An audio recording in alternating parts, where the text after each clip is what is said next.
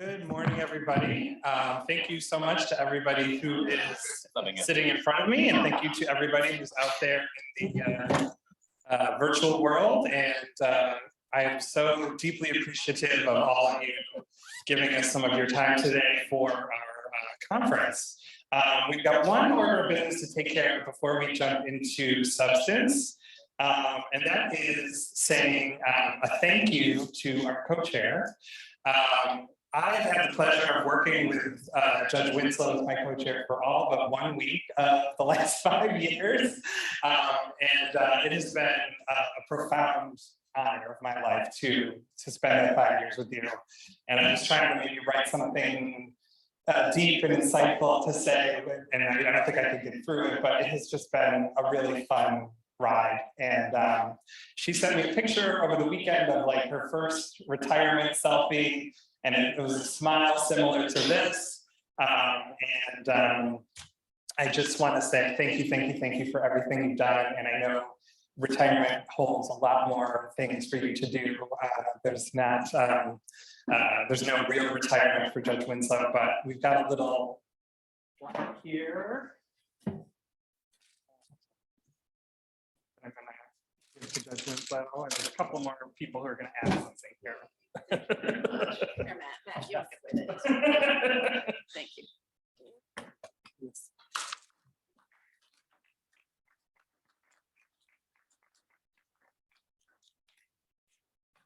So good morning, everyone.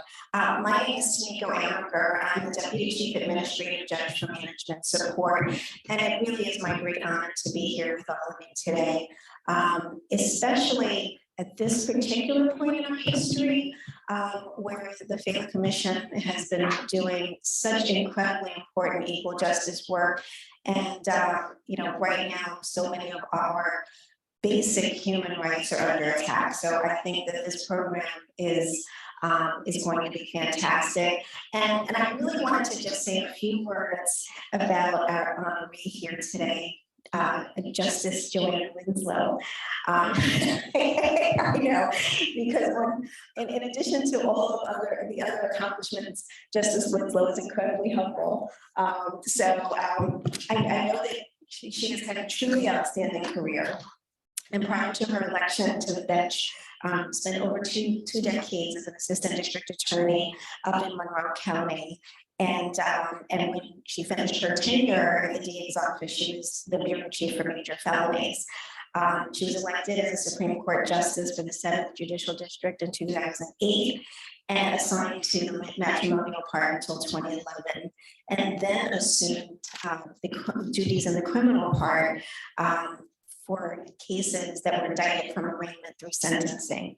And then, the big appointment to the Fourth Department was May 23rd of 2017 by then Governor Andrew Cuomo. And in December 2017, Chief Judge Janet Fiore named Justice Winslow to serve on the Failla LGBTQ Commission. And she was named co-chair in 2018. So there have been a myriad of awards and various task forces Justice Winslow has served on, and one of the most important being co-chair of the Failla Commission. So I just want to give our congratulations and our thanks to Justice Winslow for her incredibly distinguished career and all of her work, not just as a soldier of justice, but really a general, I think, of justice. So thank you for all that you've done.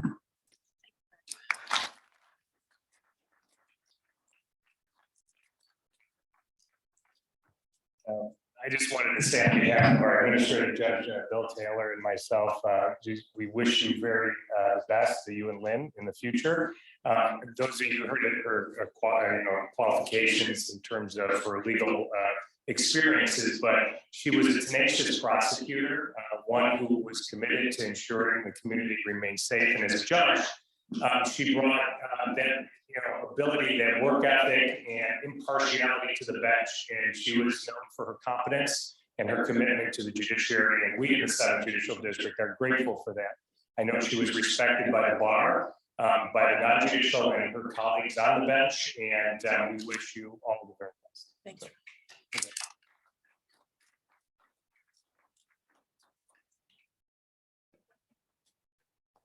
All right, for the record, they didn't tell me about any of this, and I probably would have said, no, we don't need to do that. We don't need to waste these fine speakers' time and all of you watching your time. So thank you very much. I'm certainly humbled and honored to have served in this capacity and to have done all the work that I've been able to do. It's been, in my view, it's been me who's been the lucky one. So thank you very much.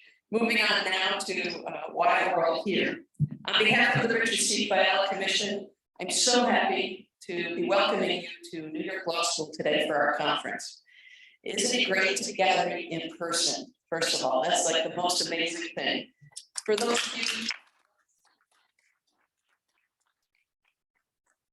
you that have chosen to attend virtually, we're happy to be able to bring this program to you today as well.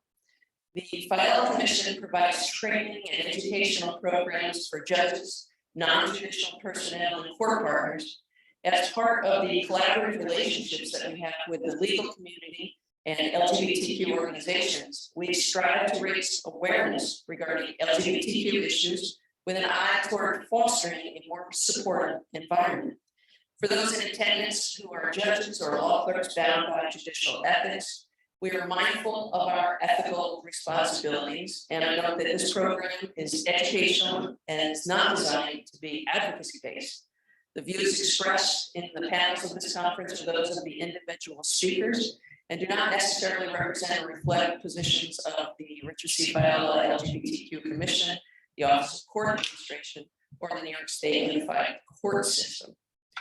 Now, as you can see from today's agenda, we have impressive panels today for you, each one addressing a different and important issue. This morning, the discussion will be centered on where LGBTQ rights are in a post-Dobbs world, as well as a review of the challenges to LGBTQ rights and the responses to those challenges. During our lunch today, as you should know, we are going to celebrate and honor the career of Professor Arthur Leonard, who I was fortunate enough to just meet this morning. I did not attend New York Law School, although it's a beautiful place, and having reviewed its website, if I had lived in New York City, I would have wanted to attend the school. So I'm looking forward to meeting and honoring him today, as I'm sure we all are. After lunch, we have a panel that will present a tribute to the life of Urvashi Vaid, and she passed away much too soon this past May. For those of you who may not know, she was a lawyer, a writer, and a prolific LGBTQ rights activist. So hopefully we'll be able to honor her today in a way that is fitting. Our final panel will discuss religious liberty, LGBTQ issues, the First Amendment, and how those issues have sort of congealed in cases that are determining important rights. The moderators of each panel will introduce the panelists, and without further delay, I'd like to turn the program over to Charlie Arrowwood, who is Senior Counsel of the Failla Commission and the moderator of our first panel. And thank you very much, Matt. The 5 years have done better for me than for you.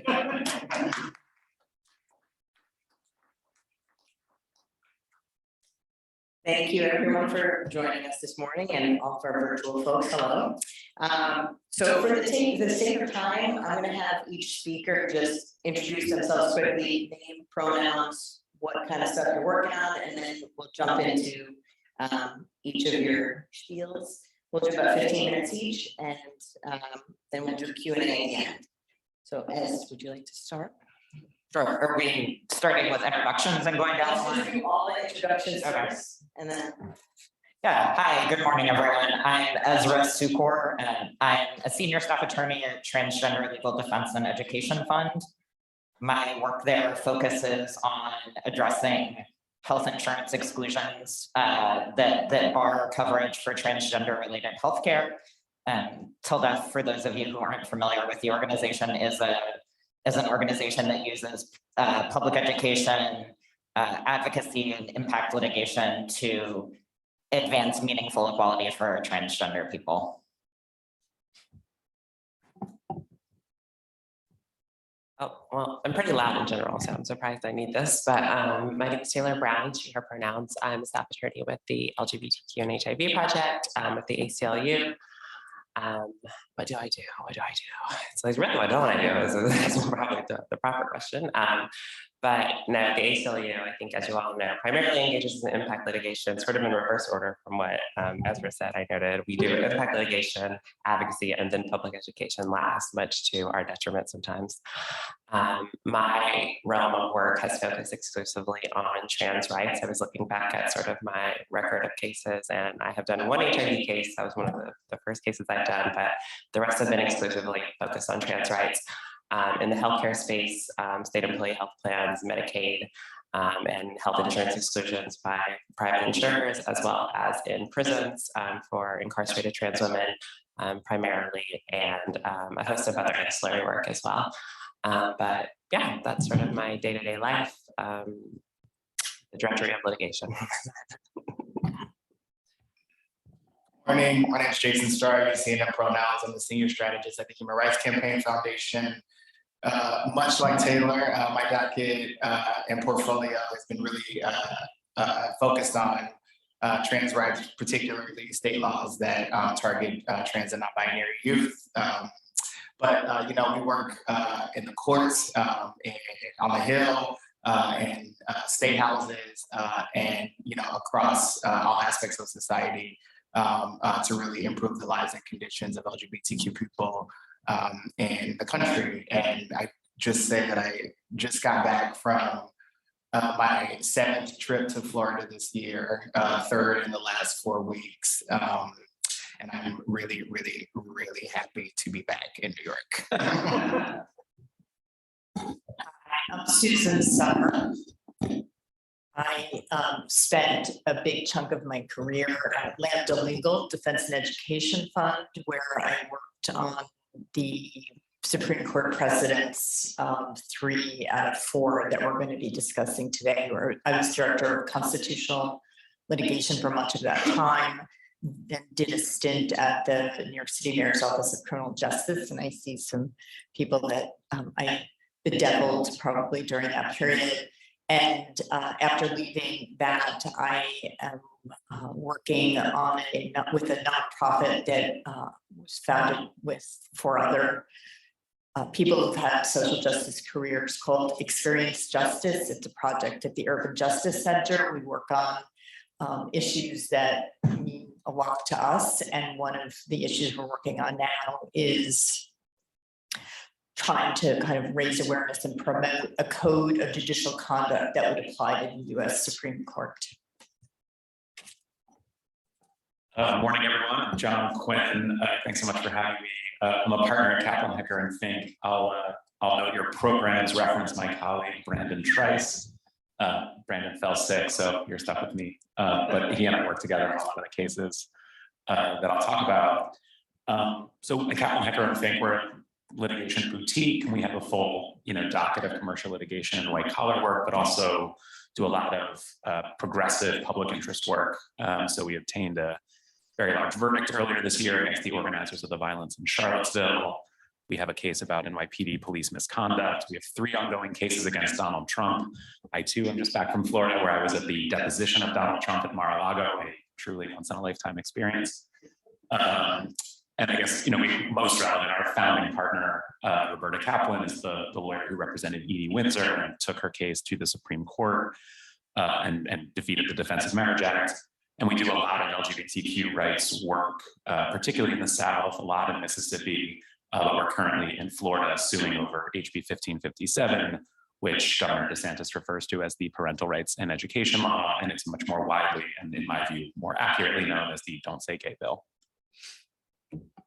Hi, I'm Callie Wells Oriente. I use she, her pronouns. I'm one of the policy councils at Planned Parenthood Federation of America. So at PPFA, we support our affiliates across the country as their attorneys. And my team is primarily made up of litigators, but there are 4 of us that do policy advising for the affiliates. So I myself am a policy attorney.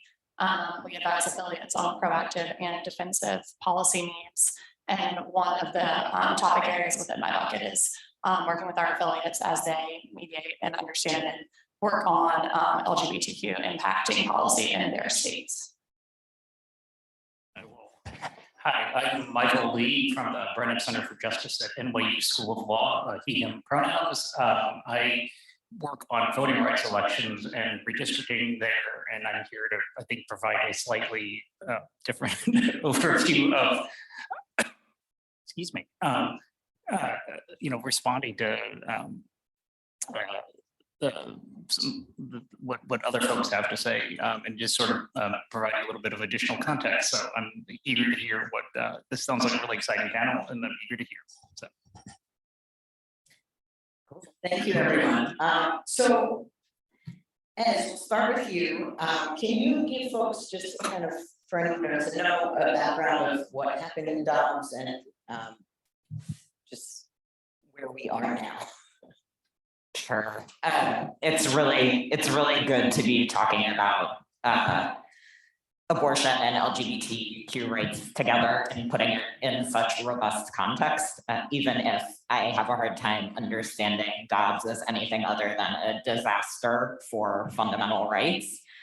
So I guess I'll start before I get to the decision with two things that I think are important context. And one is, we often talk about abortion and LGBTQ rights in isolation. And, they're both important issues to speak about on their own terms, and they're not isolated at all in reality. The dissent in the Dobbs decision correctly and I think importantly pointed out that our foundational LGBTQ rights cases, they pointed to marriage equality, are part of the same constitutional fabric that protects autonomous decision-making over our most personal life decisions, as is the protection for abortion. So legally, they're really interrelated issues. And then we can't ever forget that they're also at a human level interrelated issues. Many lesbian, gay, bisexual, or transgender people have capacity for pregnancy, will need an abortion at some point in their lives. Even if we don't personally, our loved ones might. And then also abortion providers are really important providers of other sexual and reproductive health care.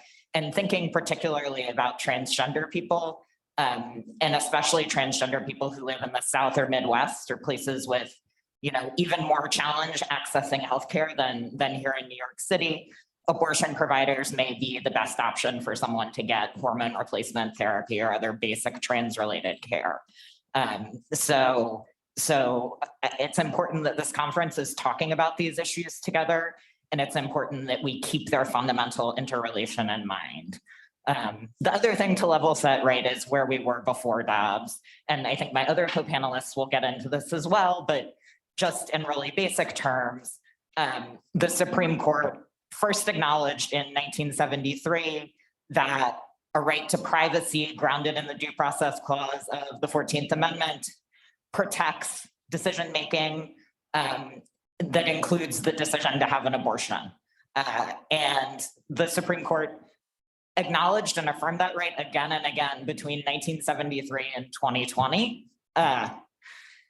It wasn't really up for debate. Abortion bans pre-viability were unconstitutional, and restrictions on your state regulation of abortion that presented an undue burden was also unconstitutional.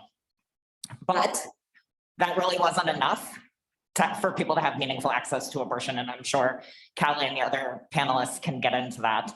But many restrictions on abortion withstood the baseline test provided in Roe and Casey, and particularly women in rural areas, pregnant people living in poverty, really faced tremendous obstacles, and the right to abortion didn't necessarily mean that abortion was something that they could get easily. So enter Dobbs, and I guess the only way for me to understand it is being about power and control. The composition of our Supreme Court changed, and as a result, the court took away a fundamental individual right that it had recognized for nearly 50 years, and it gave the state power to force a person to remain pregnant and give birth. that's what they did. The reasoning was, the majority opinion was written by Justice Alito. It was many, many pages. He spilled a lot of ink. It comes down to a belief that there's no due process protection for abortion because the word abortion is not in the Constitution. And in his interpretation, it's also not part of the nation's history and tradition, because one can't say that when the 14th Amendment was ratified, there was an understanding that its guarantee of liberty and equality protected the right to abortion, as he construed it very narrowly, the decision to have an abortion or not. And then the majority also reasoned that stare decisis doesn't require a different result. And to get there, really leaned into a belief that the Roe versus Wade decision was egregiously wrong, and disclaimed that there were any significant reliance interests. And I could stop talking now. That would be the majority opinion in a nutshell, and we all have to live with it. But fortunately, right, there's a dissent that points out all of the things that this opinion doesn't do or gets wrong. And I think the place to start, right, is it doesn't grapple with what it means for the state to be able to compel someone to remain pregnant against her, their, or his will at all. It rejects the broad understanding of fundamental rights that had unfolded over the substantive due process jurisprudence leading up to Roe. So cases saying that liberty and equality mean being able to make decisions about contraception and similar things. And it doesn't really reckon with the subsequent cases that present a more expansive understanding of substantive due process. So Obergefell, the marriage equality cases come up there. The dissent also points out the incredible problems with basing our conception of liberty on what the ratifiers of the 14th Amendment understood it to mean. Many people were left out of civic life at that point in our nation's history, certainly women. And our understanding of liberty and equality was very narrow. And the dissent cautions that we can't take for granted that other rights aren't up for grabs if really truly the test is, was this right recognized in the late 1800s? The majority says over and over again, this case is just about abortion. Abortion is different. I think that we would do well to heed the dissent's analysis that, wait a sec, Roe and Casey grappled with the interests at stake in abortion. Abortion cases, both the state's interest in potential life, or whatever the state might want to say about regulating the health professions, and a woman or a pregnant person's liberty interest in being able to make decisions about whether to have a kid. And then I think that, the other thing that was of note to me in the majority opinion is I think it takes kind of an upside down view of equal protection. This is all dicta, but I think it's worth thinking about and reaching an understanding. So the Roe and Casey were really due process decisions, but amici raised a sex equality argument in favor of protecting and continuing, the Supreme Court continuing to affirm the fundamental right to abortion. And so in the beginning of the opinion, Alito talks about why he doesn't think that that's important or doesn't think that applies. And what he says is, the Mississippi's ban on abortion that was at issue in Dobbs doesn't get heightened scrutiny because it's not a sex-based classification. And to reach that conclusion, he cites Geduldig, which is a early 1970s case that said restrictions based on pregnancy are not in and of themselves always categorically sex discrimination, but they can be if there's evidence that they're intended to perpetuate invidious discrimination against women. So he says, abortion, not a sex-based classification, and the state wanting to regulate abortion is not evidence of invidious discrimination against women. You know, I think as we think and talk about what that means for restrictions on LGBTQ equality, I think that there are plenty of ways to distinguish that reasoning. And to you know, rightly and correctly argue that, for example, a restriction on access to trans healthcare is absolutely sex discrimination. But this dicta is resurrecting a very antiquated and a very narrow view of what sex equality means. And I find that troubling. So I think I'll stop there. Cool, thank you. So flipped around. Susan, if I could throw it down to you. Can you talk a little bit about kind of the core LGBTQ precedents that Dobbs now plays into, and what kind of where we are with those, and what the future might look like for those? Sure, my pleasure, or pain. And I also just want to say that it's an honor to be here when Art Leonard is being honored today. He's been such an important part of chronicling the progress, you know, steps forward and backward in the law for LGBTQ people, without whom I don't think this movement would have achieved as much as it had. So thank you, and look forward to reading your law notes for eternity. So, you know, I think the question, like, am I here to deliver the eulogy for cases like Romer versus Evans, Lawrence, Windsor, and Obergefell, or are rumors of the death of those precedents premature? And I think the answer is very clear. Who knows?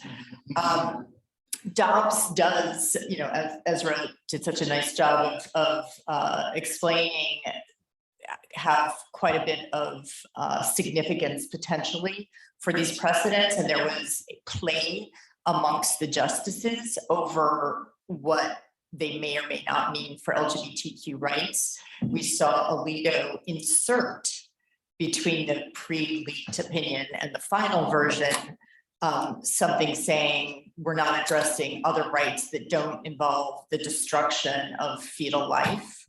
You know, kind of like, let's take down the temperature and don't worry about, you know, we're gonna eviscerate abortion rights, but don't worry. And then we have Thomas literally inviting future litigation to strike down LGBT precedents that were based on the same substantive due process theories, like bring it on. And then we have Kavanaugh, who importantly, I think we have to remember, was Kennedy's protege. You know, his clerk took over his seat.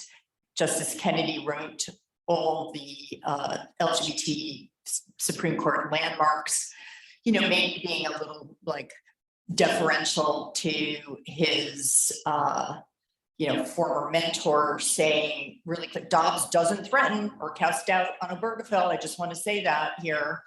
And I think maybe partly because Kavanaugh thinks he's like a little cooler than that. You know, he's like up down with LGBT rights to some extent. But then we do have the dissenters saying, don't believe for a minute that those precedents aren't potentially on the chopping block.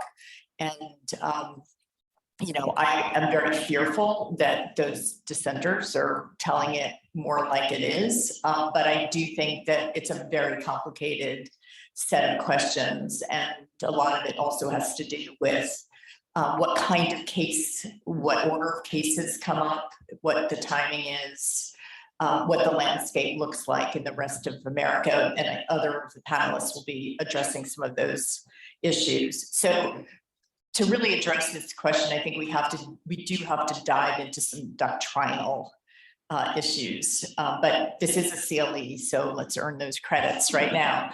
I think we have to look at stare decisis and how it works, and as well as substantive due process and equal protection, and how the different Supreme Court precedents for LGBTQ people will play out on those tracks. We saw in Dobbs, the court, the majority of the court paid little heed to stare decisis, spent a lot of the opinion explaining why Roe and a string of subsequent cases could be jettisoned easily. And I will say one thing that Alito did keep reiterating is that here there's countervailing interest that balancing the interests for abortion rights of potential fetal life. And that's something, that is not present in the LGBTQ rights cases. And I think we do have to consider how bad, from the perspective of the conservatives, is it that sodomy between consenting adults in private can't be criminalized? How bad is it that same-sex couples who have married by the thousands and live peacefully, woven into American society, continue to be allowed to get married? How important is it that we set aside these precedents? And I do think the answer is different from how the conservatives view this fetal life argument. That's not to say that, though, they wouldn't in a heartbeat, jettison LGBTQ rights, because you could even argue that, leave it to the democratic process. If this isn't such a major problem for America that, same-sex couples can live in peace with legal protections for their relationships, then don't worry, the democratic process won't go after them. And the other issue, I think that, the really only other argument we've seen for years to justify, besides leave it to the democratic process, the rights of LGBTQ people when it comes to sodomy and marriage equality, is a sort of moral and religious disapproval. I do fear that we're seeing a real resurrection of a reification of countervailing religious beliefs, of doing things in the name of religious beliefs, coming from a majority of the court. And so we have to put that in the balance as well. I think we should also now turn case by case and look at the more substantive grounds for the decisions and consider putting aside stare decisis and whether the court could just allow these cases to stand, whether there are doctrinal issues that may or may not, make them more vulnerable or less. So we'll start with Romer versus Evans, 1996, before my time at Lambda Legal, which was a pure equal protection decision, so less vulnerable from the Dobbs substantive due process ruling, involving Colorado state constitutional amendment that barred any government anti-discrimination protections for gay people. And the court held, penned by Kennedy, that provision violated equal protection and didn't satisfy even rational review, which I actually think it's a pretty strong precedent for even this court, a majority of this court. Others may disagree, and I welcome hearing other thoughts. But you could argue that going back to an originalist approach, which is the majority's approach, surely at the time of the 5th and 14th Amendment ratifications, people in this country didn't think that, gay people deserved any kind of protection from anti-discrimination laws. But I would also say that looking at the text of the equal protection guarantees, the government can't, quote, deny to any person within its jurisdiction the equal protection of the laws, close quote. That's exactly what the Colorado law did. So I do think that there are ways, though, that there's sort of a probably a roadmap out there that the conservative movement has, you know, hanging up, you know, all over the place that shows, well, there are ways we can craft workarounds that'll be less stark discrimination. And that's part of what I fear we are already seeing, and we will continue to see, a sort of whittling away, a nibbling away, framing things in a way that Geduldig doctrine will potentially allow the court to say, oh, this is an outright discrimination. Then we move on to Lawrence versus Texas, 2003, case that I like to say I sort of cut my teeth on in the LGBT rights movement. I was already at Lambda then. And if I could just make one quick diversion, which is that today is my oldest son's birthday. He just turned 31. Back when I was working on briefing Lawrence, and there were some other, we had state cases on attacking sodomy prohibitions, working our way up. I remember getting a call from the babysitter taking care of him saying, I just want you to know, Paul just asked me, what's sodomy? And my first reaction is like, oh, he's getting in my briefs again, you know? So, you know, and I think that I went home that night and I just read him the definition from the Texas Penal Code. And I then said, and if you have any questions about that, honey, go ask your dad, okay? He's 31 and he's probably figured out for himself now, you know, what it is. But so, you know, I think we all know that case struck down on substantive due process grounds.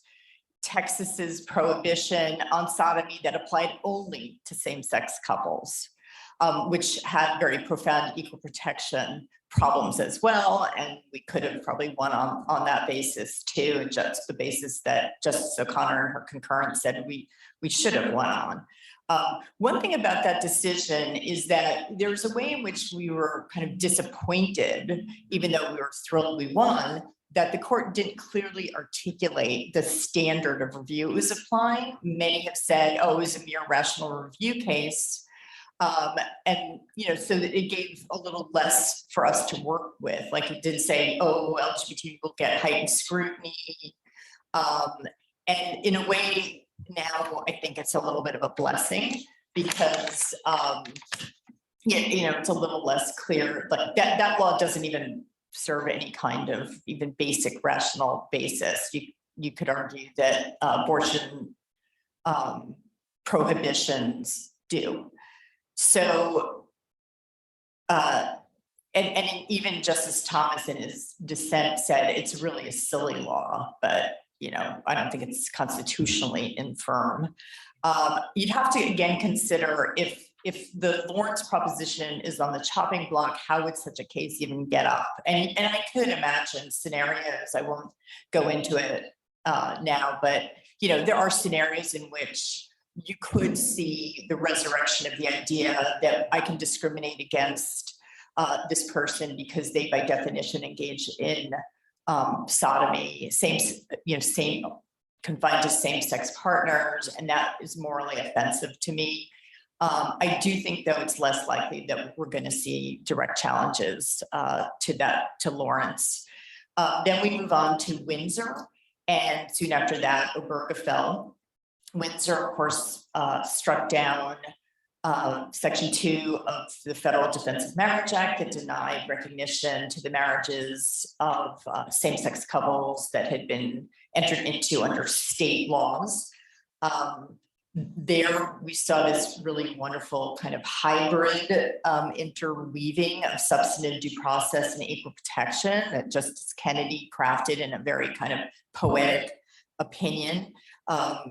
And again, we certainly, to the extent the decision applies substantive due process rights, Dobbs very squarely undermines its value as a precedent. And to the extent that it relies on equal protection grounds, that's a little more untested. You know, Dobbs didn't directly attack equal protection principles, but one could easily see, I think, ways that a careful crafting of a challenge could start percolating its way up, especially using, for example, religious objections. And Obergefell even more so. Again, we saw that Justice Kennedy, he opened the Obergefell opinion saying the Constitution promises liberty to all within its reach, a liberty that includes certain specific rights that allow persons within a lawful realm to define and express their identity. When he read those words in the Supreme Court, and I had the honor of being present, you know, we all started weeping with joy because it was clear where he was going. Well, those very words are like totally infuriating to a current majority on the court, and really goes back to pitting the argument in favor of leading to the democratic process, whether there should be marriage equality, you know, as opposed to enshrining it in the Constitution. I do think it's not clear whether I mean, right now, today, we have a majority of the court who would want to roll that back.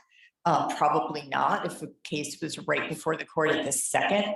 But I don't think the time is far off if there's a percolation heading up where we could see the current majority potentially really whittling away. And these probably would come in the first instance through, you know, a lot of kind of incremental nibbling, religious exemptions, and parental rights, say, being attacked. But who knows? I will sort of, maybe I'll end with Kennedy's words again. In his closing in Lawrence, he said that those who drew and ratified the due process clauses, the 5th and 14th Amendments, quote, knew that times can blind us to certain truths and later generations can see that laws thought necessary and proper, in fact, serve only to oppress.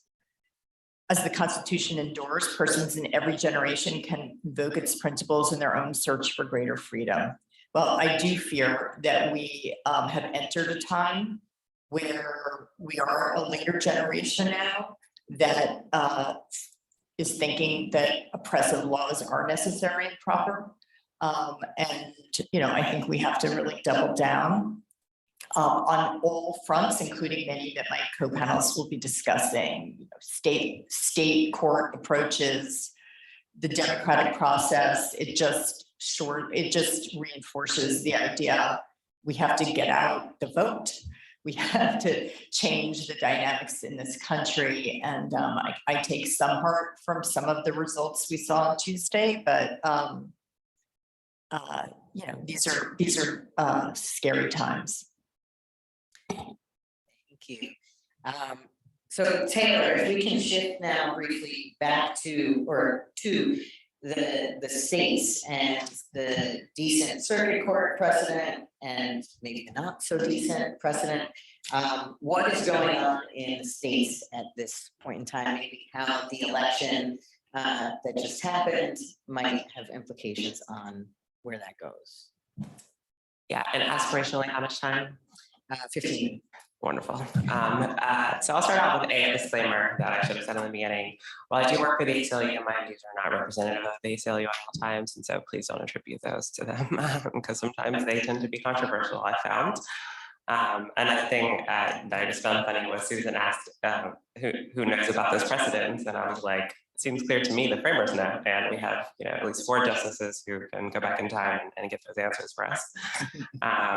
But yeah, and I'll also say something to Ezra's point. You know, Geduldig is a very problematic case. If you go back and read it, it's something that we've seen in the trans rights space raised by some attorney general's offices who believed they were smart. They were not, but Congress, when it was effective, arguably passed the Pregnancy Discrimination Act to remedy Geduldig and another problematic decision under the Supreme Court, which, you know, is what we would hope Congress would do when we talk about the democratic process. But you know, I graduated from law school in 2017. I feel like I've been in this for 50 years, which is wild. But I think that distinction is key because I joined Lambda Legal as a fellow and then later as a staff attorney before coming to the ACLU. And, you know, I came in as a trans woman, someone from the South, someone who was biracial, and someone who had always been very critical of the LGBTQ movement, very critical of the justice system in general. I remain that critic today, and it's criticism out of love, but also criticism out of responsibility. You know, as I heard Susan talk, and I too, I kid you not, just Googled sodomy while you were talking about it. So I was like, it's so weird for me to hear that word and like not have a firm meaning in my head. I guess it's like in my mind, it just takes me back to church. And but yeah, You can talk to this. yeah, it's like, oh, sodomy, what actually does that mean? And just one more thing before I get into the substance. I just had this moment of deja vu because at Lavender Law this year, I was on an opening plenary with it's two other people. One of them happened to be a justice from the Colorado Supreme Court who was a lesbian woman. And the title of that panel was Returning to Our Roots, the Importance of State Constitutional Law and LGBTQ Equality. And it's not that I obviously had not read the title before, but as I was sitting there and it was glowing in my face in this massive ballroom, I just remember thinking, maybe I'm uniquely sensitive to the word roots and as a biracial Black person and equality, as that's not something that I ascribe to, as I ascribe to equity. But I just remember telling that audience that I was like, you know, that could also be, returning to our roots could very much be the description of the previous Supreme Court term. They return to our roots, and those are roots that I'm not eager to return to. And I told them if we are, even at the state level, I'll be bringing the strongest herbicide that I can find to completely destroy those roots, because it's just, yeah, I can't even imagine. But you know, sort of what's going on in the state. So again, having graduated in 2017, that was right after the election of a wonderful president who, you know, gave a lot of us lots of jobs to do, and completely went on the offensive against trans people.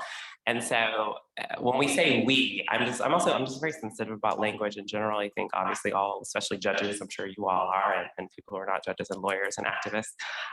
But, you know, transgender people, and as a transgender person, you know, I've always thought of myself as separate from LGBTQ people for a lot of reasons, but just because sexual orientation and gender identity are different, and that's panned out as we've litigated cases, and I'll talk about that a little bit more. But as I think about gay rights, as I think about Romer, and I think about Windsor, and I think about Obergefell, and I think about Bowers, you know, in the most part, you know, gay rights have always, it's a situation where, while it is focused on an individual, it's always about at least two parties in a sense, like when we're talking about adoption and marriage and sex. Whereas in trans rights, you know, this is just literally an individual's right to like do something for themselves or to be who they are in a sense. And I know the idea of marriage is to be who you are in a sense, but I think like, you know, there's a distinction there that I think is key. And I also think that having President Trump elected and the aggressiveness with which his administration went after trans rights specifically, it was, you know, shocking, because I don't think our movement had ever, I don't think many people, but especially our movement, had ever imagined that we would be in a Trump world.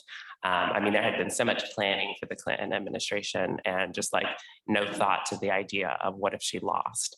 And so I think we were very much caught flat-footed, and whereas, you know, and some may disagree, but in my mind, you know, the movement up until that point had been slower, I think, for various reasons, time, social, what have you. But, you know, I think attorneys in that movement had an opportunity to move at a slower pace and think about sort of appellate strategy and think about those things, and slow pace again in context. Whereas here you're having executive orders, you're having attacks via Twitter that gave standing, you're having things that are putting us in a defensive posture, dragging us into court, and forcing us to litigate cases on a rapid pace, especially when you think about the tools of impact litigation, which are geared more toward things like preliminary injunctions and temporary restraining orders and things like that. And sorry, I should also say I have very little state court experience. It mostly comes from the federal courts.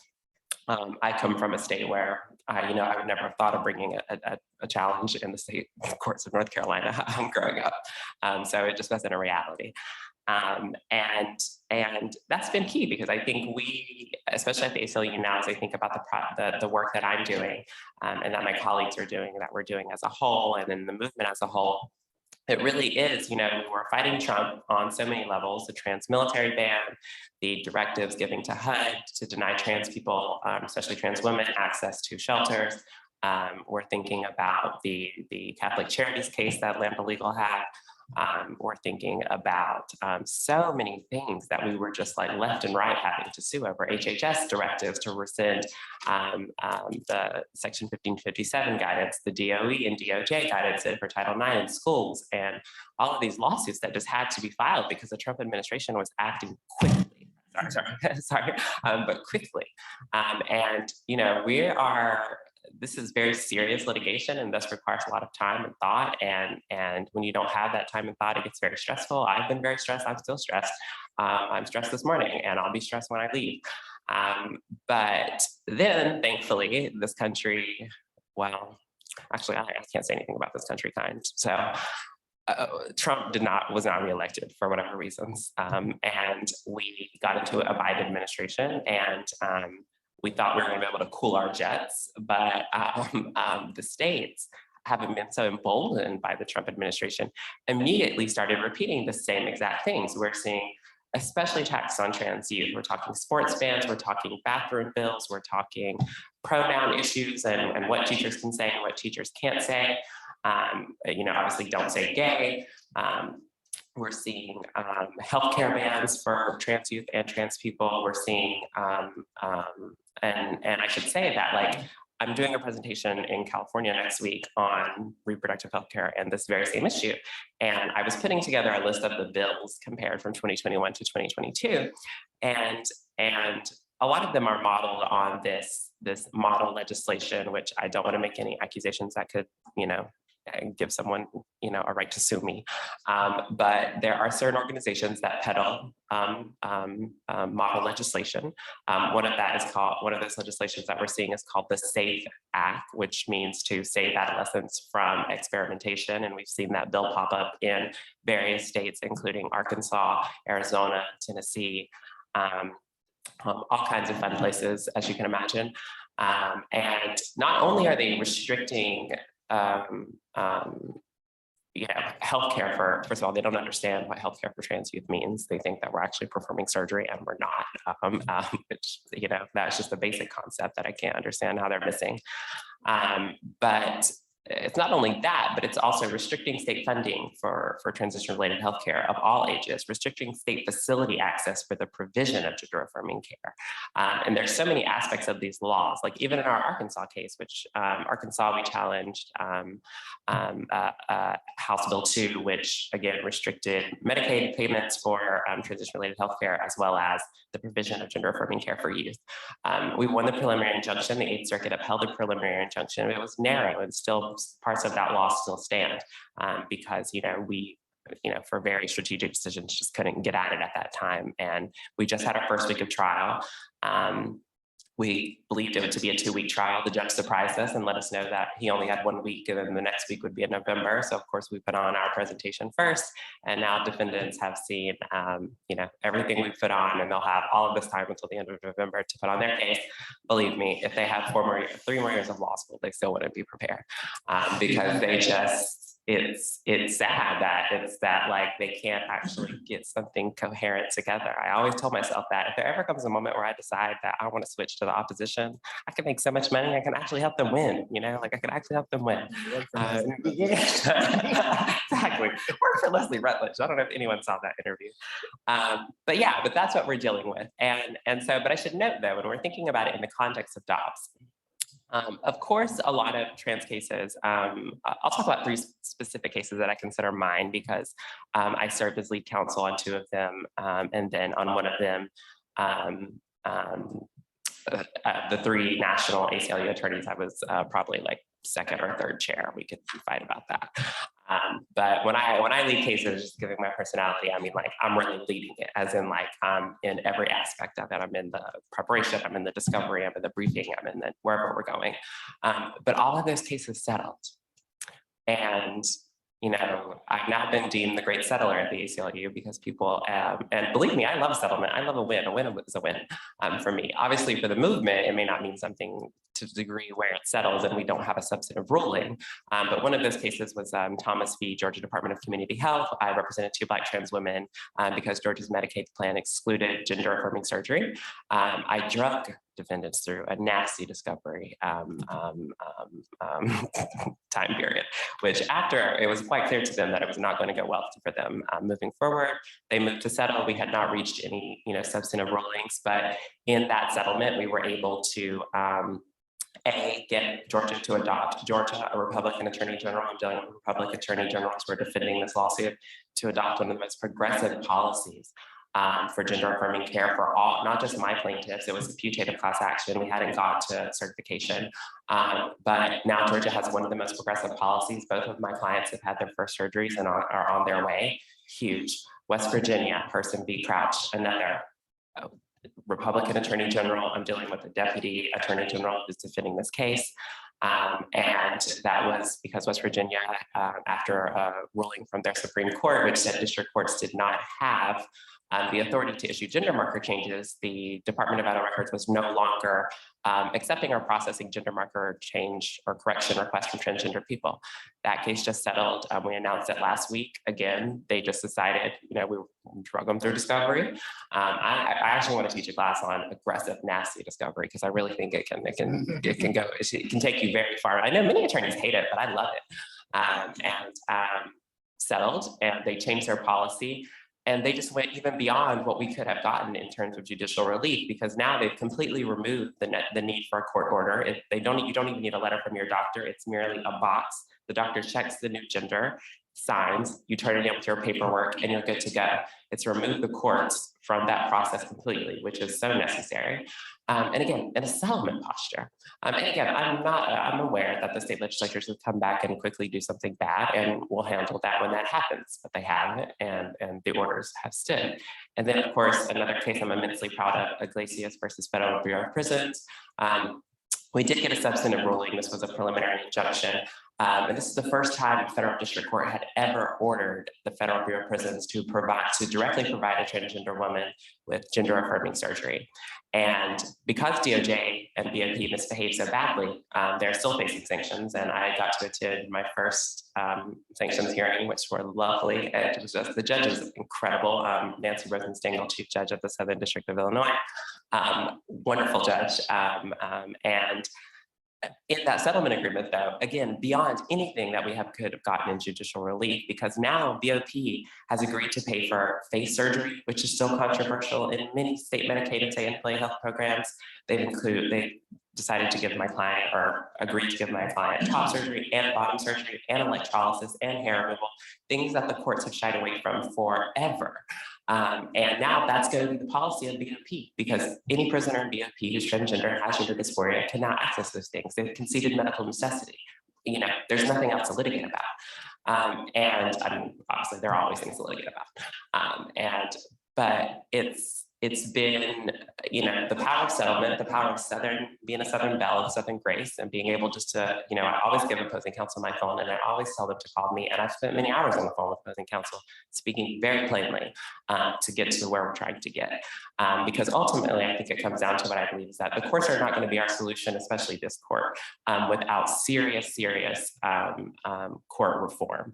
And while our cases are going well, you know, I was involved in our BPJ case, which struck down on a preliminary posture, struck down West Virginia's law banning trans girls from participation in sports. I'm part of our Bridge v. Oklahoma, which is another restroom case. We just filed a PI. Their response is due pretty soon.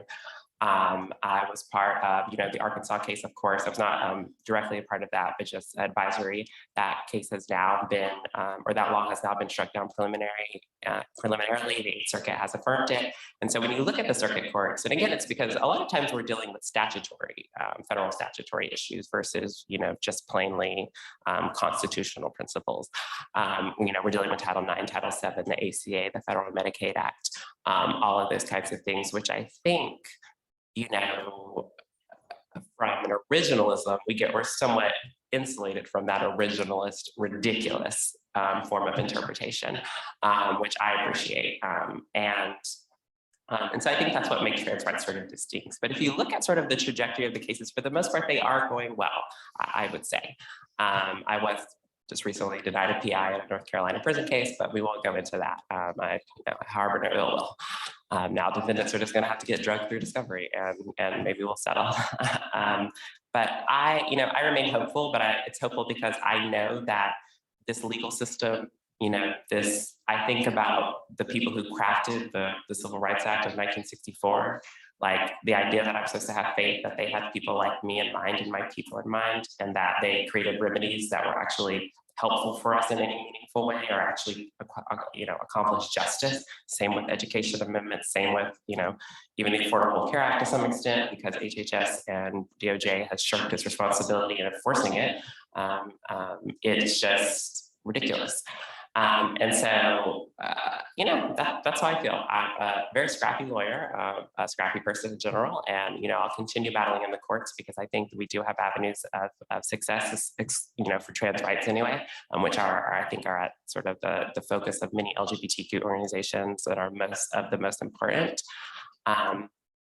But yeah, there are definitely more cases I could talk about, but I think for the most part, the circuit courts, especially on say the issue of what I was just finished briefing yesterday for our case in Oklahoma, which will be the first time this issue has been presented at the 10th Circuit. But if you think about restroom access for trans kids, 7th Circuit, 9th Circuit, 3rd Circuit, 4th Circuit, 11th Circuit originally all agreed with us. The 11th Circuit decided to take the case back up on bonk. This was a Lambda legal case. And unfortunately, now there's a majority of Trump appointees. I cast no judgment, but we also know exactly what's about to happen. In cases that are involving claims of substantive due process, which there's a case Corbett v. Taylor, which is dealing with Alabama's requirement for sex reassignment surgery in order to get a new driver's license. That does have a substantive due process. But to me, the key distinction here, and even as if I think about it in the abortion context, is that in abortion, we're asking under a privacy theory, the court to say, and again, it involves another person, the court, again, we won't get into that, but, it's involving, the person who is pregnant and then the state's interest in this unborn other person at whatever stage.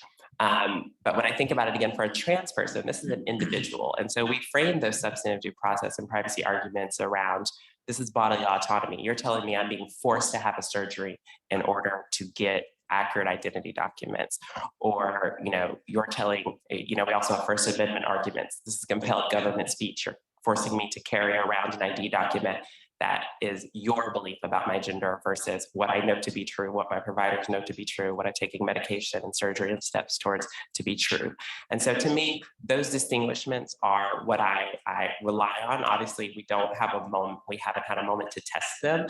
I think when I look at this, the landscape of trans civil rights as they're moving their way through the circuit courts primarily, I think the next issue that's going to hit is going to be the bathroom issue under Title IX, just because the 11th Circuit is about to create a circuit split on Adams. I don't believe, and again, this is just, I'm quite friendly with many people at Lambda Legal, I co-counsel with them. I don't believe Lambda Legal is going to be in a position to appeal it from the 11th Circuit.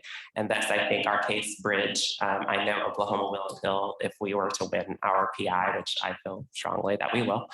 I know they would appeal it to the 10th Circuit. If they lose to the 10th Circuit, then we could potentially be at the Supreme Court.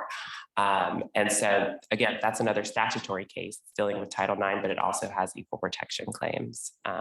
And so, sorry, that was a little bit rambly, but I'm a little bit more hopeful, even with this sort of horrible Dobbs precedent. But I will end with what I ended with at that plenary about returning to our roots.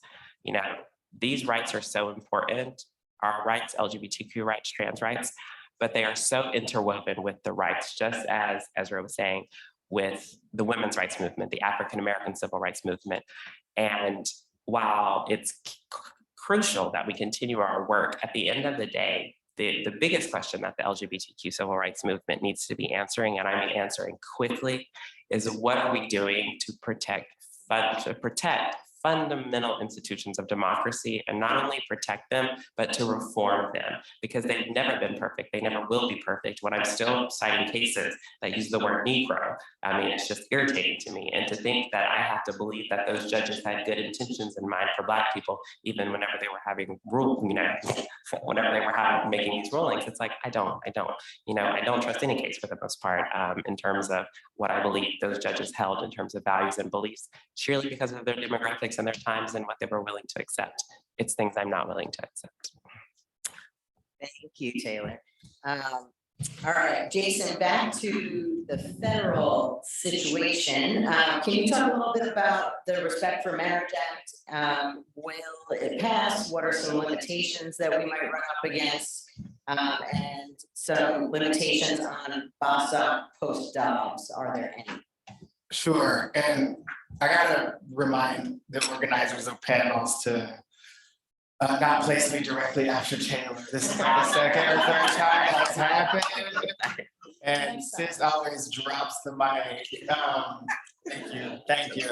I will, before I hit the federal activity here with marriage, I will say, I also have a sports. I have a sports case in Florida, but I also have a bathroom case in Tennessee in the Sixth Circuit. And just to reaffirm, what Taylor mentioned in terms of probably the next big issue to go up in the trans rights domain is going to be a bathroom case. And unfortunately, we got a denial of a PI in the Sixth Circuit just last Wednesday. So we see the circuit splits on that issue. So sorry to interrupt. I forgot. It's almost 11. We have to do the code. The first CLE code is 99451. 99451. Sorry. 99451.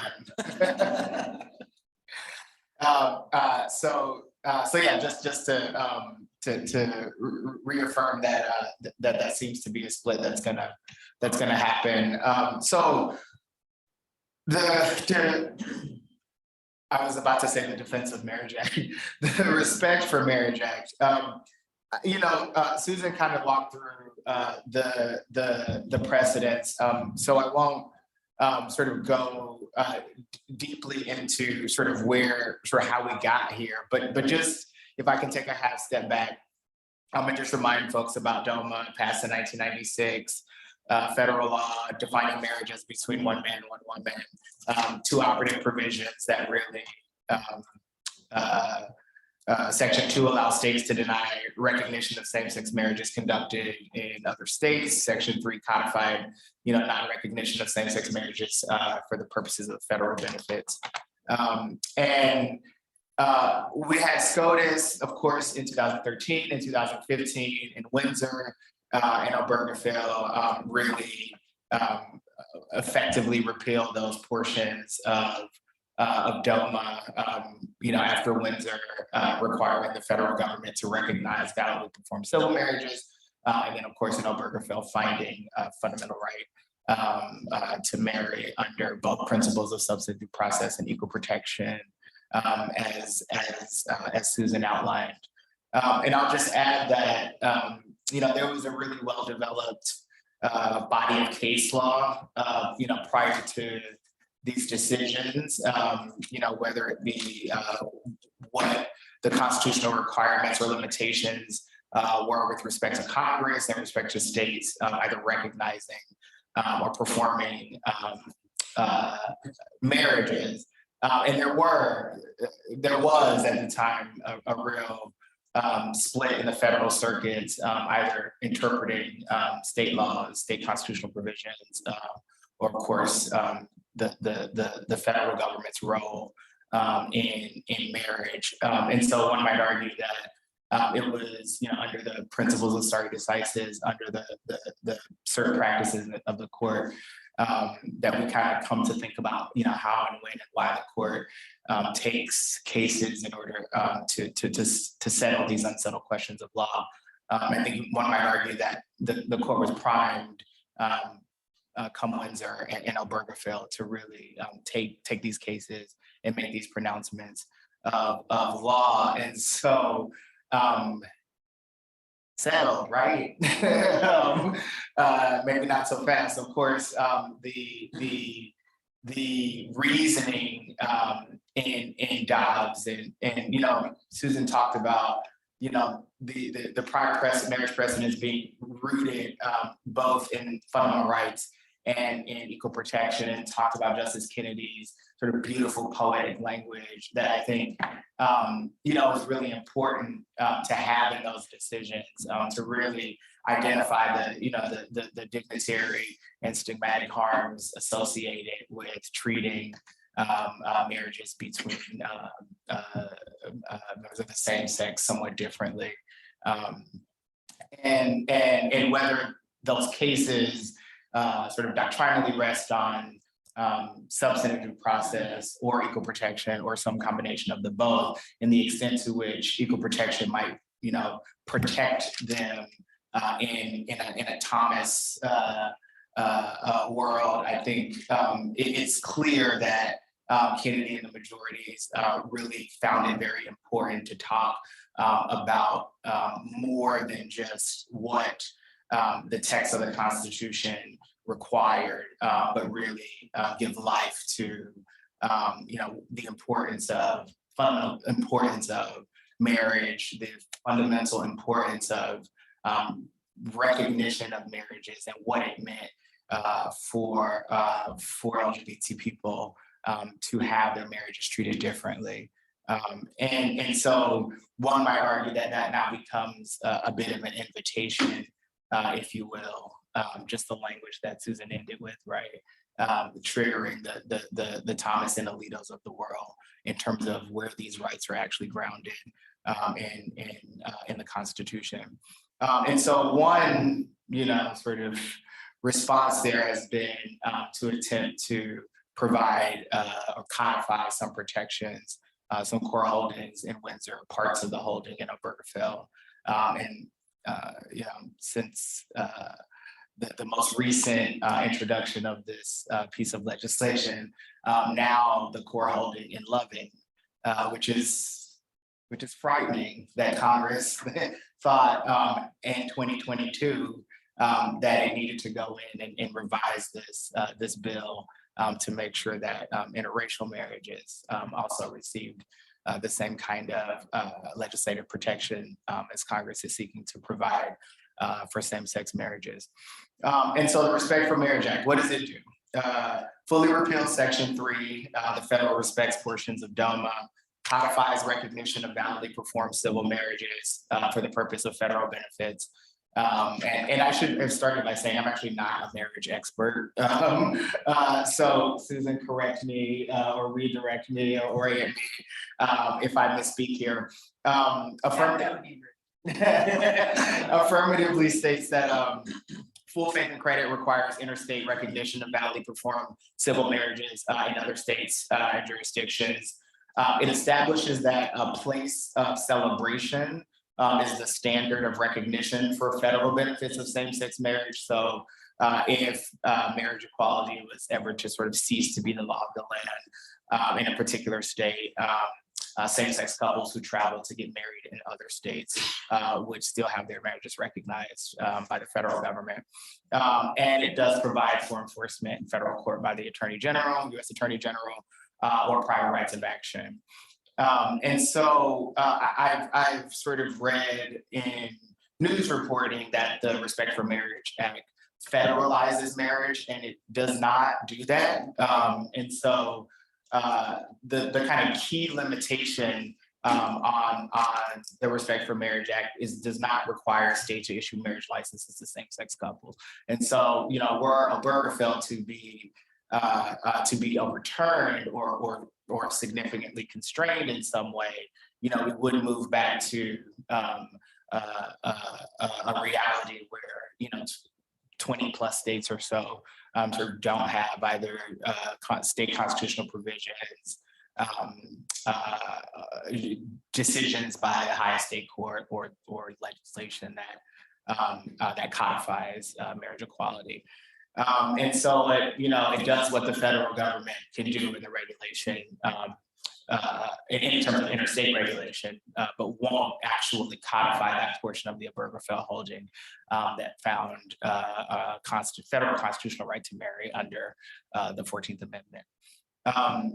A little bit of history. It was introduced in 2009 in the 111th Congress, 120 co-sponsors, chiefly sponsored by Congressman Jerry Nadler, and was reintroduced in the 112th, 13th, and 14th Congresses with a varying number of co-sponsors, but generally with a degree of bipartisan support, which I think tracks public polling on the issue going back to its introduction in 2009.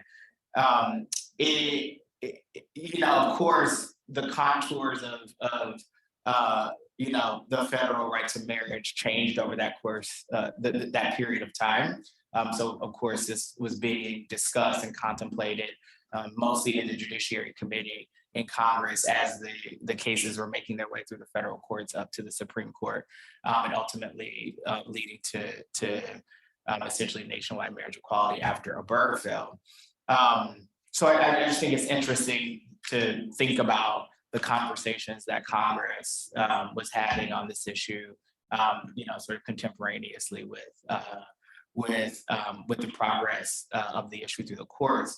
And then, of course, after the decision in Dobbs and the Thomas concurrence, it was reintroduced this year in the 117th Congress in July with 189 co-sponsors and 3 House co-sponsors, I should say, and 3 Senate co-sponsors, Senator Feinstein, Senator Collins of Maine, and Senator Portman from Ohio. The bill passed the House this year, July of 2022, 267 and 157. So 47 Republican House members voted in favor. The most bipartisan LGBTQ piece of federal legislation. And the question is now, I think, what is the Senate what is the Senate going to do, if anything, during this lame duck session? I'm not on our government affairs team, so I don't count or whip votes. So I can't answer that question for you in terms of where the vote count is, but of course, we need 60 to actually get through a filibuster and get it up for a vote. And I think that probably is the biggest question right now. I do think that given what some of the members of the Republican conference and the Senate have indicated that they would be in favor, of course, Collins, Murkowski, Portman, what's my guy's name that ran against Barack Obama from Utah? Romney, and we haven't talked about it in a long time, have signaled to some degree, but as a person who actually worked in the political branches and worked in state government for a couple of years, we don't count a vote until it actually is taken. So I do think though the maybe bigger question right now is, one, we're still counting votes from the midterms. See what happens in Arizona. We'll see what happens in Nevada. We'll see what happens in the runoff in Georgia. We cannot have the Senator Herschel Walker, but anyway, I probably shouldn't be talking about that. But run far away, Herschel, run real far. So of course the makeup of the next Senate is still still an open question, and of course I do think that'll have some implications for what Majority Leader Schumer and the leadership in the Senate will do between now and the end of this particular session. But upside is of course, marriage support for marriage equality has sort of strong public support in terms of polling, both nationwide, I think, and in the areas where I think we find it more difficult, places like the South and Midwest. I think as my co-panelists have in some way, shape, or form kind of elevated as places where it's very difficult legislative environment at the state level and with the congressional and Senate delegations. And of course, can we get to 60 to beat a filibuster and actually get the bill up for a vote in the Senate? And of course, you know, President Biden will sign it. You know, that's you know the sort of sum and substance of what's happening legislatively, at least at the federal level. You know, I'll also mention that the House also passed the Equality Act in 2021. And there has been far more, you know, resistance to that bill in the Senate, and I think probably one would argue is far more necessary to really respond to the deluge of state legislation that I think came out of both the backlash to the Biden election and in the state legislatures. And I also think, and maybe I'll make a little bit of an unintended segue to Bostock here, but a sort of conservative legal backlash. I'm talking about the Jonathan Mitchells of the world to the decision in Bostock. They were pissed at Gorsuch. They were really upset in 2020. So just a reminder, Bostock was the landmark decision that found that discrimination against LGBTQ employees constituted prohibited sex discrimination under Title VII. The Civil Rights Act in a very textualist approach to sort of understanding what the meaning of because of sex and on the basis of sex actually means, and looking at conduct that employers would tolerate in some employees that they wouldn't tolerate in employees simply because they were gay or transgender. I think for a lot of us in the movement, myself included, you know, really looked at that as a high watermark, because now we have a really conservative approach to statutory interpretation, really opening the door to potentially expand that reasoning in other areas of our federal civil rights apparatus, where the word sex discrimination is. Taylor talked a little bit about the Affordable Care Act, Section 1557. We brought a case challenging the removal of those provisions, I think, 3 days after Bostock was decided, and certainly Title IX, for which there is a large body of case law that directs or suggests that Title IX is interpreted, or the provisions of Title IX are interpreted the same as Title VII. And actually, we were able to, January of 2021, file an amicus brief in Texas State Appellate Court that argued just that under Texas state constitutional law, and was able to get a ruling essentially expanding the protections of Bostock to LGBTQ workers in Texas. But you know, the court giveth and the court taketh away, and so the conservative legal movement, I think, has really sort of attacked the sort of textualist interpretation of the word sex in Title VII. And I think a lot of it is showing up in the arguments that folks, the proponents of all these anti-trans laws, are making, as they try to really sort of first sort of pull out some of the language of that decision as it relates to sex segregated facilities. So we're talking about restrooms, but we're also all of a sudden post Bostock talking about sports Anywhere that biological sex distinctions seem to be concretized in law, now we're attacking transgender people, mainly to provide an opportunity to go into court and sort of set Bostock aside as something that simply is confined to application in Title VII, and find all of these other reasons why that wouldn't apply.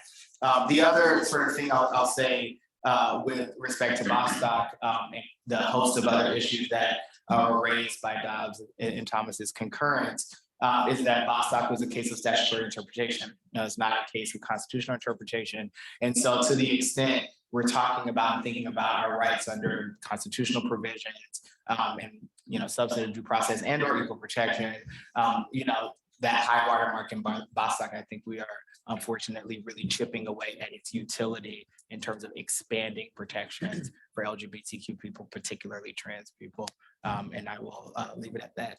Well, thank you. All right, John, what's going on in Florida? We got a couple of messages. If folks can speak directly into the microphone, I guess the Zoom folks are not able to hear as well. Thank you. Sure thing. And I'm not going to try to speak to what's going on in Florida generally, because just far too much. And as I mentioned this recently at Mar-a-Lago, which is a subject for another panel. I actually want to pick up right where Jason left off on the idea of chipping away. And I think Susan also used the word kind of nibbling around, that there's this idea that we may not see, at least immediately, frontal direct attacks on marriage equality, but that the conservative legal movement is finding ways to come around existing precedent and to kind of finding new avenues for attack. And I think if there's a theme to what I'll try to lay out here in connection with the Florida case, I think we all need to give real thought to whether our own doctrines and arguments are well suited for the new kinds of end runs and attacks that we're seeing, both in terms of substance and process. I'm going to talk about the Florida Don't Say Gay case, and I'll get kind of very specific and then get a little broader, but just to kind of tee that up, I think when these Don't Say Gay bills first started percolating up through state legislatures, there was a lot of commentary suggesting, what a crazy reversal on speech principles we're seeing here, right? Just in the last year or two, the conservative movement seemed to be saying when it came to LGBTQ rights that the biggest issue was, what about these objectors? What about religious objectors? What about people's speech rights? What about the baker? What about the marriage clerk? People have religious and speech rights. And so the First Amendment started to become, some of those traditional doctrines and ideas became this weapon that the conservative legal movement was using against LGBTQ rights. And then suddenly you're seeing in states like Florida and suddenly elsewhere, efforts to use the power of the state to restrict speech, to censor certain topics, to penalize certain kinds of ways of talking about LGBTQ rights, at least in certain settings, namely schools. And so there was a lot of commentary right away. Wow, there's just a tremendous inconsistency here. And so I think as we start to think about what's happening there, one way of thinking about it is kind of an idea I think Susan was getting at also, is there a countervailing interest that the right can sort of hang its hat on, right? They're trying to distinguish Dobbs and, Alito and Kavanaugh are telling us, don't worry, this is a unique situation because there's fetal life on the other side of the scale. We're really concerned about that. And, I think Susan asked the right question. Is that true when we're talking about a marriage ban or a sodomy ban? What's the countervailing interest? Who are you trying to protect here? But when you have an objector, when you have a baker who's invoking his religious rights or his free speech and creative rights, now there's a countervailing interest that the right can sort of point to. And I think there's something similar going on in schools, right? COVID was obviously a unique experience. Schooling was brought into the home. There's been a lot of political commentary that I'll leave to others about what that means for the ways that parents think about what's happening in schools, right? I'm on the board of a school. It was a very difficult time for educators to figure out how to keep instruction and education going. And parents had a front row seat for a lot of that at a time that was very challenging for them and their families too. And so that there's this sort of political storm around schools and what's happening in schools. And there too, right, you can see that there's a countervailing interest that the right can try to hang its hat on. Now, I don't mean to suggest that's what's sort of going on in any objective sense, but I think it's a way of thinking about what at first looks like a really inconsistent posture on speech rights. I mean, the other side of the coin, of course, is that what's really happening here is without any sort of real political support for just saying, whoops, we got it wrong in Obergefell, we're going to reverse marriage equality, which doesn't, seem to be realistic. This is a different way, that the idea of using the power of the state to push discussion of the LGBT community out of the public square, at least out of public schools as a first step, to sort of push the issue to the side and to silence discussion about it, while at the same time empowering and protecting objectors who say, well, I want to discriminate in the way that I conduct myself personally, and to give a speech or religion sort of gloss to that and level of protection to that. I mean, you're sort of coming at from both directions at core LGBTQ protections and basic equality by saying, we're just going to push this community out of the public square, and we're going to allow people to go discriminate and target and sort of use, and there's a lot of concern about marriage clerk cases, right? Use the powers of their office to re-institutionalize discrimination in certain ways. So with that framework, let me talk a little bit about what's going on in Florida to answer the question. And I'll start with the actual language of HB 1557, because as Justice Kagan has reminded us, we're all textualists now. So the bill on its face, what it says is that it prohibits classroom instruction on sexual orientation or gender identity by school personnel or third parties. And that's a categorical ban in grades K to 2. And then beyond that, there's additional language that says, you can't address these topics, you can't have classroom instruction on these topics in a way that is not age or developmentally appropriate according to state standards. Every single word that I just used is uncapitalized and undefined in this bill. So you can just take that one step at a time. They say we're going to forbid classroom instruction. Okay, that must mean something broader than curriculum. We all know what curriculum means. Classroom instruction has to mean something beyond that. So, okay, what are we trying to get at there?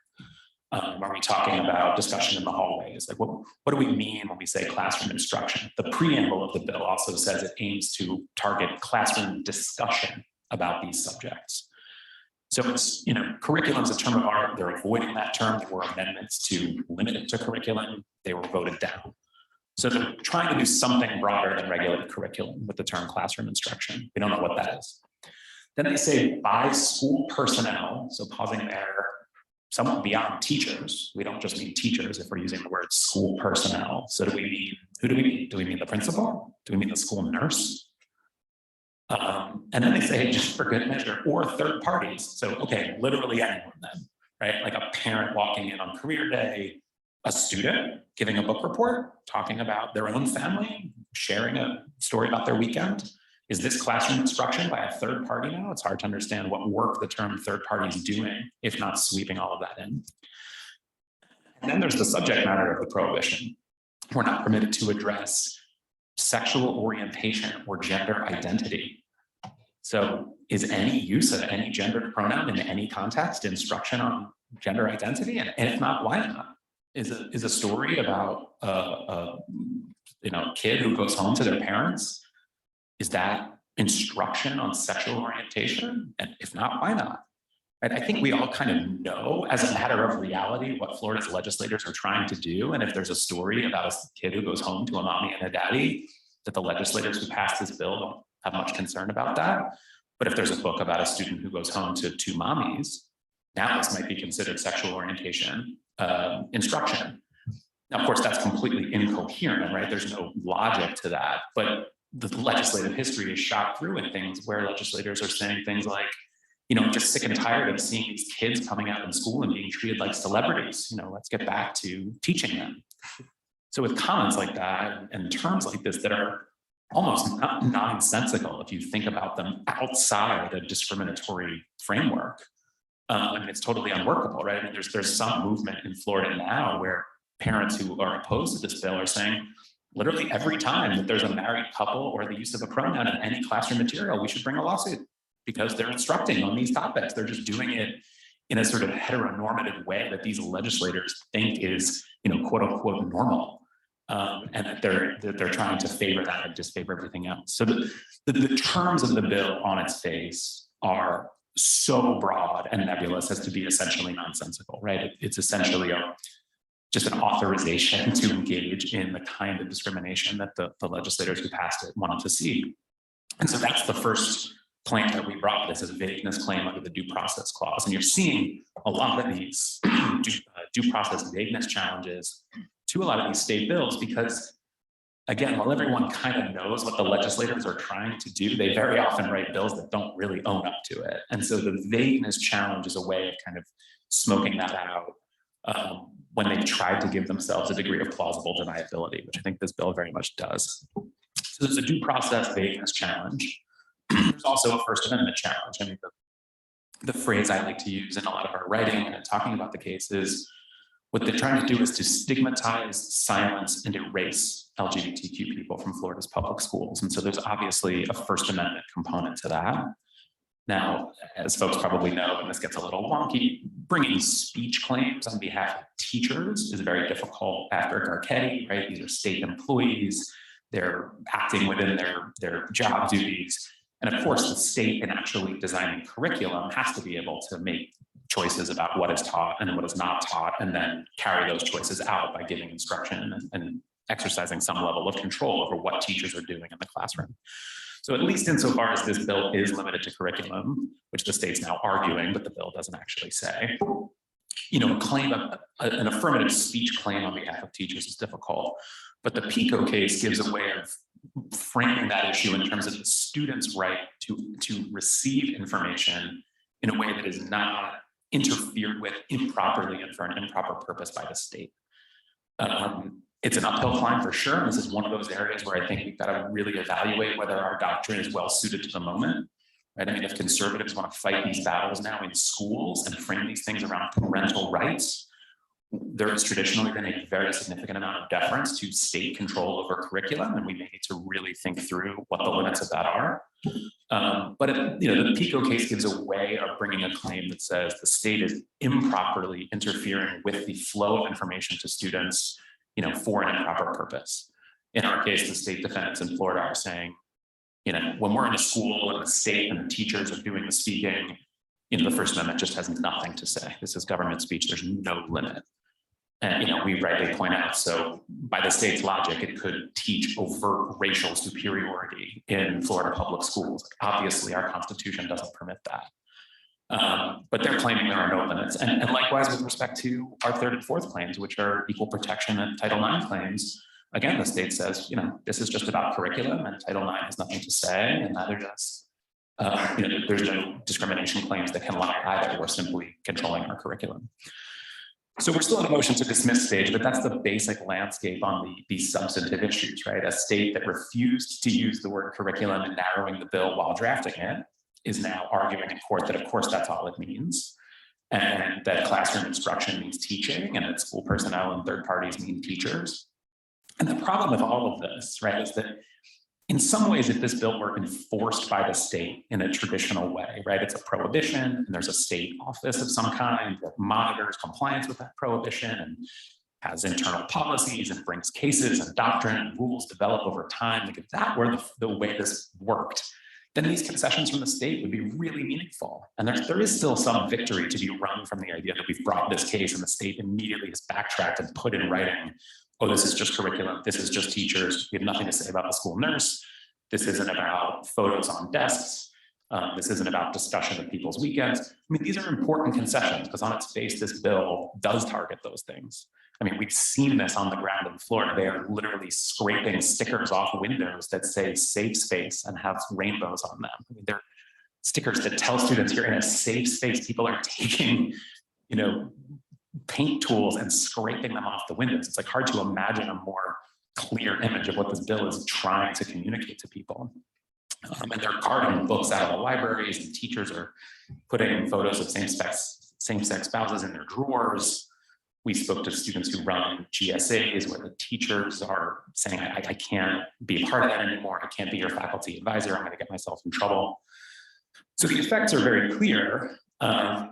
And the bill is designed to create some plausible deniability. But if it were enforced by the state, then these concessions would be really meaningful and you could hold the state to them. The problem is, and this is, I think, in some ways, one of the most pernicious tools that the conservative legal movement has come up with in recent years, and one I think we all need to give a lot of thought to how to meet, is that this bill doesn't work that way. Instead, HB 1557 gives every parent in the school district, it's not even clear that they need to have a student currently in the school, but it gives every parent in the school district a private right of action if they believe they have a concern that the totally nebulous outer boundaries of this law have been crossed. And so what that means as a practical matter is that every school administrator, every principal and vice principal and teacher in Florida who's ever been to a PTA meeting, and we've all seen the videos online, now knows that every person in that room can force the district into costly and potentially high-profile litigation. And the parents can recover their costs if they're successful, and the school district cannot.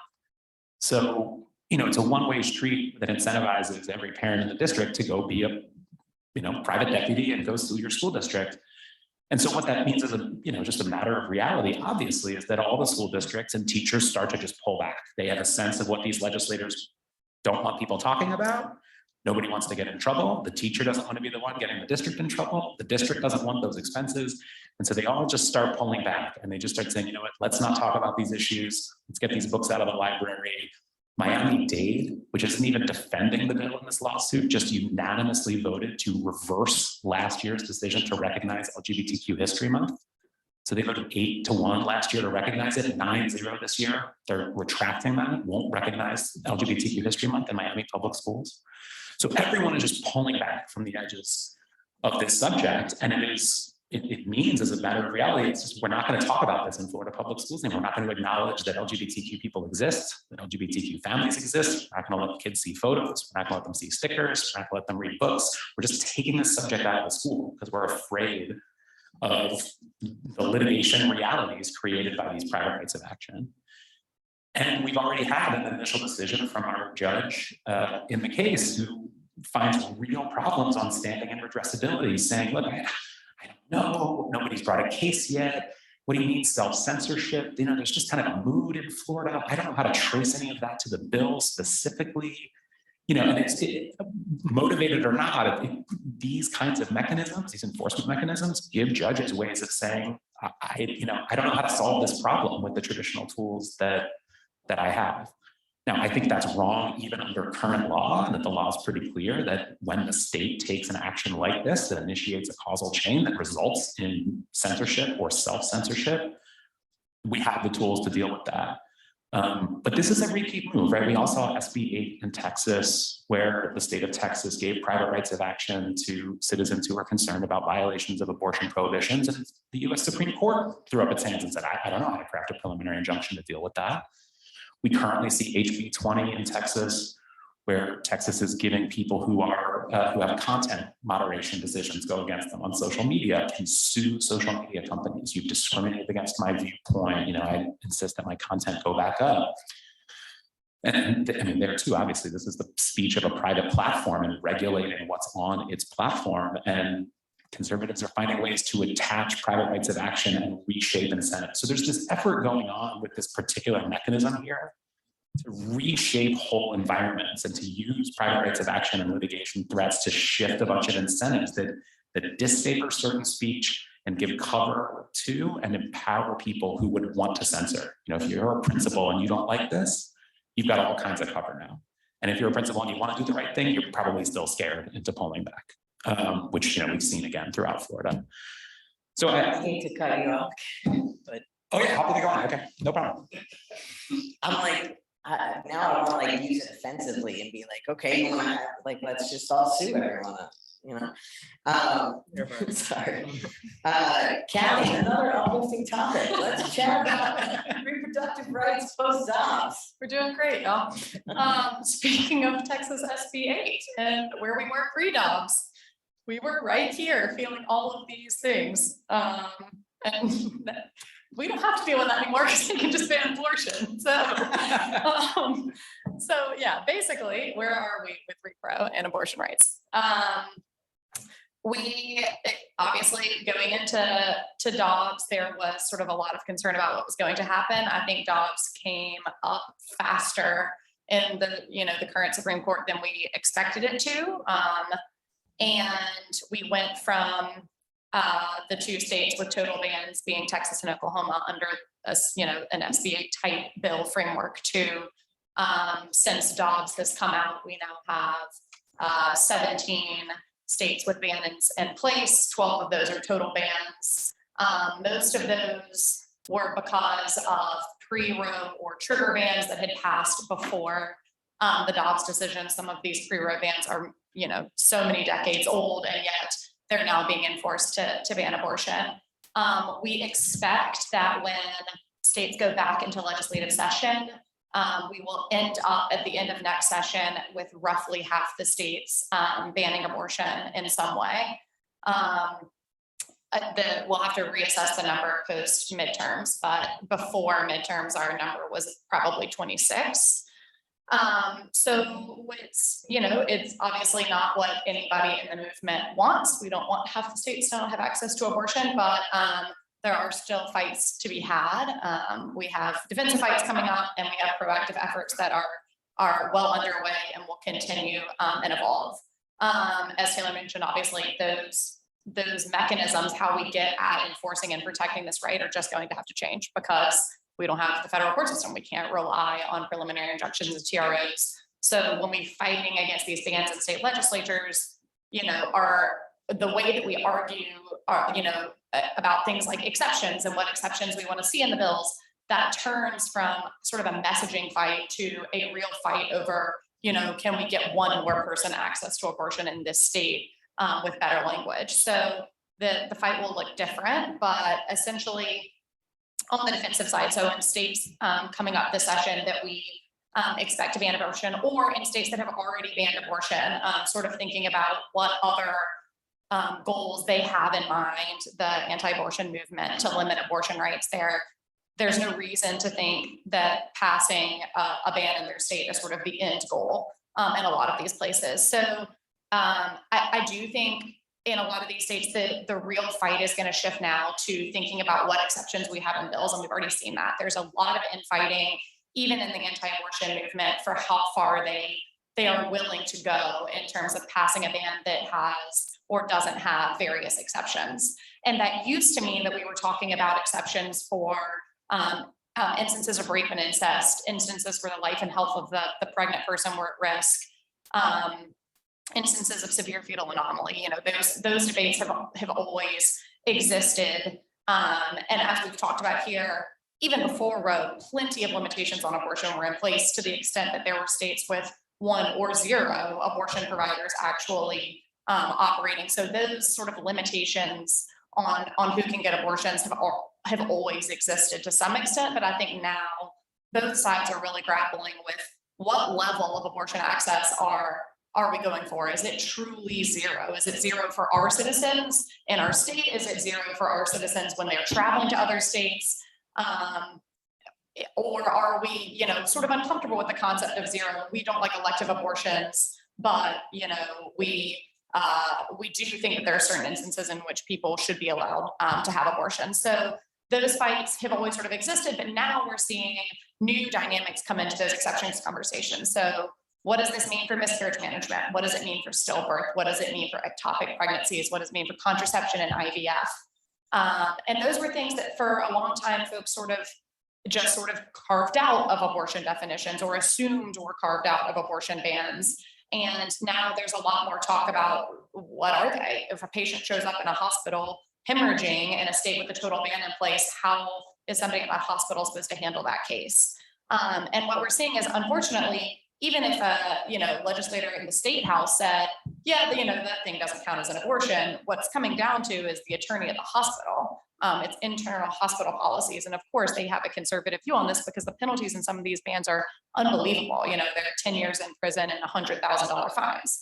So that there's a lot of talk about this, and there's really infighting even in the anti-abortion space. So I think we're going to see a lot of conversations about that as we work through these bans. And, it gives, there's, a crack in the door there of some people who really are willing to vote for a ban. They do have a limitation, and kind of pushing that door open there and pushing for specifics on what they are and are not okay with, not only does it make it possible to potentially protect abortion access for a few more people, it also delays them passing a ban. And we've seen that already in South Carolina. We've only had 3 states go into special session since the Dobbs decision came out, Indiana and West Virginia. And South Carolina has yet to pass a bill because their House is insistent on a total ban. Their Senate is not willing to pass a total ban. So they've come back into session a few times, and now they have officially sort of punted until January. So those months are meaningful.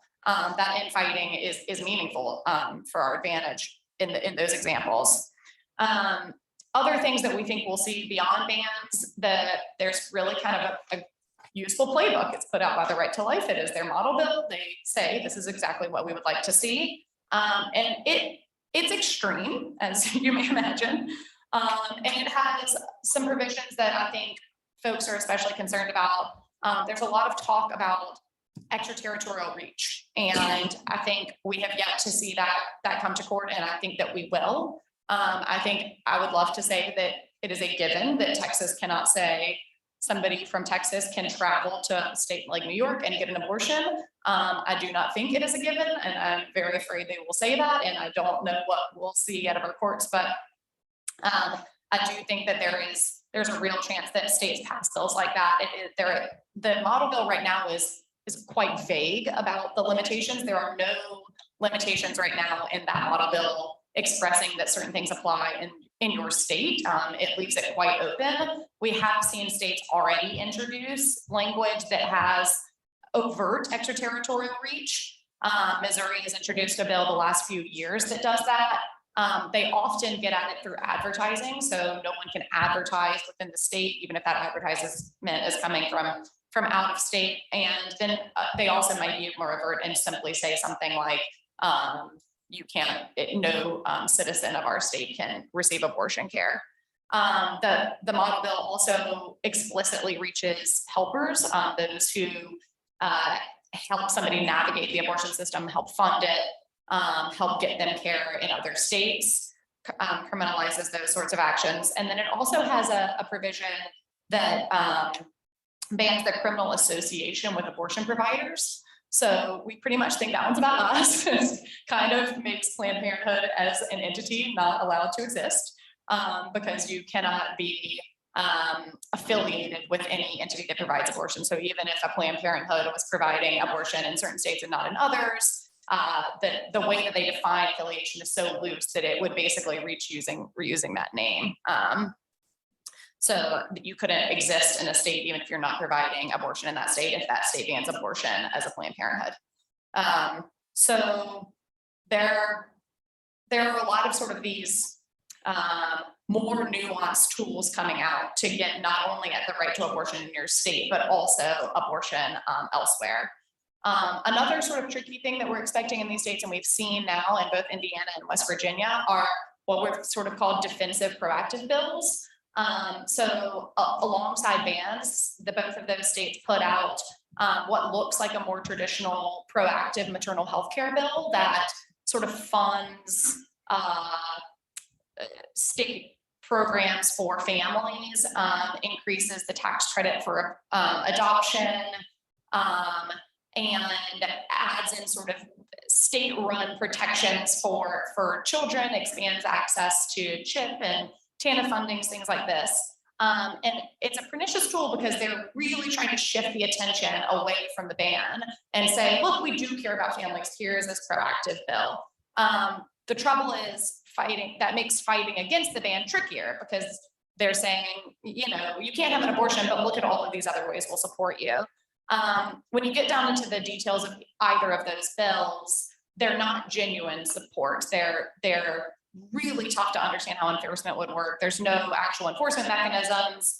And in a draft version of the West Virginia bill and in the actual Indiana bill, they're giving a lot of the funding to implement those programs to crisis pregnancy centers. So essentially what they're doing is the negative attention here is on abortion. We do want to protect families. CPCs are a beautiful place to do that.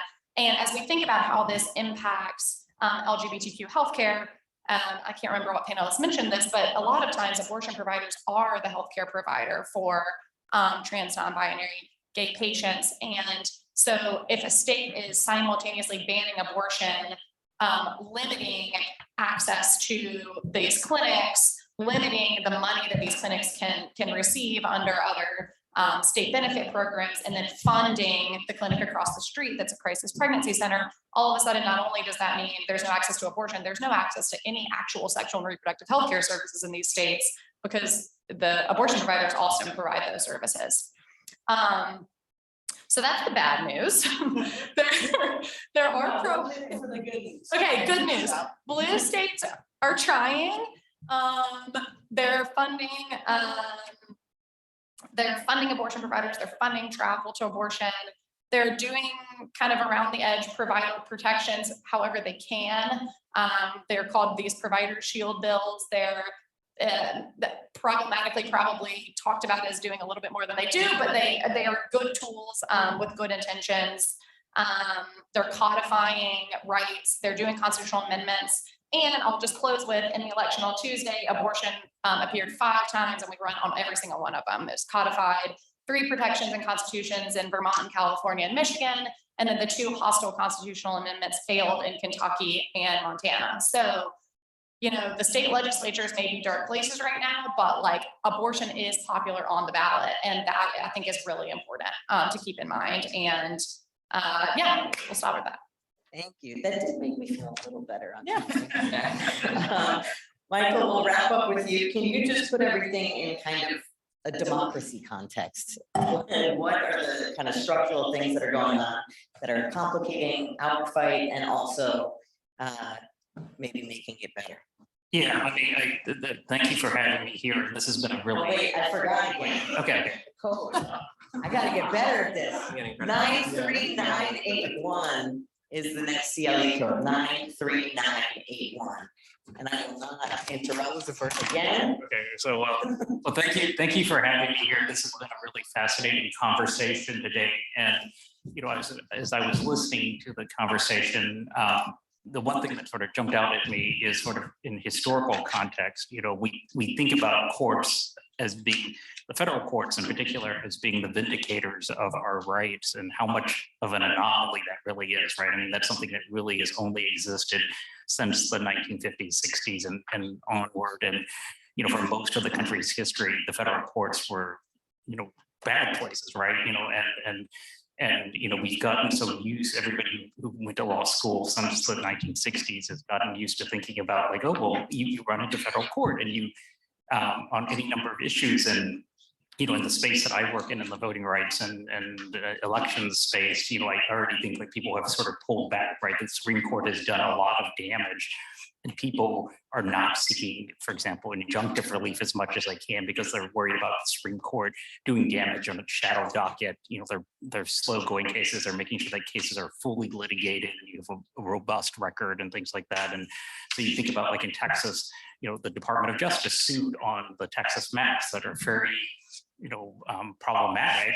And, you know, Merrick Garland had a press conference in Washington when they filed the suit, and he alluded to them filing in for injunctive relief, and they ended up not doing it, and nobody in Texas did. And that's in part because people are worried about what the Supreme Court will do in cases, you know, like it did in Alabama, like it, you know, like it blocked the creation of a new blank district in Alabama, but even though there was like an almost 300-page opinion by a panel of judges that included 2 Trump judges saying like this is wholly illegal, right? And so, you know, I do think that we have to sort of think outside the box, because we may actually be reverting to sort of the norm of the country's history, which is that federal courts are not where you go, and we have to sort of like, if we're going to protect our rights, we have to do other things. So, when I was getting ready for this panel, I told Matt that I wasn't going to really sort of prepare anything until after the election because I didn't know what the election was going to hold.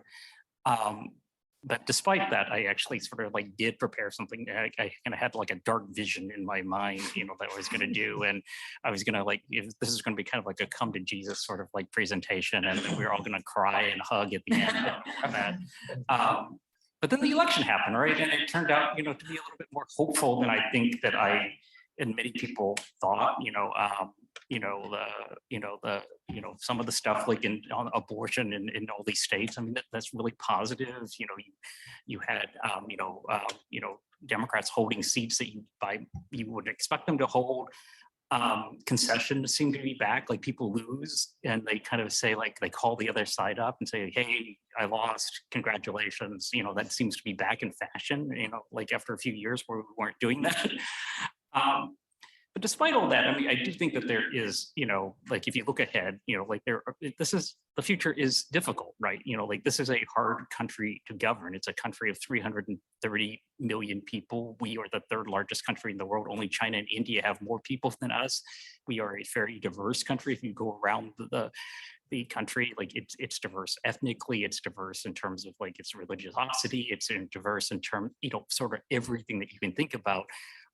Plus, we also have sort of this existing country within a country, the South, right? Which is 40% of the population of the country now. Like the South is the biggest region in the country, and it's the fastest growing, right? And 2/3 of Black population growth last decade was in the South, and that is sort of like it's a really complicated country to govern. Plus, we have a political system that is designed to make it hard to govern, right? There are lots of people who can say no. The courts can say no. There are lots. The president could say no. The Senate. One senator could say no, right? And you have to get 60 to because of the filibuster, right? It's just a really hard country to govern, and within the system.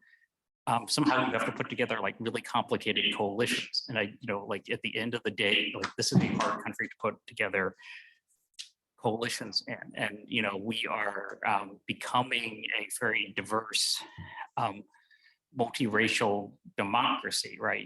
And I think, like on the one hand, that scares a lot of people. It clearly is driving a lot of the rhetoric on the right, this idea of white replacement, you've seen that play out in a lot of our politics. I think it scares people, including maybe some people in high positions in courts and the like. But at the same time, the country's own ethnicity, I think, is the view of that is itself changing, right? It's not static. We've had these two great waves of immigration, the first from Europe, from Southern and Eastern Europe, and then the post-1965 wave after the Immigration Nationality Act. And I think like how we end up is not yet determined, right? I think, like right now, Latinos and Asians are broadly part of the Democratic coalition. It's not clear that they will remain part of the coalition.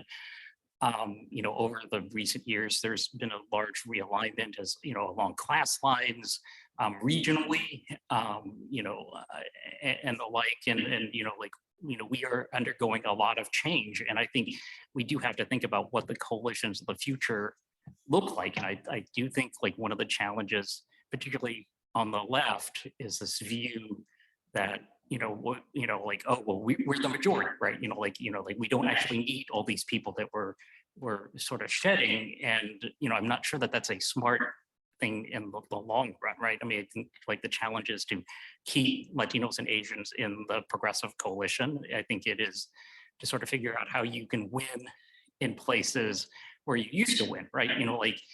It wasn't so long ago the Democrats could win in North Dakota, right? In 2012, up until 2012, Mississippi had a Democratic legislature, right? It was a conservative Democratic legislature that didn't do a lot of good things, but it also didn't do a lot of crazy things, like totally crazy things.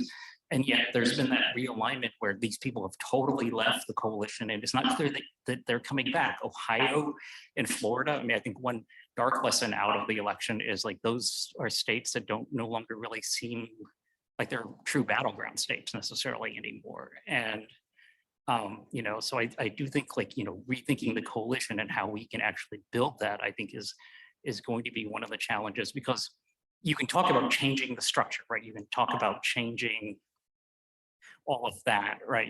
Like getting rid of the Senate or doing things like that's really hard, right? So it's a little bit like you have to figure out how to play the game within the constraints that you have. Like you may think the designated hitter rule is stupid, but if there is one, you've got to figure out how to use it, right? And so I think that that's sort of the tough challenge because like I do think, the next few years are going to be really, this was a good election, but I think the next few years are going to be really, really difficult in a lot of ways. And it may be, more of a state by state slog than it is sort of, so I think it's just a very different landscape and we can't be locked into like thinking like this is still the 20th century because the late 20th century because it is. So I'll stop there. And Thank you to all of our panelists. We have a few minutes to do a quick kind of Q&A discussion. First, I want to know if any of you all have questions for each other because you are in the trenches and your brains are amazing. Does anyone have any questions? I have a couple, but Taylor, what's up? Yeah, I do have a question for Callie. And I think I know this, but I just want to confirm. So when we're talking about abortion, are we talking about, obviously there's lots of talk about Plan B and not just medical procedures as abortions, but the pill form of abortions, things like that. Like what's the dividing line there in terms of the effect on Dobbs and what you're seeing? Sure. So in general, abortion bans apply to procedural and medication abortion. Medication abortion is a 2-pill regimen. Ideally, folks should be able to have those pills mailed to their home. In many states, they can. But in general, in a banned state, their bans will apply to either type of abortion. There are also multiple types of procedural abortion. Aspiration abortion is the most common. But Plan B does not typically fall under the definition of abortion. Emergency contraception is sort of categorized differently. And like I was saying, as you read through these bills, there's always been a strong focus on the way that the bill or any regulations on abortion defines abortion, because we want to confirm that things like Plan B or IVF or IUDs or things like that don't get captured in the definition of abortion. And the way that they do that often comes down to the way that they talk about terminating pregnancy sort of after implantation versus like after fertilization because there's a differentiation there between what could be captured in that like limited time frame. So an overly drafted bill could accidentally capture Plan B, but we have not seen that done purposely yet. I'm a wide strategy thinker, and I think for a lot of trans people in general, we saw what's called what's known as medical tourism, where trans people were able to access care that was much cheaper and much affordable. Some trans people out of the country, and I think that's something to think about. I mean, a lot of people are thinking about it and relying on it. Medication abortion pills that are mailed from overseas, or just take a trip to Canada, take a trip to Mexico. To Mexico. All right. Does anyone else have any? Yes. I have a question, which could go to John, but actually really to anybody in there, which is, the very clever way that we've seen the right wing build in these private right of action provisions, SB 8, the Florida law, that seems to have the effect of completely chilling those who want to assert the right to carry on and yet defy standing redressability principles. Charlie, you would raise like, whoa, why don't we, let's weaponize that. And I guess we saw Gavin Newsom thinking about it. I'm of two minds about it. And I wonder, because, I'd like to take the high road, but I don't know how well that affects us, and the idea of private vigilantes is troubling. So I guess I'm wondering, does anybody, or maybe I'll put it to John, or either of you or anybody have any view on should we do that, and what would be the best context in which to do it?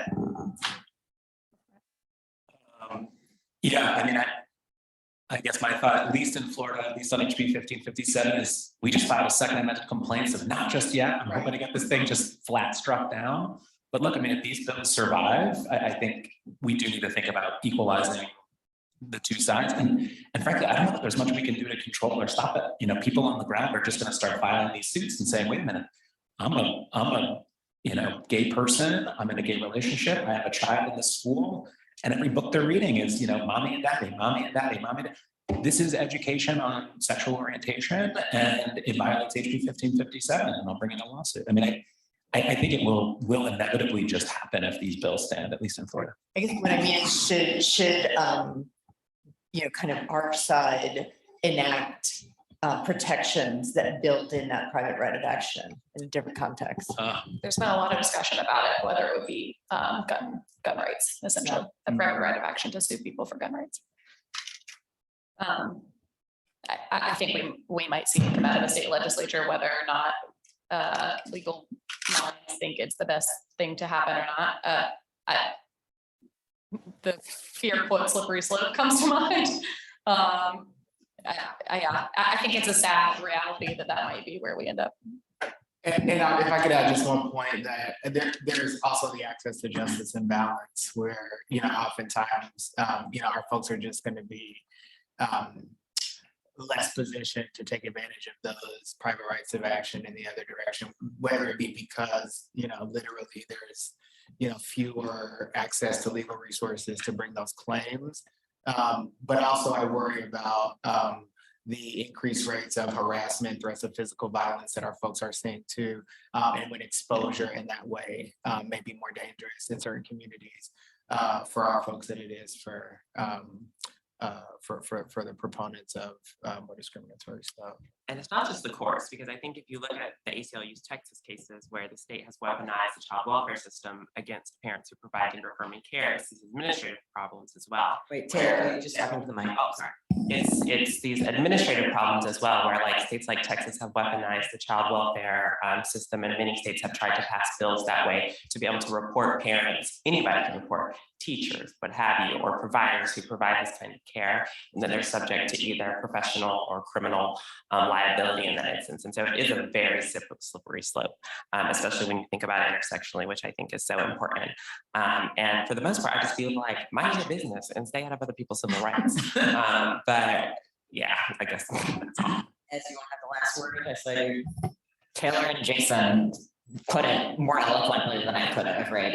In Florida too, the state is actively coming for trans people, proposing regulations well, they've already put in place a regulation to stop Medicaid payment for gender affirming care, and are now discussing a regulation that goes after providers rather than payers through the Board of Medicine. So it becomes difficult to imagine people being in a position to sort of use the private enforcement mechanism back against the conservative legal movement, though we do have to start thinking about it. all right, on that note, thank you all so much. This has been really exciting.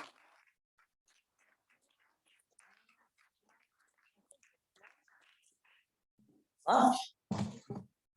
Oh, okay, yes, that's a good idea. So lunch is gonna be down one floor. You can get to the stairs just at the end of this hallway. And oh yeah, the live stream is gonna turn off while we're eating lunch, but we will be back at, I don't have to count the schedule in front, at 1:30. Thank you all. Hello, everybody. Thank you for joining us again or staying past lunch, to everyone here who has, and thank you again to everybody watching online. We're doing a little break at this point in the day from talking about cases and bills and sort of current events in a way, but we were able to assemble some of the a group of people who were very close to Urvashi. And we wanted to spend an hour today remembering Irv and telling about her life, her work, and sort of some lessons she leaves us all in this sort of moment we're at in the LGBTQ community.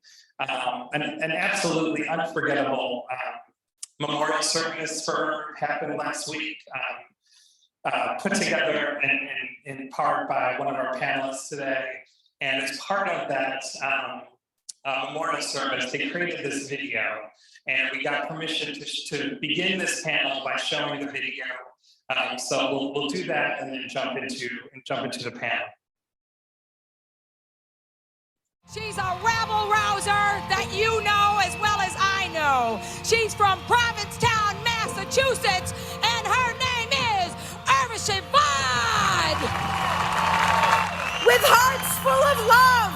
with an abiding faith in justice, we have come to Washington to speak to America. As a younger activist, I believed in utopia and hard work. I guess you could say I was an idealist with a practical streak. We live in a pluralistic society, and I believe in it, and I'm committed to it, and that's what I'm fighting for. I'm fighting for the space to live my life freely and in peace. My idea of utopia was a society that distributed the benefits of its prosperity more widely. Like legions of progressive activists, I committed myself to achieving this redistribution through the work of the social movements that I joined. What I think the movements of the 60s failed to do was to tackle the structural inequalities in American society, equalities which arise from the consequences of a morally bankrupt and absolutely out of control economic system.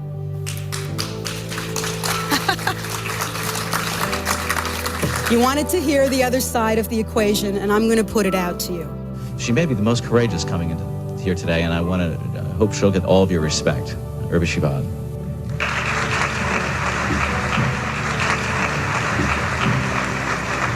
Progressive politics is, for many of us, a politics of intersection, not identity affiliation alone. I'm not just here to stand up as a lesbian. I'm here as a woman. I'm here as an immigrant. I'm here against racism. I'm here for health care for all. I'm here for freedom of expression. I'm here to change the status quo because I believe in America and I believe in the future of this country. As Adrienne Rich wrote, the connections between and among women are the most feared, the most problematic, don't we know that? And the most potentially transforming force on the planet. I love being a lesbian. I love it. I'm an optimist, and I really believe that change is gonna come, and change is happening all the time. And I'm also struck by how I did not think that I would see the changes that I've seen in my lifetime. When all of us who believe in freedom and diversity see this gathering, we see beauty and power. When our enemies see this gathering, they see the millennium. Well, perhaps the religious right is about something.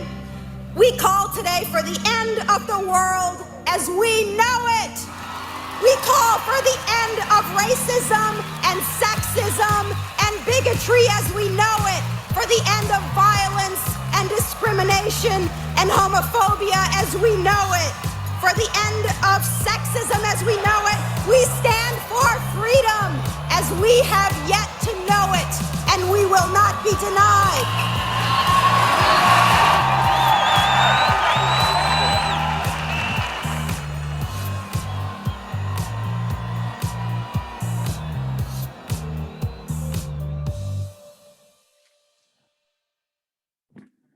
At this point, I'm going to call the panel up. Judge Richter, Richard Burns, Cindy Rizzo, our fourth panelist, has texted me and is walking upstairs, and we'll get going. Thank you.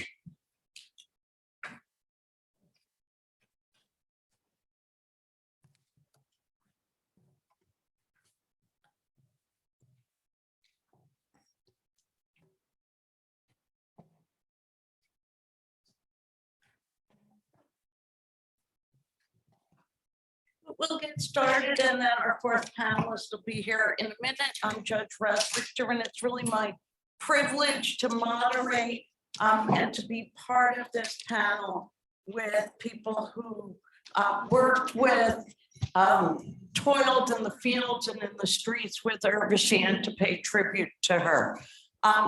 Just by way of introduction, because I expect particularly on the video, there are a lot of people who are wondering why we, the court system, are doing a program like this.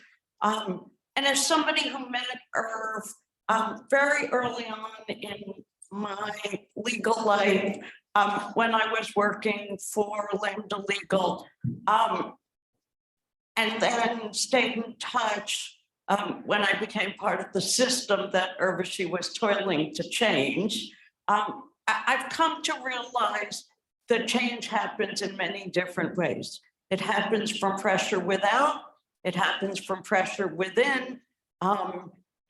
And so I think today I want to thank Matt Skinner and the Failla Commission for giving us this opportunity to talk about what grassroots activism looks like, and maybe to share for those who are probably as old as I am, a phrase that I grew up with, which is that the personal is political.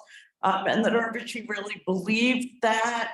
And then lastly, because we're not going to get to it today, just want to pay tribute to Urvashi's work in a group called the Breasties, where I really saw what incredible support she and Kate Clinton and others were providing to lesbians who were dealing with cancer issues. But of course, true to Irv, it didn't just stop in a potluck dinner or a support group. It then became sort of a cause and work around lesbian health. And so again, that personal is political, and we don't just take care of our own individual problems. We look at the larger problems and see how many people we can help. And so with that sort of overview, I'm going to turn the program over to Richard Burns. Hi there, thanks. And I love that the Failla Commission is doing this, because Dick Failla was very, very kind to me when I was a young lawyer and executive director, and I always think of him very fondly. Does everyone here know who Urvashi Vaid was? Yes, okay, good. So we don't have to explain it. I met Irv and I met on our first day of law school in 1980 at Northeastern University School of Law in Boston. Catherine Granger is also an alum of Northeastern. And we both, Cindy and I met in the late 1970s at the Gay Community News. And then Urvashi came into GCN and got to hang out with Cindy too. But we were organizers in law school at Northeastern. You know, a professor made the mistake of saying that he had never actually met a gay person before. And this was 1980, and he was a great professor. We really liked him, but that got us going, and we began to agitate with the faculty and meet with every faculty member, Kevin Cathcart, Urvashi, and me, to very sweetly demand that they include lesbians and gay men in their curricula, which took a long time. But ultimately, Northeastern did indeed do that.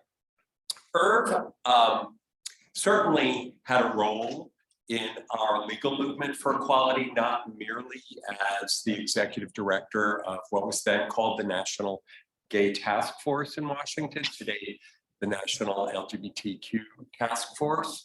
But she had a role as a board member of the American Civil Liberties Union board. She chaired the Planned Parenthood Action board of directors for years, and really until she got sick in 2020. And she was prescient in so many ways about, today people talk about intersectionality all the time. And she was, without using that word, demanding and pushing our movement to work across the silos of identity and understand that queer liberation would never happen without the eradication of racism and sexism. And so I want to just read quickly a piece of an interview she did with Larry Kramer when she was working on her first book. After she left the task force as executive director, around the time Bill Clinton was elected, the late Jed Mattis was her book agent, and a lot of you knew Jed. And she, she always, all of us, the right was always talking about the gay agenda, the gay agenda. We have to watch out for the gay agenda. And so she said, I'm going to write the gay agenda. Let's make it real. And she spent a couple of years interviewing activists and synthesizing the thoughts and conflicts into her first book called Virtual Equality. And so this is a segment of her 1994 interview with Larry Kramer. And this is Irv talking. Creating this common movement, for lack of a better word, the way I'm trying to approach it is, what if we shifted the framework? What if instead of saying, I'm in coalition with you, we tried to identify how HIV treatment issues connect with racism? It's going to express itself differently in your life, Larry, than in mine. And that's the case with reproductive choice. It was never that men should march with women because they support women. It was that men should march for reproductive freedom because we're marching against the power of the state to tell you and me what we can do sexually, period. And that's the issue. That's the common thread, right? If the state can say, I can't have an abortion, the state can say, you can't have sodomy. Well, Larry Kramer replied, I have to tell you, I never realized that. So Urvashi laughed and said, it's about state power. I mean, that's why I say maybe if we were all to think to try and explain the connections, I think you'd see things differently in a more connected way. And so here is Irv defining intersectionality 28 years ago. And today, after the fall of Roe versus Wade, those connections are much more obvious than ever. I'm going to stop with that and hand it back to our moderator. And I always have more to say. Okay, well, we're going to have a little cross-panel discussion, time permitting.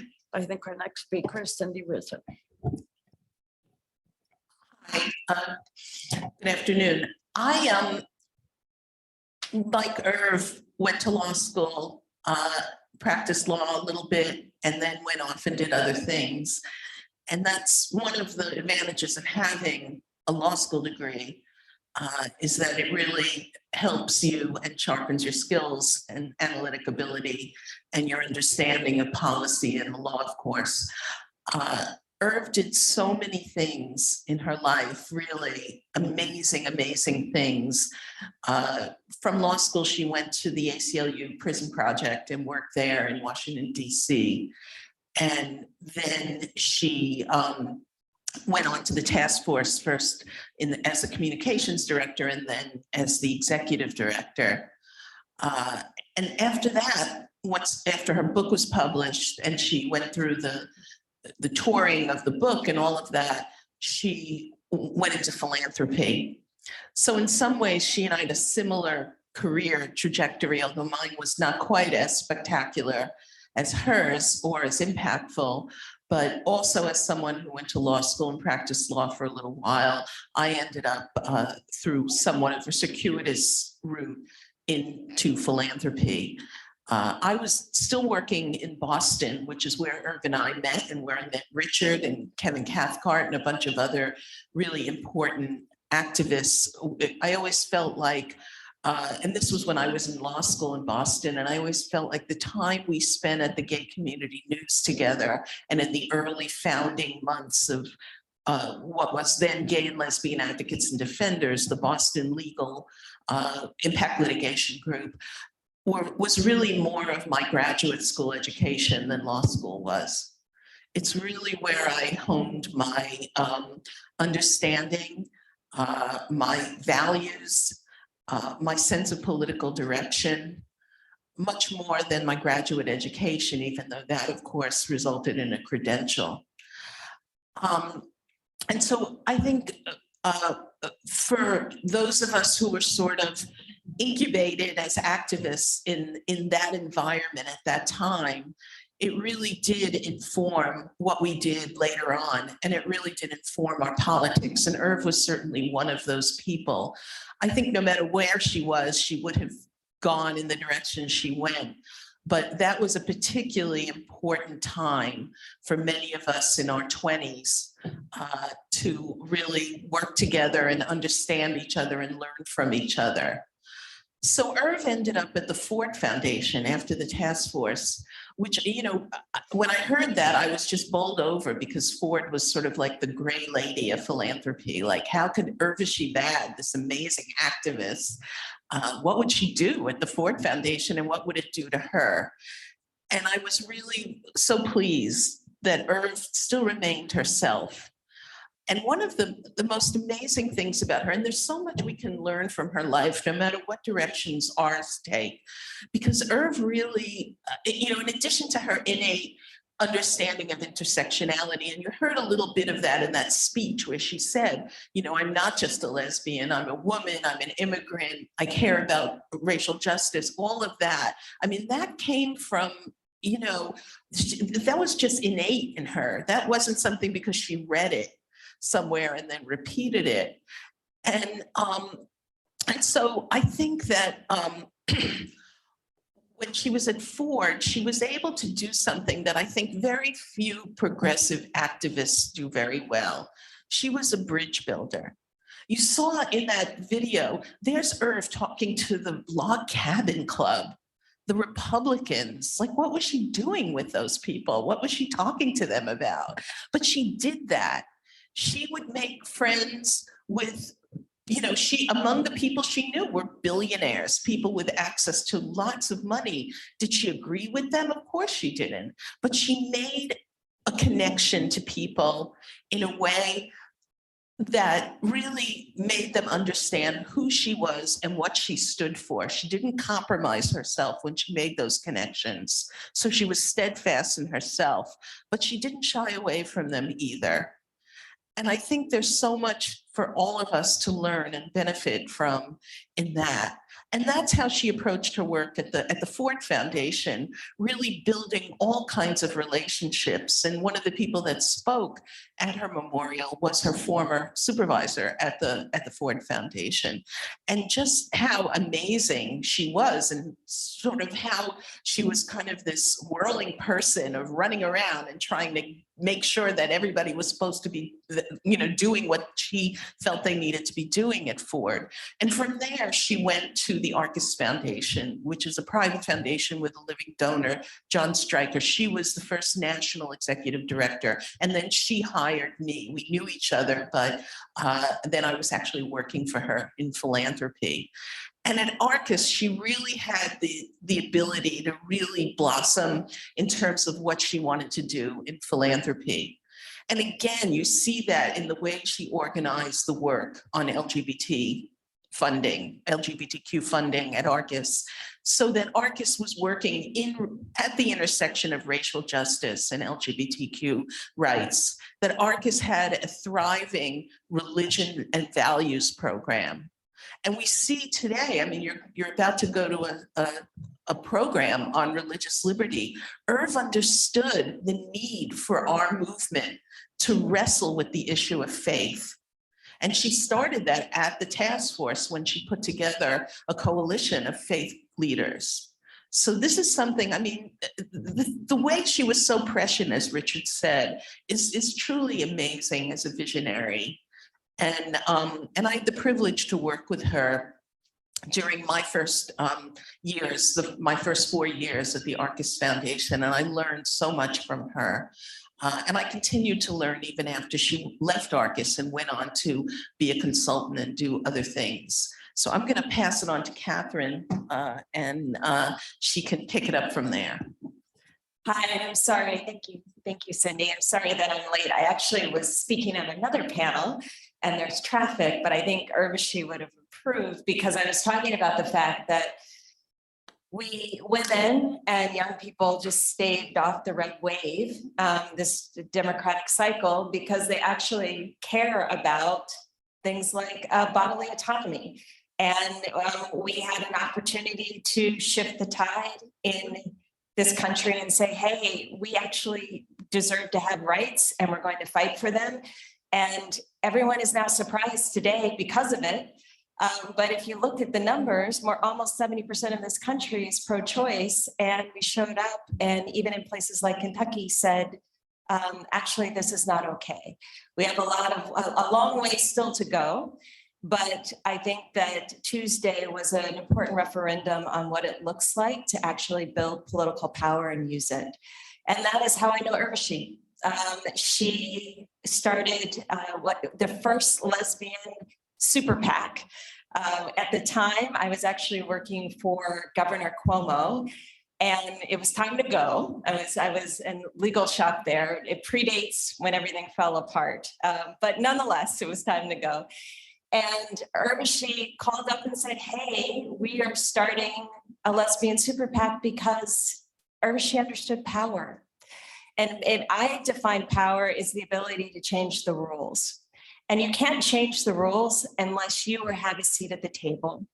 And in our political climate, the only way that we do that is by showing up. And unfortunately, as long as we have Citizens United, this is one of the places in which we need to play.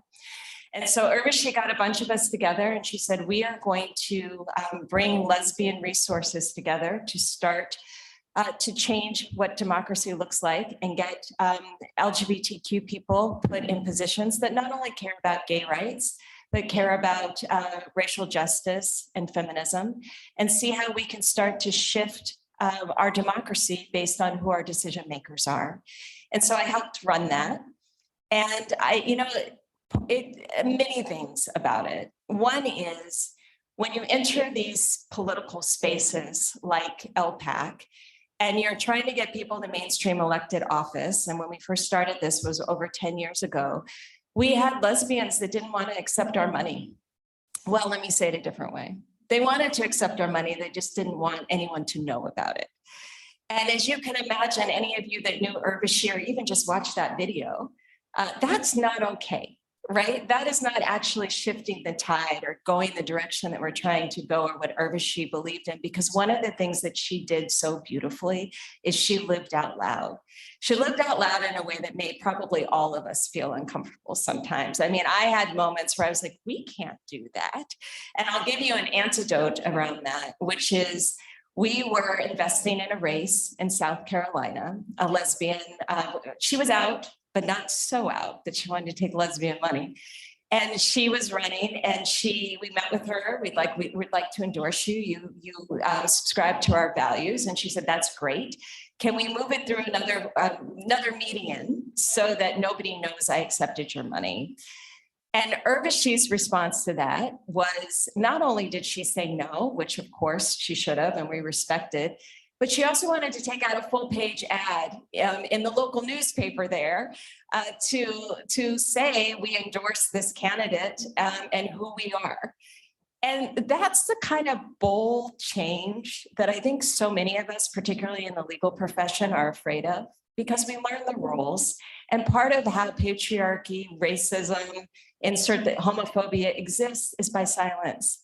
Because we do think that we can get things done by not rocking the boat too much. And Urvashi taught me, even when it was uncomfortable, that that's bullshit, right? And I think we just saw that on Tuesday as well. And I think that is one of the lessons that I take, not only from how Urvashi really leans into all of the root causes that add up to our inequities, but also the only way that we break those open is by being loud about them. And the only way that we win is by scaling it together. And once we start to do that, we do shift the tide. So I know we'll have Q&A, but she's just very much on my mind today, leaving that talk and then being able to join you to talk about her legacy. Thank you.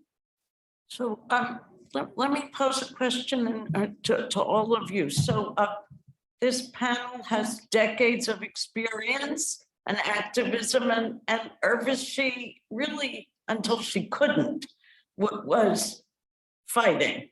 How did she maintain that energy and optimism, and how do all of you maintain that energy and optimism, Richard? And I didn't prep these questions for the panel. No, well, a friend of ours from the Arcus Foundation, Trishala Deb, who is also of Indian origin, said that while conflict is part of our culture, because everyone who worked or was friends with her fought with her all the time and loved her and felt her love, but we argued all the time. And Trishala said, well, that's Irv's culture. But I think, Roz, one of the reasons that she was so indefatigable and relentless was she was filled with a combination of knowledge of what's possible, a vision of what's possible, and fearlessness around breaking the dishes, and so infused with love and generosity of spirit.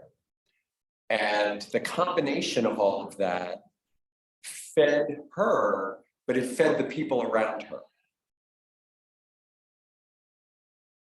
I think the thing that I would add to that is, I don't think Urvashi, the possibility, but I also think she was like, this is just right. This is just true. And I think that when you have that kind of vision of this is the new world that you're saying, this is the world that we can create, then you're just driven by creating it. So I don't know if she was filled with optimism. I don't know. Richard, you are her bestie, so you can say, but I do think she was filled with truth. And I think that truth was like she was going to be relentless in pursuing it. And I, to your other question about myself, I think that's the same thing, is why would we give up when we could build a world that we all want to live in? And that's kind of why we're here. And I think Urvashi was such a leader of that, of which we could all kind of aspire and follow. And I guess I'll address the second part of your question, Roz, which is what keeps us all moving forward. And I think, well, for me, I would say two things. One is that people like Irv are inspirational. And, you know, when Richard said how she impacted all the people around her, I think that was true. Even if you weren't close around her, you knew what she was doing. I mean, every 5 minutes, Irv was starting something else. And it wasn't one of those things where she would start and walk away from it. She was starting something and staying with it and building it and making it matter. And watching her, in some ways, it was Irv unleashed, because she no longer, when she was a consultant, had the restrictions of being in an organization. There were no boards to have to, you know, present to. There was no donor or boss she had to deal with. She could be her own agent of change and bring along people with her. And I think that stage of her life really showed what she was capable of, because she went in many different meaningful directions. Catherine mentioned LPAC, which she started. She did a giving circle of donors of color. She had an anti-poverty initiative around LGBTQ people. I mean, she just, all the values and all the priorities she had really came alive through that stage of her work. And I think it gave, you know, it gave her a lot of energy to move forward and really understand, okay, here's the gap, here's the problem, this is what's needed. And I'm going to go ahead and start this and bring people with me. And I think I'm just very inspired by that kind of energy and that kind of vision.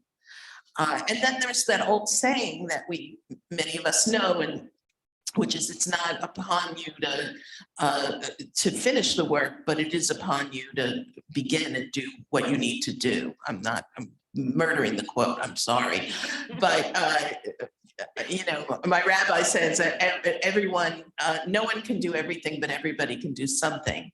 And I think that that's something that we all have to take to heart.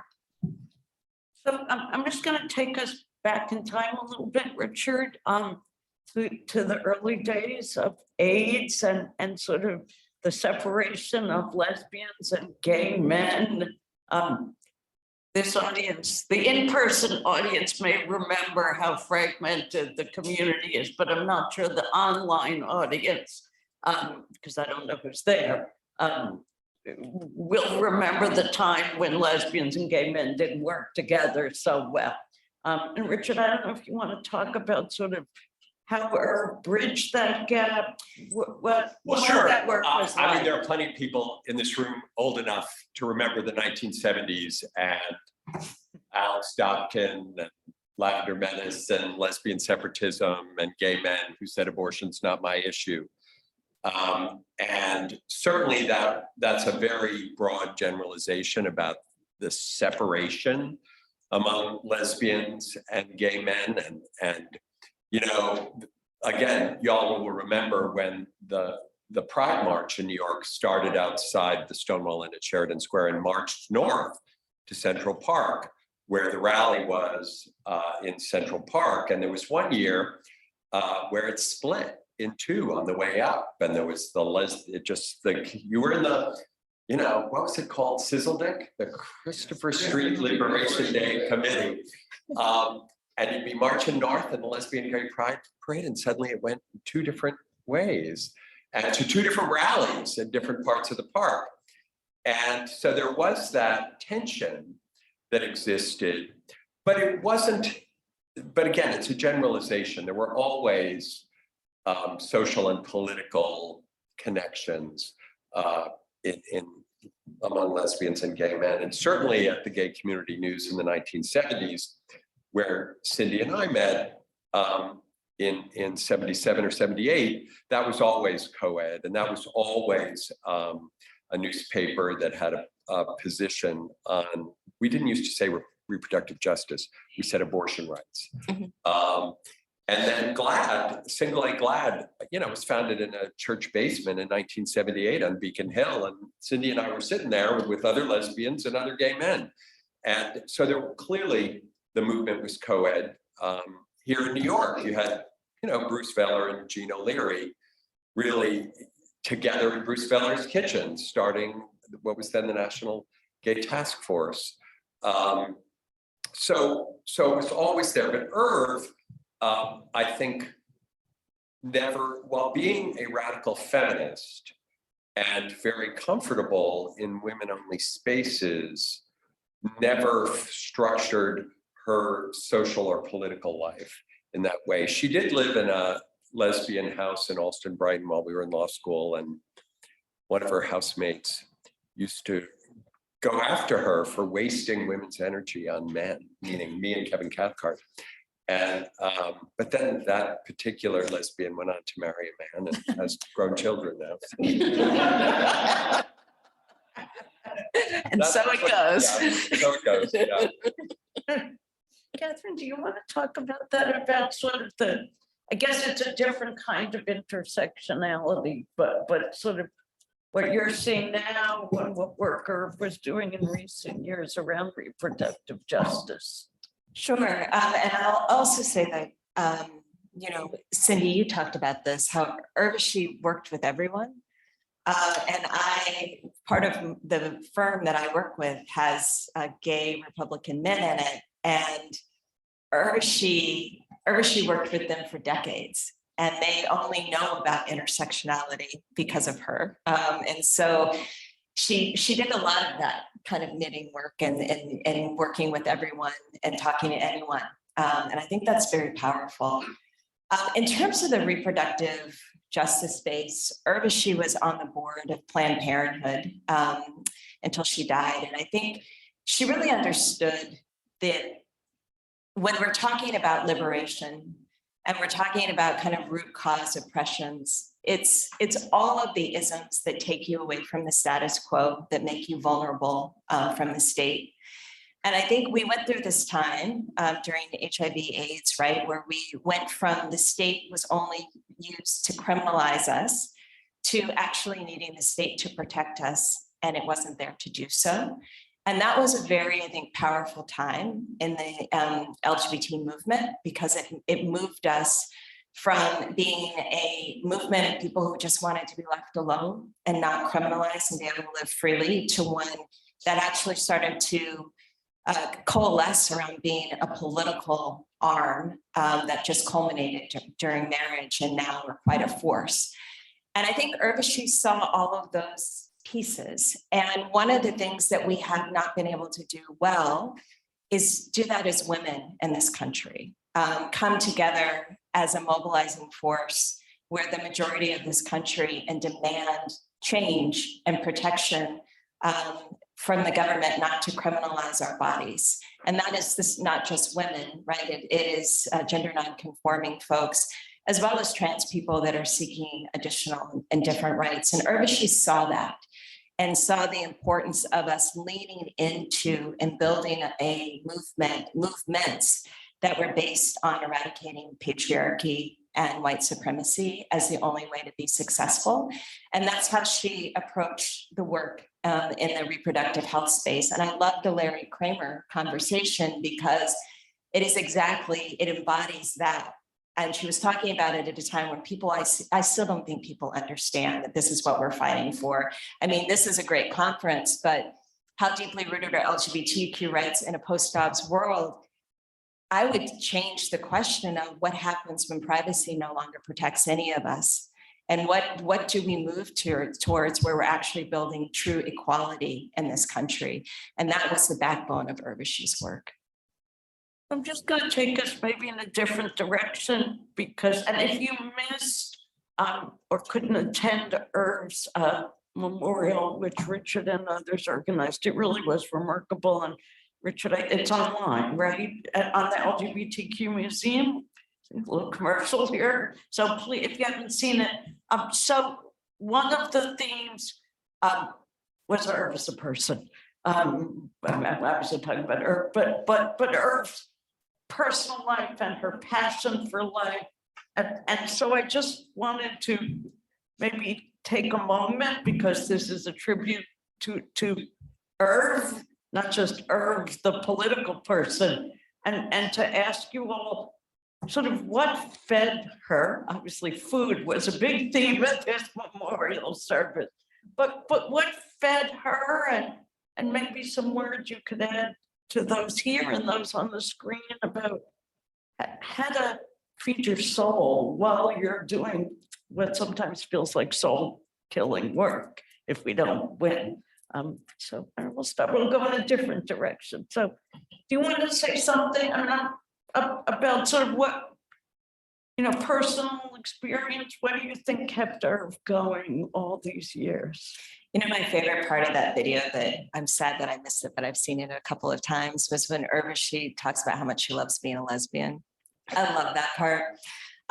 That's how I feel about it too. It's the best thing that's ever happened to me. I'll say that to anybody who asks. But I think that fueled her soul. Like the way that Urvashi would gather women, even during COVID, like she would have something called, what's it called? Let's hang out. Let's hang out. Yeah. But it was bringing women together at tables. Anybody who was single would expect a phone call to get hooked up with whoever she thought we should get hooked up with. And that's a beautiful thing, right? Because that's just based in community. And I think Urvashi fought so hard because she loved us so much.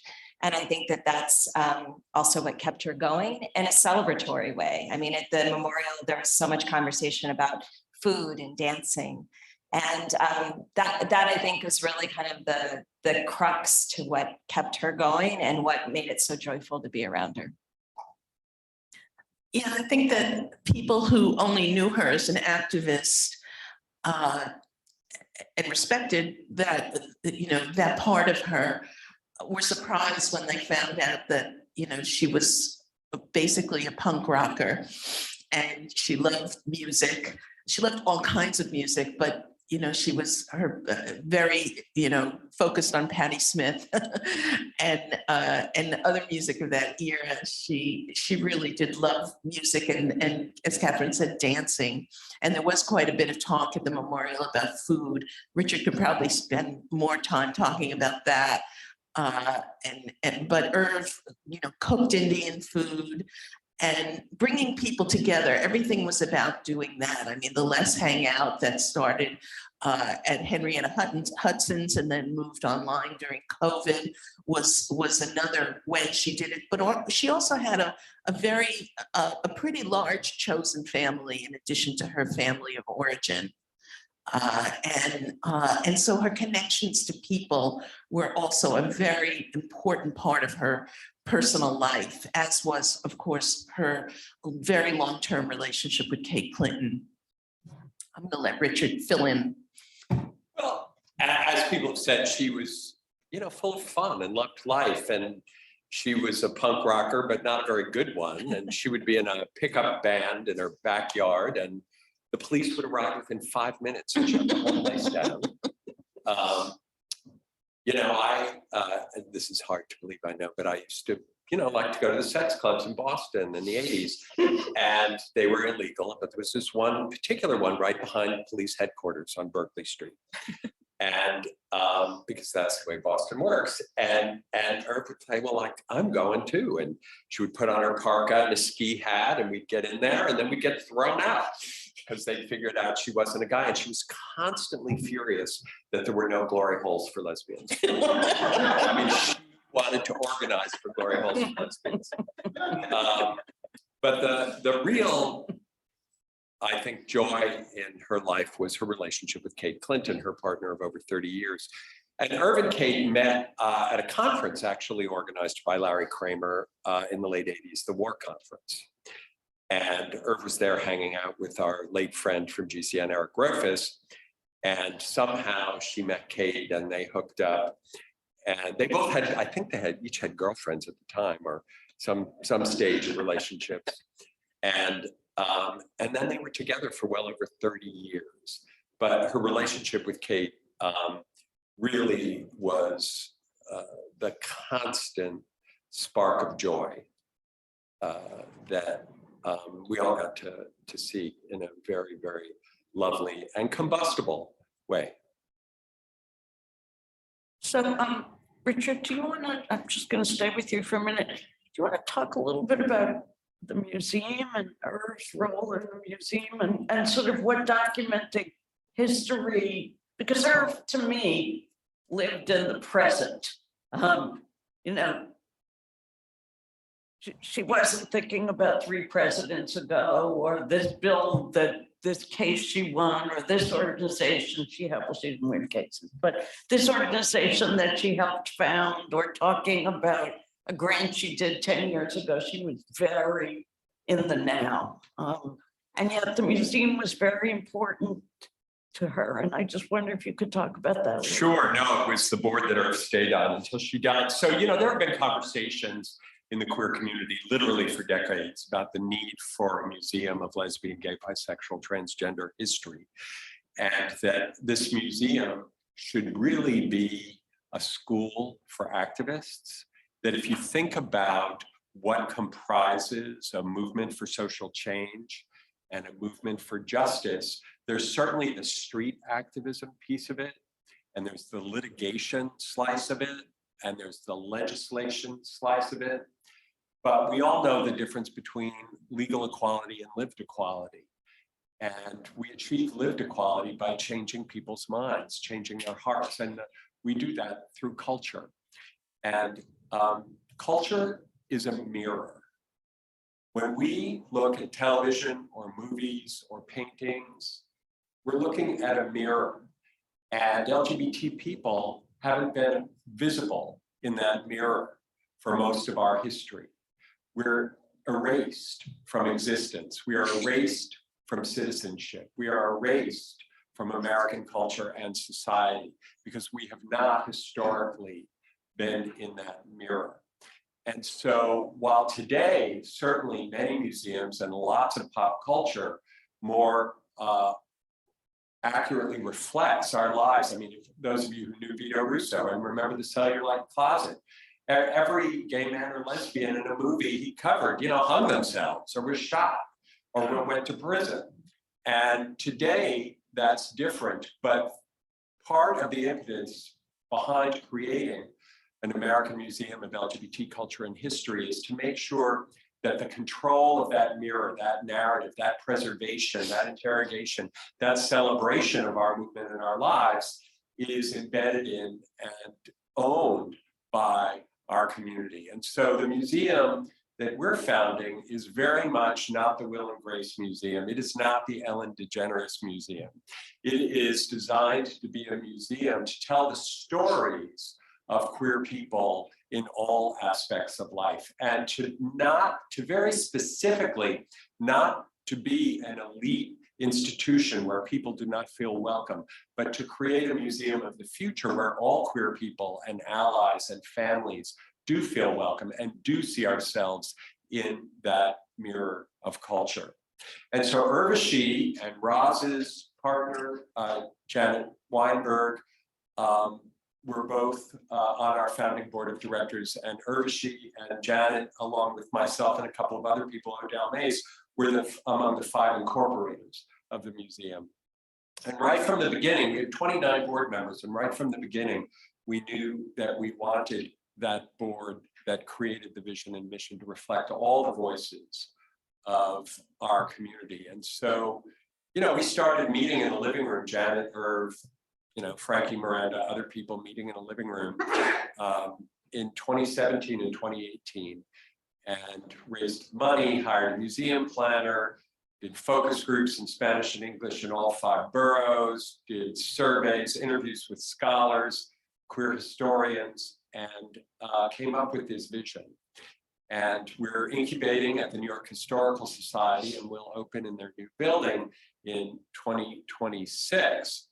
And Catherine Granger is also on our founding board and serves on our government relations committee. And we are working very hard to ensure that the city and the state and the federal government all step up to support the creation of this museum with the dollars that they put behind other cultural institutions. The museum is already doing programming in pop-up spaces and virtually before we have our home in 2026. And as Roz said, you can see the video of Irv's memorial celebration on the website, but you can also go to the website and sign up for the free monthly e-newsletter, which not only promotes queer history programming here in New York, but at other queer institutions and museums around the country. Want to add anything about how Irv felt about history and documenting history? I think so. I mean, I think that Richard really summed it up. And I think that Urvashi's gift was she was so future oriented. And I think that the part of the museum is we need to know our history in order to build a future.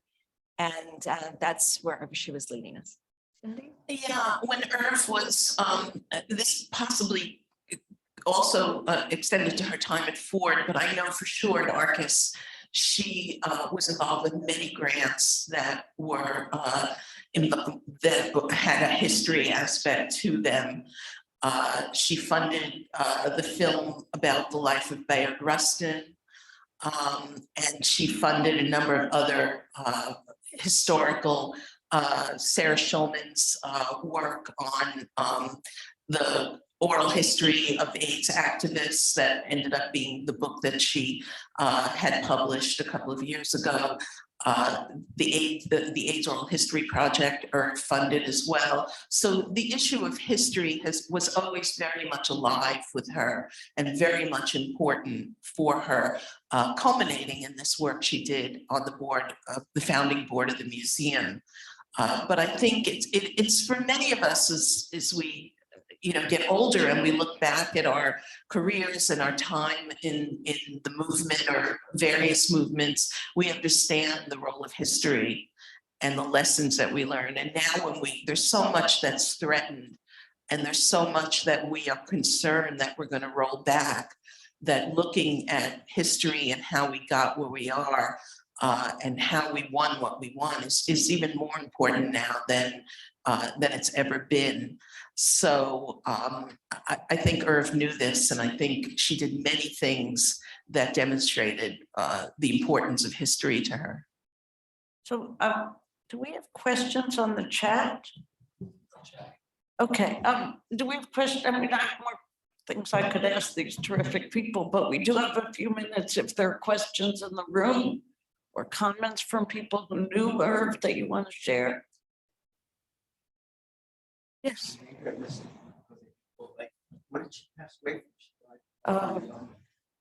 She died of metastatic breast cancer at Sloan Kettering. in May.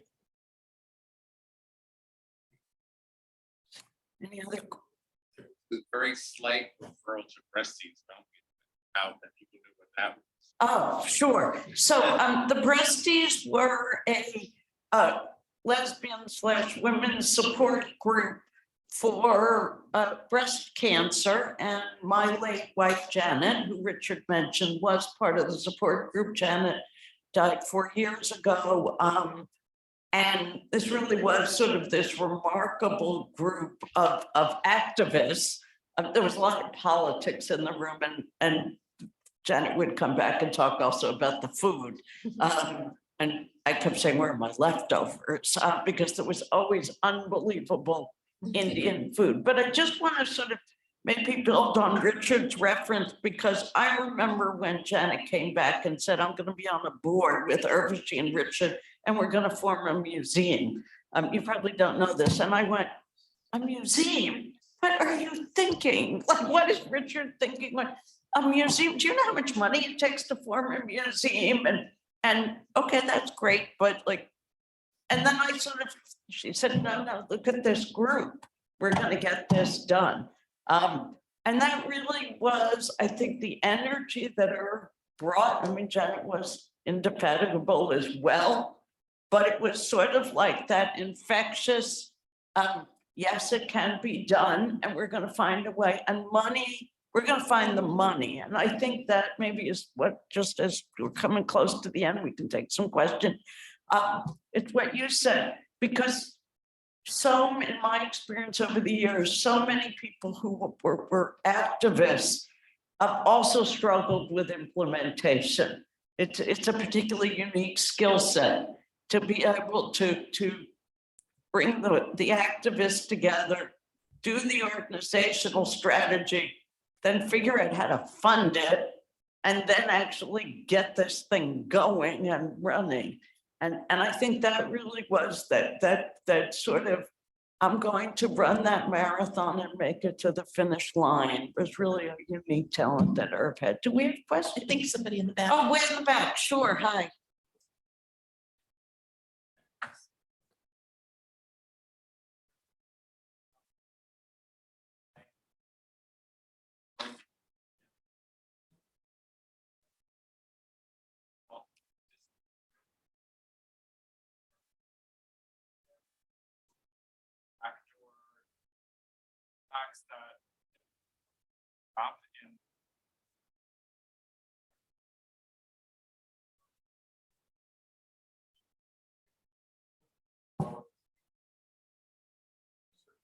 Sure. The question, it's such a great question. I'm going to paraphrase it, but if I don't get it exactly right, you'll forget. So it's sort of, can we talk about the tension between playing in the system and working outside the system? Maybe a little bit about the role of super PACs, not just LPAC, and also what can Gen Z do besides elect the first person to Congress from that generation, which just happened. And what would Irv say about this tension of being both? I mean, she probably thought of herself as outside the system, but as Cindy said, she also worked for like one of the most traditional foundations and largest foundations, and talked to a lot of people in the system. So I'll start with you. What advice do you have for Gen Z who wants to figure this out? Well, I think Gen Z might have figured it out, actually, but and I'll comment on that in a second. But I think that was the greatest tension. Urvashi and I used to fight. And part of it was what it meant to do things within the system versus outside of, and what rules you needed to play by to be in the system successfully. And, you know, I think that I have grown a lot in this space too, but when I started doing the work with Urvashi, I was very entrenched in the system. You know, I had chosen to be a lawyer, to work in politics, to push a liberatory framework within those structures. And I still think that that is possible. But when you decide to go that route, there's certain rules that you decide to play by. And I think that what we've seen with Trump actually is that those rules often just keep us from being successful. And you can blow up the rules for good or evil. And I was giving a talk after Trump was elected, and somebody in the audience, it really stuck with me, which was, well, if he's no longer following the rules, doesn't that give us complete freedom to do whatever we want as well? And I think Urvashi understood that yes, that super PACs might be a necessary evil in order for us to get candidates elected. But if you didn't have the super PACs to get those candidates elected, we'd never be able to get rid of Citizens United in the first place, right? And she saw that deeply. And I think that what is exciting about Gen Z right now to me is it's the first generation that has said, we think that the rules need to be changed. We think that there's a real problem of how things are put together structurally right now. Man, you lost your scarf. Somebody else. And we think that we're going to play within the system in order to change it. And that is this election, I think, is the first time we saw these Gen Z, this generation say, yeah, we think that politics is a necessary evil, but look at how we can join in and change it and make it different. And that to me is very exciting. And I think that's exactly what Urvashi was trying to do. But there's always that tension of being on the inside and the outside. And I think we're constantly having to question how to do that with integrity. I think we need both. I always, when I talk about policy change and grant seeking, and I always give the example of the end of Don't Ask, Don't Tell. Because when you had the campaign to get rid of Don't Ask, Don't Tell included people using the courts, people on the inside advocating with the White House and with Congress, people who are making sure that military leaders put op-eds in important newspapers saying that they should get rid of Don't Ask, Don't Tell, and the people who chained themselves to the White House fence. All of those were necessary. And so I've never believed that just one insider strategy or one outsider strategy is what it takes to make change.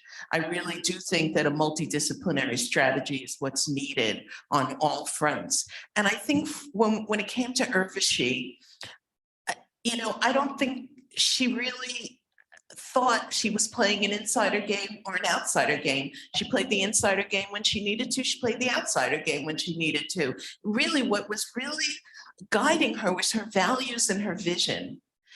And the tools and the tactics came second to that. It was how to get to where I need to go, how to do this thing, how to make this thing happen. And sometimes it was chaining yourself to the White House fence and getting arrested when you protest the president, who, with that famous sign that she had in the photo about AIDS. There was that. And then there were things like speaking to the Log Cabin Club and being on the board of the museum and working at the Ford Foundation. Like it didn't really matter to her. She didn't make a choice about I'm going to be an insider, I'm going to be an outsider. It was a much bigger kind of, way of doing it, way of moving through the world for her. So I think we are out of time. And yes, the CLE code is 92469. Again, it's 92469. Just to wrap it up, I'd like to thank the Failla Commission, its executive director, for being inside the system and allowing us to talk a little bit about life outside the system. Thanks to our panel and to all those who attended. The next panel will resume in 15 minutes, and I believe you're on a break now. Thank you. All right, thank you so much, everybody that has stuck around for the final panel of the day, religious liberty in the LGBTQ community. We sort of put this panel at the end of the day because we think it's going to be one of the big stories this year, and not just probably this year, but for a long time to come. And we've got some fantastic people deeply involved in these issues. And we thought we would start with some background for people who don't follow these issues maybe as closely as our panelists. And we thought we would have one of the folks we are celebrating here today to be a professor, put his professor hat back on and give us the sort of background before we jump into the current hot topics. Okay, so cast your mind back to 1791. Well, we've got to start somewhere. And the starting point is the First Amendment, which as part of the Bill of Rights was ratified in 1791 and was found by the Supreme Court early in the 19th century to be binding only on the federal government, which helps to explain the wording. The religion and free speech clauses of the First Amendment are of particular concern to us today on this topic of religion, religious liberty, and the LGBTQ community. So, Congress shall make no law respecting an establishment of religion or prohibiting the free exercise thereof or abridging the freedom of speech or of the press. That's the first part of the First Amendment. The background to that: England had an established church, the Church of England. The monarch was the titular head of the church, and the church was funded by the government out of taxes collected from the people. The government paid the ministers. The government paid for their education. It built and maintained the facilities. It didn't compel you to go to church, but if you didn't, there were times in English history where you could be in a big heap of trouble. And many of the people in the American colonies didn't want that for their new country, which helps to explain why it's in the First Amendment. Many of the American colonies were started by religious dissenters who did not identify with the Church of England. Pennsylvania was founded by Quakers, Massachusetts by the Puritans, Maryland by Catholics. They were seeking a guarantee that the new federal government would not have an established Church of the United States. That explains the language. They didn't want any taxes or revenues that they were paying to the government to be spent on an established church. Free exercise of religion sounds explanatory on its face, but you have to remember that the new country was very different from many of the countries of Europe in terms of religious diversity. Because of the fact that so many of the colonies were founded by dissenters, it meant we were a religiously diverse country. There were Catholics, there were Protestants of various different persuasions, there were Jews from an early point. Peter Stuyvesant tried to stop them from landing in New York, but they landed anyway. There were all kinds of people here. So free exercise of religion, everyone should be entitled to practice their own religion. There wouldn't be a uniform national religion, and the government would not interfere with free exercise of religion. Shall make no law, it said. Freedom of speech, also very essential due to the history of suppression of speech in the colonies under the English crown. Most of the Bill of Rights was reacting to complaints people had about the British government when we were colonies. And they wanted to make sure that the new federal government would not do any of that stuff that they didn't like. Well, the 14th Amendment is important here too. It was ratified in 1868 after the Civil War. Cast your mind back. 1868, not so long ago. Maybe your great-great-great-grandparents were around then.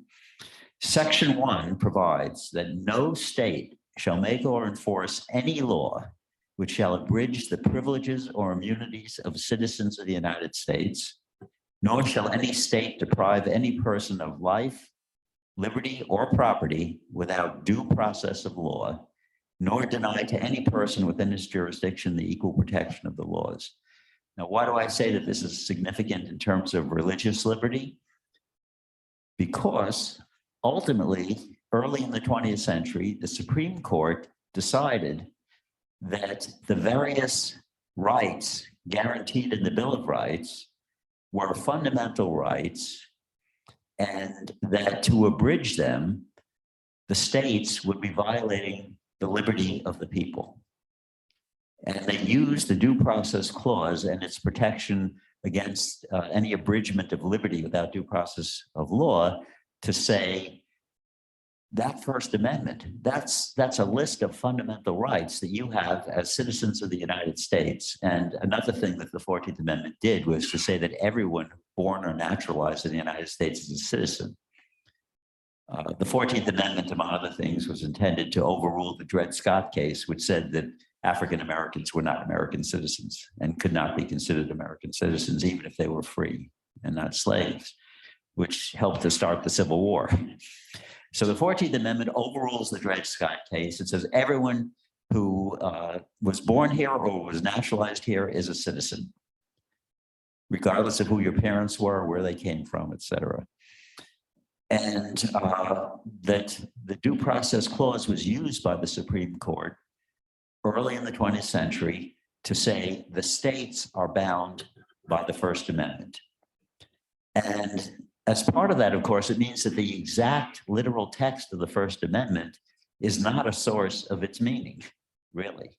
When you look at the decisions of the Supreme Court over the ensuing decades, the Establishment Clause doesn't just mean that we don't have an established church of the United States.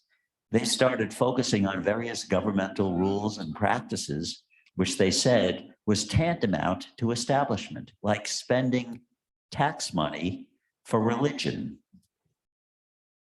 like subsidizing religious activities, by preferring religion over non-religion, by using religious beliefs as a basis for passing laws.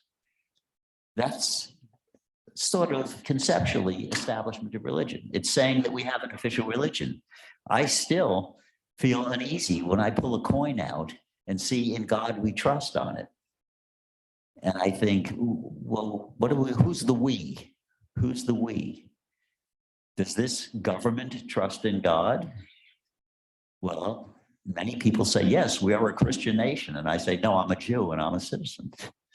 And there are plenty of Muslims who are citizens of the United States. There are plenty of people of various other faiths or of no faith at all who are citizens of the United States. So it's wrong to say we, in God we trust on our bills and our coins, as if our money depends on religion in some way. But the Supreme Court, and by the middle of the 20th century, the Supreme Court was saying, okay, the New York State Board of Regents wrote a prayer that they published to be recited in public schools. Now, it was very carefully worded to be a non-sectarian prayer, the Regent prayer. It wasn't Catholic, it wasn't Christian, it was just about God. But the Supreme Court said, nope, that's an establishment of religion. So the Establishment Clause expanded under an interpretation of the court during the 20th century until the current Supreme Court, over the past few decades, has started collapsing it. And I wouldn't be surprised with the approach that Justice Thomas takes to original interpretation of the Bill of Rights to get to the point where he says, well, all it means is that we can't have an established church and nothing else. Who knows if we get there? So far, he's all alone in that view on the court. And then the Free Exercise Clause. The Free Exercise Clause, by the middle of the 20th century, the general rule was that any law passed by the federal government or the state that burdens the practice of religion was subjected to strict scrutiny. Even if it wasn't intended to, even if it just incidentally adversely impacted the ability of people to carry out their religious beliefs and rituals. And the court was pretty strict on that. But then along came the first of 4 cases that I was specifically asked to discuss, and you have the texts and the material that was available if you clicked on the materials link on the email that went out. And that's Employment Division versus Smith. Employment Division versus Smith, a 1990 decision, opinion by Justice Scalia. And a very controversial case at the time. I believe it was 5-4, and I think Justice Brennan wrote a very strong dissenting opinion. Employment Division versus Smith said, basically, forget about the old rules. Our rule is going to be that a general law that doesn't target religion as such, but has an impact on the ability of people to practice their religion is not subject to strict scrutiny. That as long as it meets the rational basis test that all legislation must meet, it can't be opposed. And that case involved two men who were Native Americans who worked as drug counselors, and they tested positive on a drug test because they used peyote, a hallucinogen that is used in certain Native American religious rituals. And so they were fired, and they applied to the state of Oregon, where they live, for unemployment insurance benefits, and they were turned down because they were fired for cause. And the unemployment insurance law said, if you're fired for cause, you're not entitled to unemployment benefits. So they sued. And the Supreme Court said, well, the unemployment insurance law is a general law. It's a general application. It doesn't target religion as such. In this case, it disadvantages these particular people, but it's not subject to strict scrutiny. And Justice Brennan, in his dissent, was outraged. He said, we have established stare decisis precedent that if a law burdens religious practice, it's subject to strict scrutiny. What are you doing here? Why are you changing this? And Congress was outraged. Many religious groups, of course, were outraged. And the Religious Freedom Restoration Act, in its first version, was passed by Congress very shortly thereafter with across-the-board support. Democrats, Republicans, liberals, conservatives, anyone who cared about free exercise of religion was pushing for the Religious Freedom Restoration Act. And as the name suggests, it was to restore strict scrutiny as the approach to any law, federal, state, or local, that burdens the practice of religion. Well, the Supreme Court came along in a subsequent case and said, you can't overrule a constitutional ruling of the Supreme Court with a statute. Constitutional rulings take priority. So they went back to the drawing board and they did a second Religious Freedom Restoration Act, which is the one we have today, basically. And it says if the federal government, in enforcing a federal law, incidentally burdens free exercise of religion, then the individual against whom the law is being enforced has a defense. And the defense is basically that the government can't do it unless they have a compelling interest, and the law is narrowly tailored to achieve that interest. So it was to restore the strict scrutiny test, but just for situations where a federal law was to be enforced against somebody that would then burden their religious practice. And so that's Employment Division versus Smith. Another important case is Burwell versus Hobby Lobby stores, which is recent enough that you probably all remember it, or at least have some memory of it. Hobby Lobby, a closely held corporation, and we usually think of closely held corporations as being tiny little, mom and pop businesses. Hobby Lobby, hundreds and hundreds, I think maybe even thousands of stores all over the country selling hobbyist type things. And the closely held corporation, just a handful of shareholders, they were all conservative Catholics who were really opposed to contraception, right? The Affordable Care Act is passed, and under the Affordable Care Act, regulations are issued specifying what has to be covered in an employee insurance policy to be creditable coverage under the Affordable Care Act. And one thing, they listed various contraceptives. And the folks in charge of Hobby Lobby didn't want to cover that in their health plan. So they sued. And the first question that the court faced is, does a business, and they were a business, does a business corporation practice religion? They were claiming that their free exercise of religion was burdened, and therefore, under the First Amendment of the Religious Freedom Restoration Act, they should have a right not to cover the contraceptives. Now, because of Employment Division versus Smith, and because of the view that the Affordable Care Act and its regulations was a rule of general applicability that didn't specifically target religious practices, the Employment Division versus Smith would say, well, no, you don't have a case. But under the Religious Freedom Restoration Act, this is a federal statute, and they were threatened with enforcement against them for failing to cover contraceptives. And the court said, let's see how the word person is defined for federal law, because the Religious Freedom Restoration Act talks about the burden on a person's exercise of religion. Well, words are defined for purposes of federal statutes in a statute called the Dictionary Act, which was enacted by Congress long ago. And in the Dictionary Act, they said that the word person, when used in a statute, includes corporations. So when Mitt Romney said during his presidential campaign in response to a question to someone, corporations are people too, he was just reflecting the Dictionary Act. Under federal law, corporations are people. And so the court said the Religious Freedom Restoration Act protects the free exercise rights of a business corporation. In this case, a closely held corporation with a handful of directors, shareholders, who don't want to cover this and whose free exercise of religion would be burdened, and their company's free exercise of religion would be burdened. That was probably news to the thousands of employees around the country of Hobby Lobby. But the court said Religious Freedom Restoration Act applies. The government needs a compelling interest. Let's see if we can work this out. They remanded the case. Justice Ginsburg dissented, and she said, just a minute, a corporation?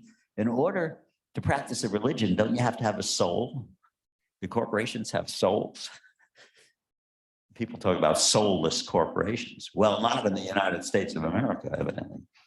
So that's pretty important, that businesses can call on the Religious Freedom Restoration Act as a defense against enforcement of a statute.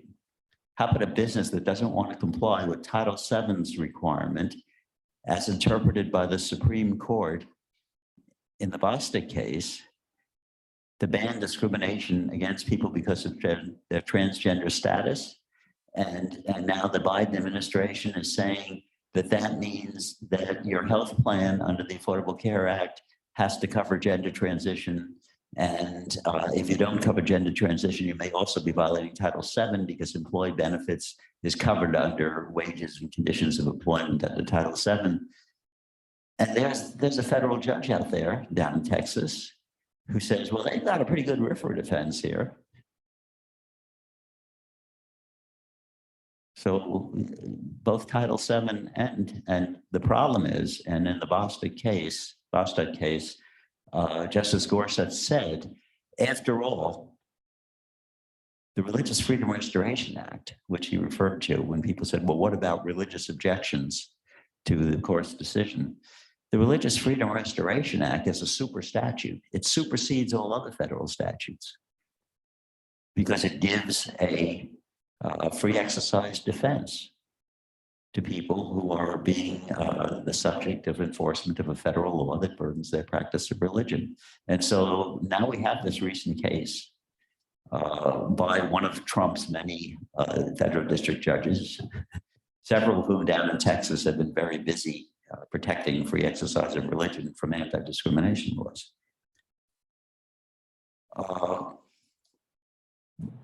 I should also briefly mention before going to the last two cases, the court over the past few years has decided Establishment Clause cases taking a very narrow view of the Establishment Clause. In cases, particularly where a state has set up some kind of program or benefit, but has excluded religious organizations from participating in it, the court has said, well, that constitutes discrimination against religion. Even though it means if you include the religious organizations, all of a sudden they're getting government money. Well, that course has left the barn a few decades ago. We're at the point now where the court has sort of reversed from the strict view that they took in the mid-20th century, and they've approved many situations where religious organizations, particularly religious schools, end up getting government money. And we've been reading about that recently with respect to certain yeshivas over in Brooklyn that are getting tons of federal money but aren't teaching. They aren't teaching the curriculum that the state says they should be teaching.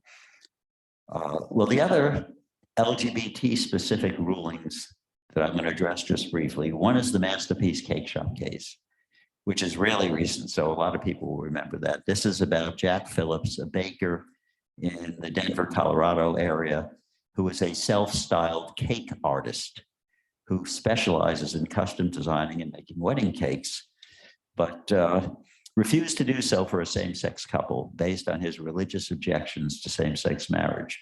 He argued also that making a cake for the couple would be a form of compelled speech of support for their wedding in violation of the First Amendment's free speech clause. Because the Supreme Court has said you not only have freedom to speak, they've interpreted the free speech clause to say you have a freedom not to speak. The government can't compel you to speak unless you're a government employee and speaking is part of your job, that they can compel you to speak. Well, the court evaded ruling in this case. What happened was the Colorado Civil Rights Commission ruled against the baker, said he was violating a public accommodations provision in the civil rights law of discriminating based on sexual orientation. It was affirmed by the Colorado Court of Appeals. The Colorado Supreme Court refused to review the case. It went to the Supreme Court. And the Supreme Court said the process of deciding this case back at the commission was tainted by bias. That various commissioners expressed negative views about Mr. Phillips' religious objections in such a way that he could believe they were, as government officials, labeling his religious beliefs as despicable because he was relying on them to deny services to somebody. And that won't do. The forum to decide these cases has to be neutral and not hostile to religion, said the court. This is Justice Kennedy writing. I think this was the off-ramp to not having to decide, should we overrule Employment Division versus Smith and give him a First Amendment defense in this case? Because this was the state. This was not the federal government. The Religious Freedom Restoration Act doesn't apply. So he was trying to raise a First Amendment argument. And they didn't even get to the point of asking whether it was compelled speech to require him to design a wedding cake for a same-sex couple. Well, what counts as hostility to religion? Since then, the argument has been made in several cases, although not necessarily successfully, that any time a civil rights agency threatens to enforce an anti-discrimination law against somebody who's refusing to serve gay couples because of their religious beliefs is evincing hostility to religion. Well, so far courts haven't accepted that. But Justice Kennedy's opinion sort of comes close to it. The last case to help set the stage is Fulton versus City of Philadelphia from 2021, very recent. The last Supreme Court case that I was asked to discuss. The City of Philadelphia decided not to renew Catholic Social Services contract to qualify potential foster parents for children who were referred to CSS by the Child Welfare Agency of the city for foster placement, because CSS, Catholic Social Services, had a religiously based rule against certifying same-sex couples to be foster parents, even if they were married to each other, or placing children with them. After finding that the city's public accommodation law, which bans sexual orientation discrimination, did not apply to CSS, the court said it is not a public accommodation. The Supreme Court decided that because the contract between CSS and the city reserved to the city welfare agency the discretion to make exceptions to the non-discrimination requirement in particular cases, it was thus not a law of general applicability under Employment Division versus Smith. So Employment Division versus Smith didn't apply, and they could make their First Amendment free exercise argument, and the city could not show a compelling justification to require Catholic Social Services to deal with same-sex couples because there were 24 foster care agencies in the Philadelphia metro area. Almost all of the other ones were happy to deal with same-sex couples. So the court said, why do you have a compelling interest to require the Catholics to violate their religious principles?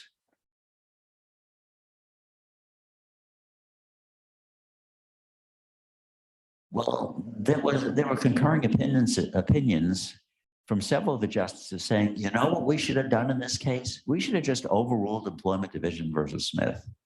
Alito is the leader in this campaign to overrule Employment Division versus Smith, get it out of there.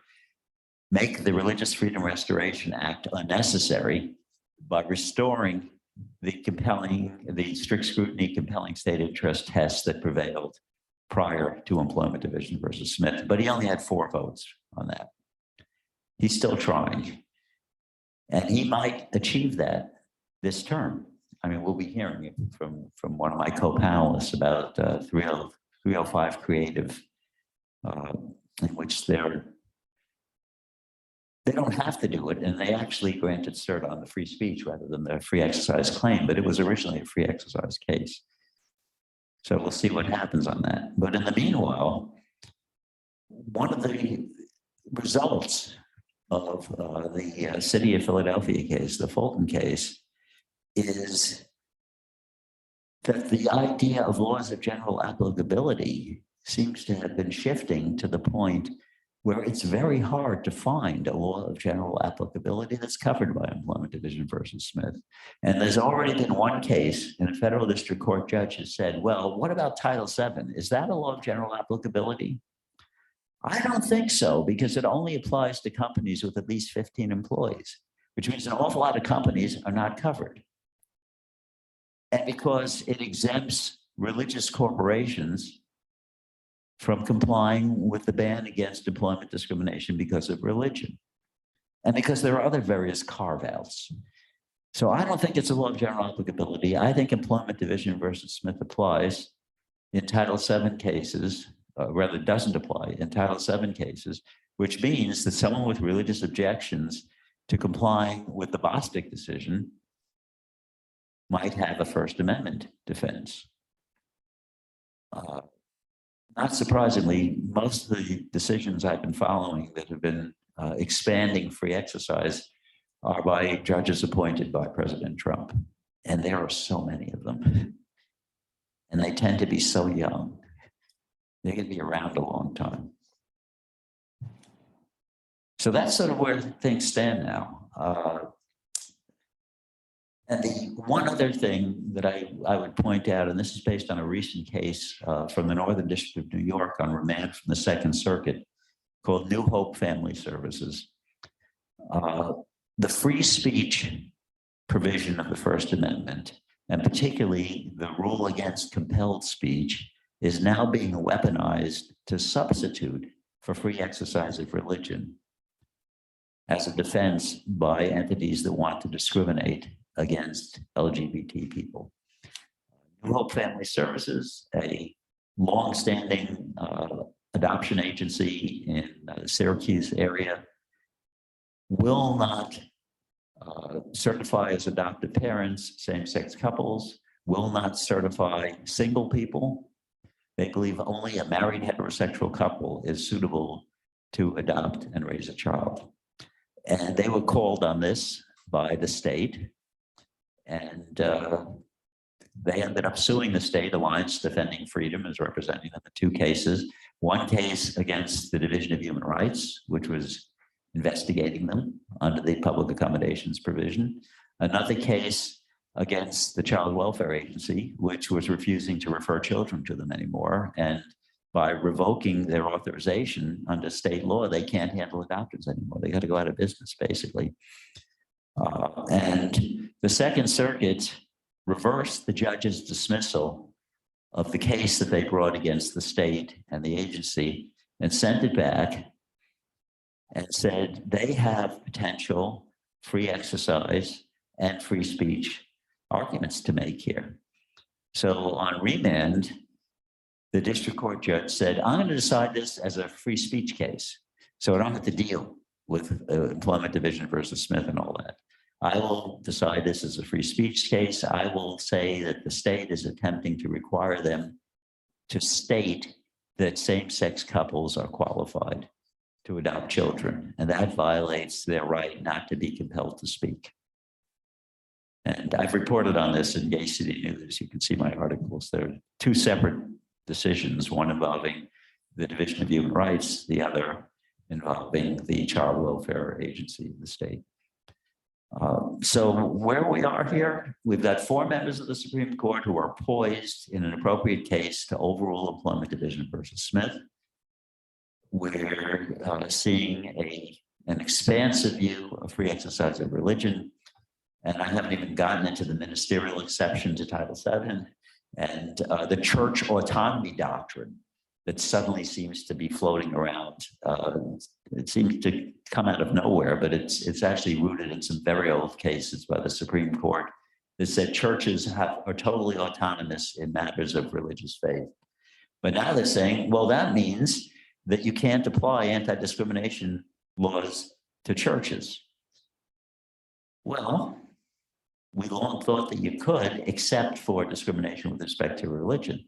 But now there's an attempt by some litigators to extend the church autonomy doctrine to religious schools and other entities that identify themselves as religious. And as I mentioned before, this judge down in Texas refers to a company, a for-profit company owned by someone who is raising religious objections as a religious corporation. Whereas in New York, we have a religious corporation that defines religious corporations, as we'll hear when it talks about the yeshiva case. So this is sort of a general introduction.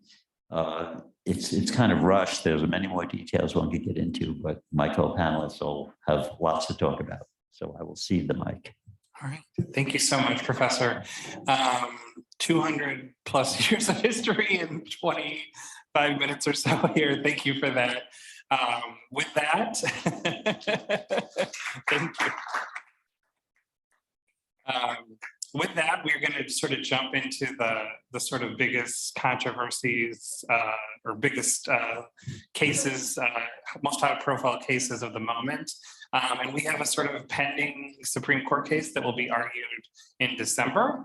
And Ria Tobacco-Mar has been directly involved with some of the cases that are discussed and worked on an amicus brief for 303 Creative. So we thought she would be the perfect person to give us a preview of 303 Creative. Thank you, Matt, and thank you, Art, for that masterclass.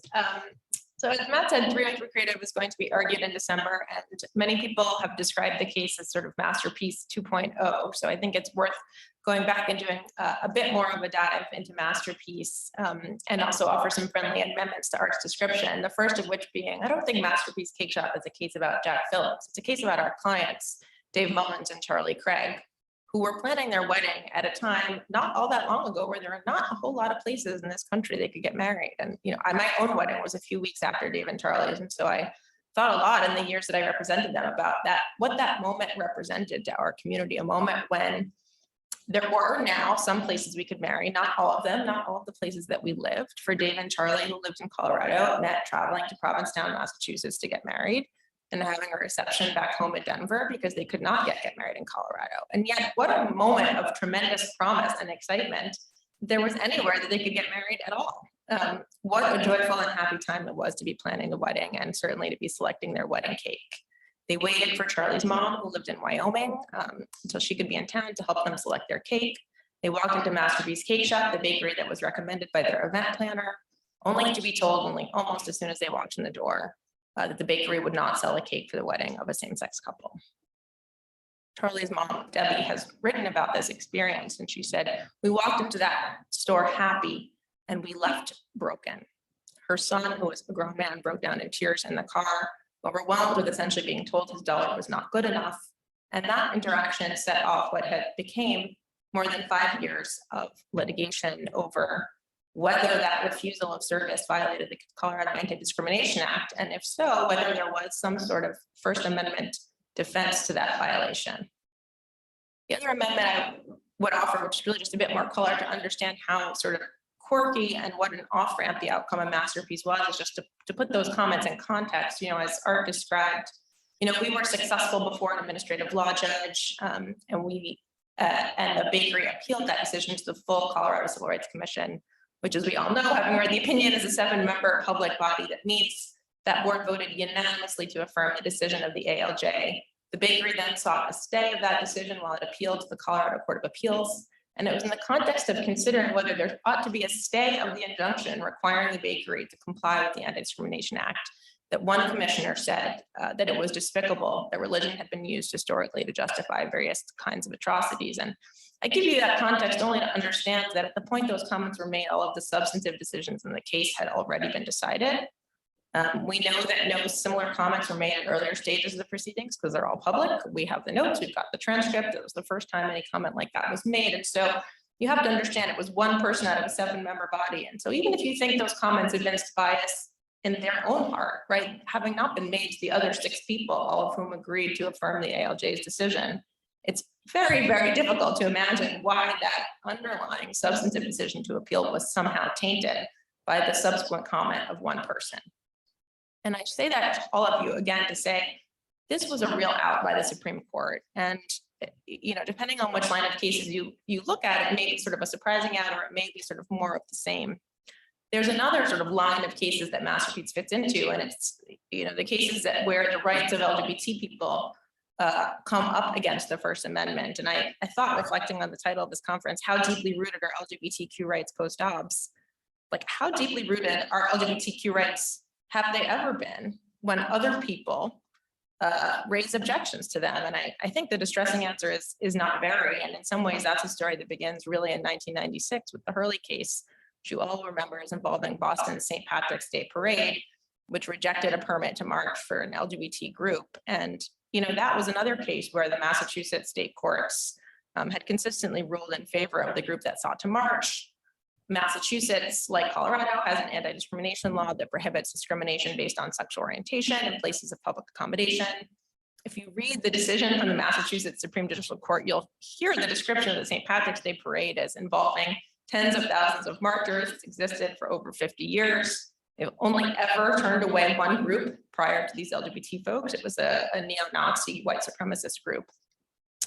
And you read all that, and then you read the United States Supreme Court opinion, and we're like talking about a totally different event. We're talking about a private, expressive event that clearly could not have been subjected to Massachusetts anti-discrimination law consistent with the First Amendment. It's just like a totally ahistorical reading of the facts, but it allows the court to get to a place where it wanted to go, which is just to say, in fact, you know, the anti-discrimination law didn't apply and could not have been applied to this parade consistent with the First Amendment. But it's so wonky because it's a parade, and how often really are we trying to march in parades? It's totally ahistorical, but again, so was the outcome of Masterpiece Cake Shop. And you look at Boy Scouts versus Dale, another case now involving New Jersey's anti-discrimination law, yet another state choosing to protect LGBT people from discrimination in places of public accommodation. The Boy Scouts, one of the largest organizations in America. And again, you have the Supreme Court essentially saying the same thing. Well, you're not really a place of public accommodation. There's something peculiar about applying your anti-discrimination law to this situation in particular, and you just can't do that under the First Amendment. Again, it's a ticket good for one ride only, but now it's been 2 rides. Then along comes Masterpiece Cake Shop. We've already heard about the peculiar decision there. And finally, the decision of Fulton, I think, in some ways, you're reading the decision was almost too generous. The contractual out that allowed the commissioner to grant an exemption had never been exercised. They have never, ever given anyone an exception, but they could. I don't know what member of the Philadelphia Law Department put that clause in the contract, clearly trying to preserve some kind of flexibility in the future, but the court hangs a whole lot. That clause is doing a lot of work, even though it's never been exercised. So what we see time and time again, or in the First Amendment, the rights of LGBT people come into conflict, the court has very little difficulty at deciding which side it is on, and it is definitely not ours. I think there's no real question about what the outcome in 303 Creative will be, but I think there are a lot of questions about how the court is going to get there. Will we see another sort of ticket good for one ride only? Or will this be the moment where a newly reconstituted court is comfortable doing what it has seemingly not wanted to do, which is to grant some kind of broad carve out, either from anti-discrimination laws that are either specific to LGBT people, perhaps not specific to LGBT people? I mean, that to me is the real question, right? How is the court going to get there? And is it going to continue to hide behind sort of this line of one-offs, or is it going to do something far more sweeping? The other interesting thing about 303 Creative is that it is only the free speech question that's presented. And 303 Creative is a wedding website design company that says it wants to sell wedding websites to the public, but hasn't done so because if it did, it would have to comply with the Colorado Anti-Discrimination Act. And they are seeking the right not only to refuse to sell websites to same-sex couples, but to post a notice, the proverbial sign window on their website saying, your marriage isn't good enough and your dollar isn't good enough for our company here. They litigated this case, and the company is represented by the Alliance Defending Freedom, which also represented the bakery and Masterpiece Cake Shop, which also represented the flower shop and Orleans Flowers. And the bakery advanced both free speech and free exercise claims, and it also squarely asked the court in its cert petition to overrule Employment Division versus Smith. And the court granted cert only on the free speech question, not the Smith question and not the free exercise question. So I think, Art's state of play is right, that clearly there are still, I think, just 4 votes to overrule Smith in the right case, or at least there are only 4 people who think this might have been the right case, right? There clearly aren't 5 votes that this was the right case, and you only need 4 to grant cert, but presumably they wouldn't have done it if they didn't think they had the votes to get to the outcome. So I think we're still sort of teetering on that 4-vote brink with respect to Smith. The speech question, though, I will admit to being surprised that they have limited themselves in that way, because when Masterpiece Cake Shop was argued, or before Masterpiece Cake Shop was argued, more accurately, people thought Masterpiece was going to be, the free speech decision of the term, perhaps of the decade. It presented really interesting questions. People frequently asked us at the ACLU, which side of this are you on? You're a free speech organization. Cakes are art. We defend art. We also defend LGBT people and civil rights. And so people thought that was going to be a really interesting and important free speech decision. And as Art said, the court totally ducked the question because it went down this free exercise off-ramp. And it was obvious, I think, at argument that was going to happen. The bakery had absolutely no principled way to decide which businesses were sufficiently artistic to be entitled to an exemption. And sort of makes sense when you think about the text of the First Amendment. And I so appreciate your reading it, Art, right? Because Congress shall make no law, right? The law has to prohibit or require speech. And an anti-discrimination law is simply not about speech. And so this idea of sort of, is the cake speech, to me is totally the wrong question, right? And what is the government doing? Right?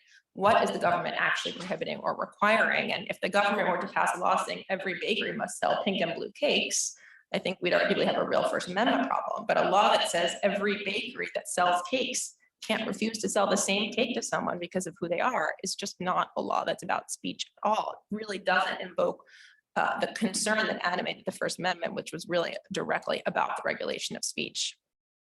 So we see the bakery have absolutely no principled line because they're totally divorced from the text of the First Amendment. They're saying, well, I think the bakery's in, and then they're asked a question by Justice Breyer, what about the architect? And they say no, and he's horrified that Michelangelo is out. And then Justice Sotomayor is asking about a makeup artist and his artist in the name, and it just becomes clear that the court has no line. They're looking to the bakery to offer them something more principled. The bakery has nothing.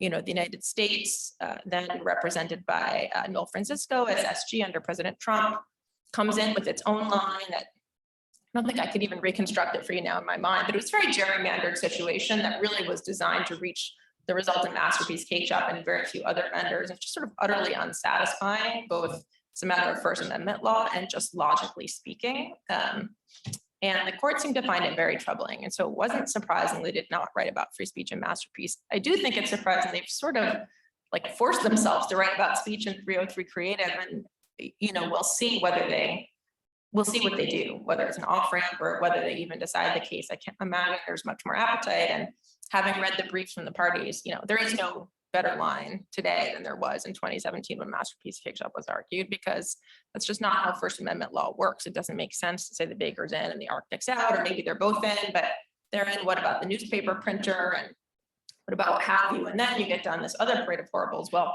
once you have an out for discriminating against LGBT people, why can't you discriminate against other people? And then there's an even bigger problem, which is, well, once you can violate anti-discrimination laws because the thing you're selling is a cake or a newspaper or a book, why can't you violate all kinds of other regulations? And I can use child labor to create my newspapers, and I can violate, consumer safety laws when I select the food coloring that I use to create my art, even though it's edible and folks are going to eat it and perhaps get very sick. So this is the can of the worms the court was clearly trying to stay away from a Masterpiece. And we all know those situations feel different. I don't mean to suggest they don't feel different, but I also push all of us in this room to ask why they feel different. And is it because we have not yet reached the same level of acceptance, the same belief even in ourselves that we're worthy of protections against discrimination. There were so many members of our community who said, why would you want a cake from that bakery anyway? I said, well, I don't really want to know when I walk around the public square, like I can shop here, but not there. Right? Who I am should be totally irrelevant when I'm going into a store and trying to spend my money that I have worked hard to earn. And we all understand that principle intuitively when we substitute almost any other protected characteristics, gender, race. We feel like it's different when it comes to LGBT discrimination. And that's not to say that those forms of discrimination are the same, they are not. And the court and the Supreme Court in Masterpiece seemed deeply offended by any comparisons to race discrimination, stubbornly insisting that race is different. And of course, the nation's history of anti-Black discrimination and legacy of chattel slavery are different.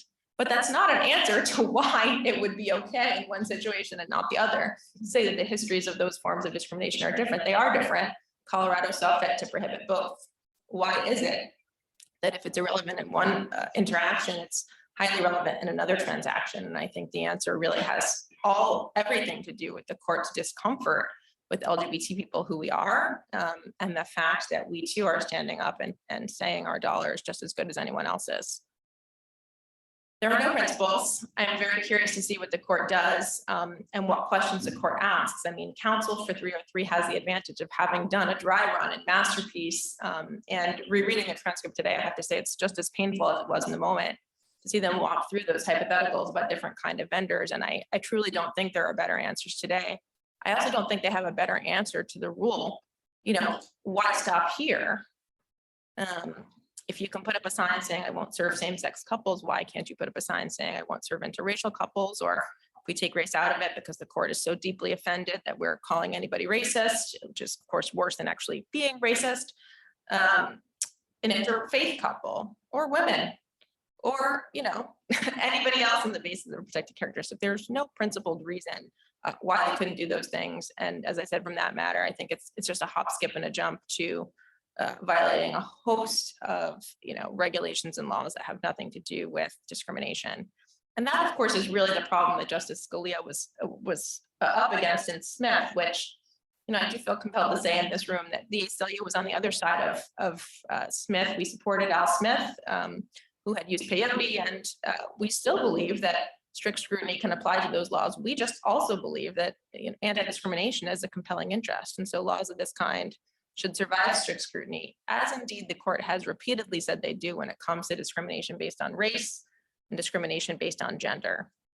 I have real doubts that this court, or indeed even the court when Justice Kennedy was on it, was clearly unwilling to say that interest was as strong when it comes to prohibiting discrimination based on sexual orientation. And that, I think, is just a really devastating tell in terms of what the court thinks of us and who we are and our membership in society. Thank you so much, Rita. I think many people had, when the court granted cert in 303 created, we thought that was our big Supreme Court case in this area this year. And then in September, another story really sort of flashed into the headlines. And we're delighted to have Professor Ed Stein here to bring us into, to give us some more details about the Yeshiva University situation. And I'm very much hoping that this is all gonna work as our one speaker today on Zoom. But I believe if he unmutes, we should be able to hear him. I'm here. Can you hear me okay? Okay, I'll talk a little louder. Is that better? Let me see. Turn up the volume.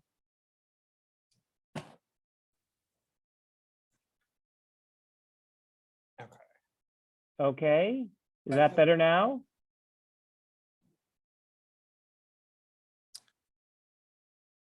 Go ahead and start. I'm just going to ask the person to turn the volume up, but we can barely hear you, but it'll be better. Go ahead. I'll talk as loud as I can. I want to begin with two disclosures. I'm going to be talking about the YU Pride Alliance versus Yeshiva University, and I have a relationship with both of the parties. I am and have been an employee of Yeshiva University for some 22 years, but for the past 3 years, I have been formally and informally advising the YU Pride Alliance and its members and have been working with the attorneys that represent them. As Matt already tipped us off, the YU Pride Alliance case is interesting and important for a couple of reasons. It concerns religious exemptions to anti-discrimination law, particularly the New York City human rights law. And perhaps more importantly, it concerns constitutional protections for religious organizations under the First Amendment. Let me say a little bit about Yeshiva University. It's the oldest and largest Jewish affiliated institution of higher education outside of Israel. Yeshiva has 17 different undergraduate, graduates, and postgraduate schools and divisions, including Cardozo Law School, where I teach, as well as graduate schools in psychology and social work, and a theological seminary that trains rabbis. And what's important for this case is they also have about 3,000 undergraduate students who live and are educated on two primarily single-sex campuses, and whose undergraduate curriculum includes extensive study of the Torah. For many years, LGBT undergraduate students have tried in various ways to form a student organization and get official university recognition for their organization. What they want to be able to do is do the things that other undergraduate student organizations do: sponsor meetings, send out announcements, organize lectures, etc. And up until now, the university has not granted them such recognition. In contrast, the graduate schools have had LGBT student groups. At Cardozo, we've had an LGBT student group at least since the 1990s, probably since the 1980s, as have other graduate programs at Yeshiva, but no LGBT undergraduate group has been allowed to be formed.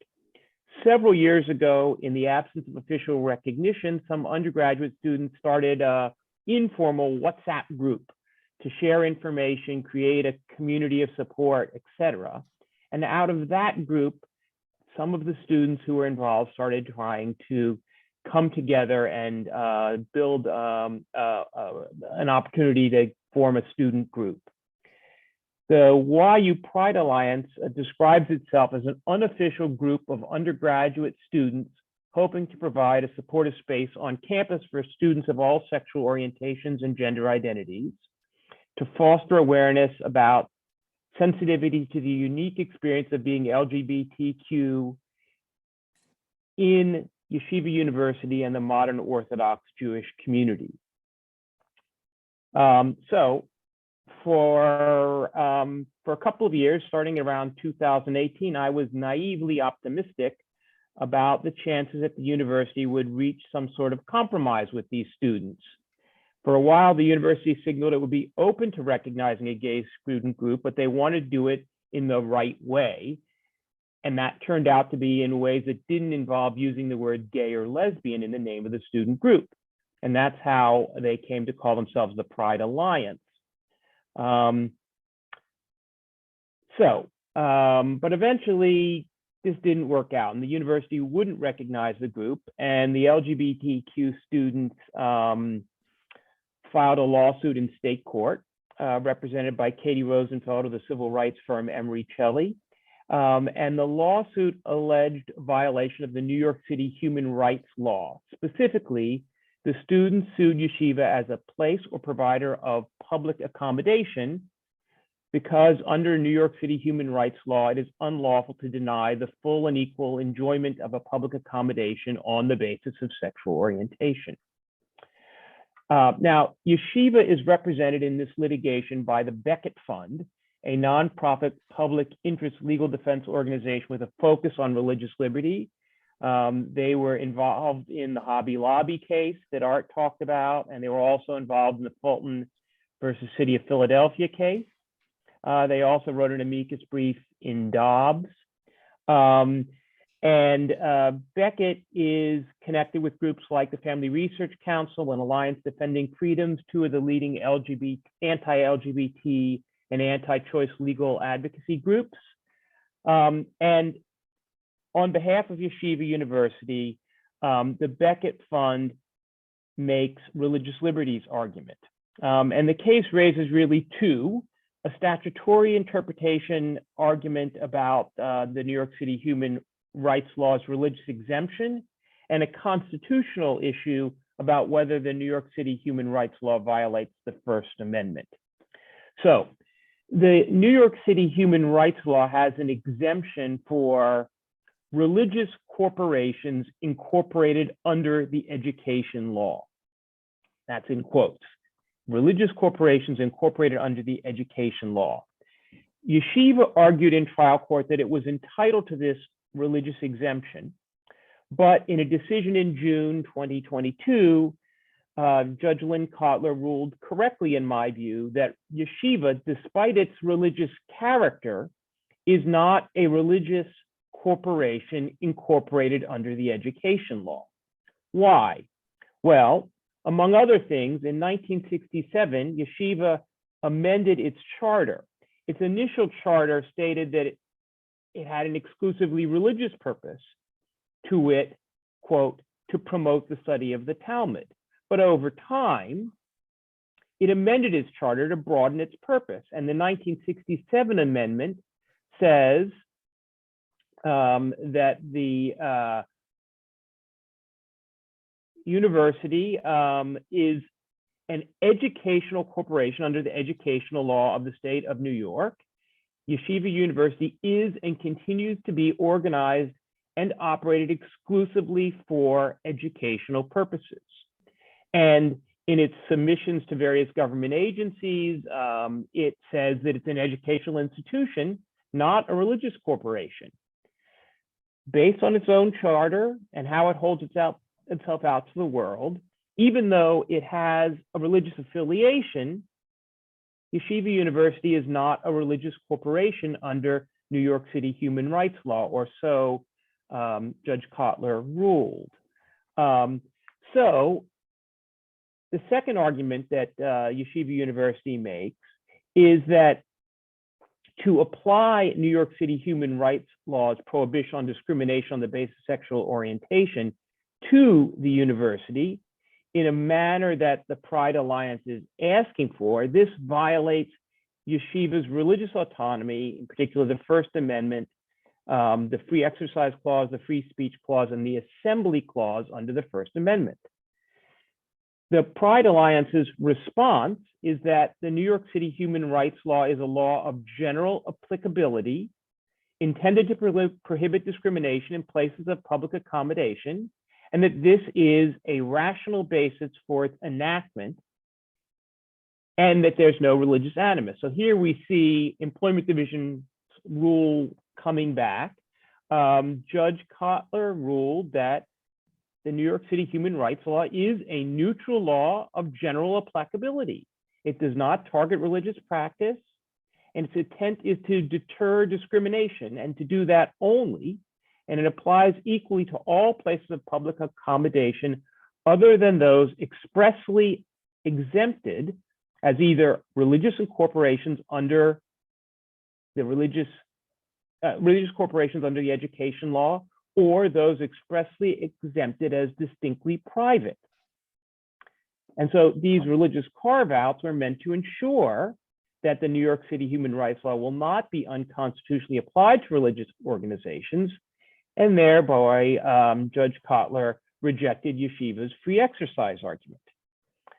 She similarly, and in fairly brief few words, also rejected the free speech clause argument, noting that the formal recognition of a student group does not equate to endorsing that group's message. So Yeshiva, by allowing the student group to exist, isn't speaking, saying, oh, it's okay to be gay or anything like that.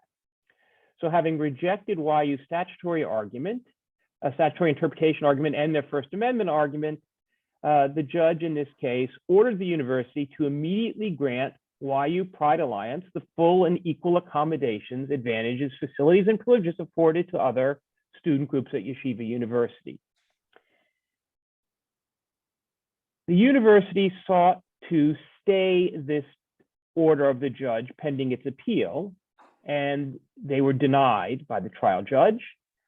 The university then sought a stay from the Appellate Division, which denied its request for the stay, and the Court of Appeals, also which summarily denied it. In a somewhat surprising move, the university then sought a stay from the US Supreme Court. And this is surprising partly because there was no final judgment, just Judge Kotler's decision and order. YU argued that they would be irreparably harmed by having to recognize the gay undergraduate student group while their appeal was pending. In a 3-paragraph decision from the Supreme Court, Yeshiva's stay request was denied. The Supreme Court said that the emergency relief from a non-final order of a New York trial court, right, was denied because it appears that the applicants have other avenues for expedited or interim state court review. They could have asked for expedited review in either the Appellate Division or at the Court of Appeals, and they didn't do that. Justice Alito, joined by Justices Thomas, Barrett, and Gorsuch, dissented, and their dissent is noteworthy in various ways. First of all, Alito confidently asserts that Yeshiva would win if its case came actually before it, not as an emergency motion to stay, but if the case actually got to the Supreme Court, Yeshiva is going to win. But more noteworthy are the way that he framed the question and the reasons he gives why the court would side with Yeshiva. Alito frames the question as, does the First Amendment permit a state to force a Jewish school to instruct its students in accordance with an interpretation of the Torah that the school, after careful study, has concluded is incorrect? The answer is surely no, says Alito. The First Amendment guarantees the right of free exercise of religion, and if that provision means anything, it prohibits the state from enforcing its preferred interpretation of Holy Scripture. And yet that is exactly what New York has done. So the dissent suggests that there are 5, maybe 6 votes on the Supreme Court that would strike down the First Amendment on First Amendment grounds, require a corporation to follow a generally applicable and seemingly neutral anti-discrimination provision of public accommodation when it offers religious reasons for doing so. And if that is right, then LGBT rights and civil rights seem to be in trouble before this court. Now, rather than dwell on Alito's dissent and what it means, we can talk more about that. I want to talk about 2 things that happened next, or 3 things. Rather than recognize the YU Pride Alliance as ordered by the trial judge, and they don't have a stay, Yeshiva announced on September 16th that it would hold off on all undergraduate club activities while it seeks expedited or interim state court review. Rather than integrate the swimming pools, they would just close the swimming pool, so to speak. And so after that, the Pride Alliance offered a kind of compromise to Yeshiva. It said, we will agree to stay the judge's order so that the other student groups will be recognized, and we'll agree to this pending the exhaustion of all the appeals. So there's a stipulation between Yeshiva and Pride Alliance that says, while Yeshiva is appealing the trial judge's decision, Pride Alliance won't seek enforcement, so that other student groups can be recognized, since Yeshiva made it clear it wasn't going to do that, recognize student groups. Throughout this time, there's been a lot of negative reaction from faculty, alumni, students, various modern Orthodox rabbis, et cetera. And the final point that I want to make is a couple of weeks ago, Yeshiva University, in a somewhat surprising announcement, said, we have now decided to establish an undergraduate organization for LGBT students. It says it supports fighting LGBT discrimination, and it has created this new organization to find ways to support the religious growth and personal journeys of LGBTQ students, but in a way that doesn't conflict with Torah laws and values. Now, the strange thing about this organization that they created is it has no members. There are no students who are actually a member of this organization yet. And the YU Pride Alliance says YU has just created this as a sham. It's a feeble attempt by the university, they say, to deny LGBT students equal treatment as members of the YU student community. So it seems like they're offering a compromise, but it doesn't look like they actually did. In any event, I'll stop there and just note that the YU Pride Alliance suggests the Supreme Court is very likely to allow the First Amendment to undercut LGBT rights and potential other civil rights, as Susan Summers suggested in the first panel. So I'll stop there. Thank you so much, Professor. Oops. Yeah.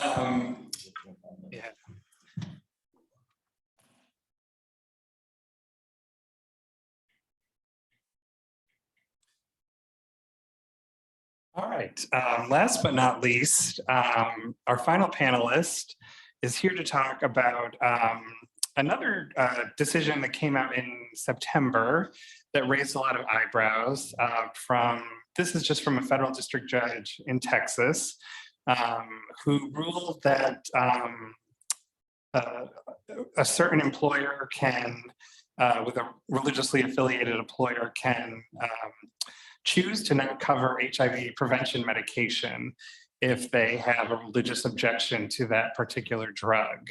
And this, I guess, as I said, raised a lot of eyebrows, and is sort of our last sort of current litigation to talk about today. And I'm thank you, Amy, so much for being here to do that. Thanks. Thanks so much for having me.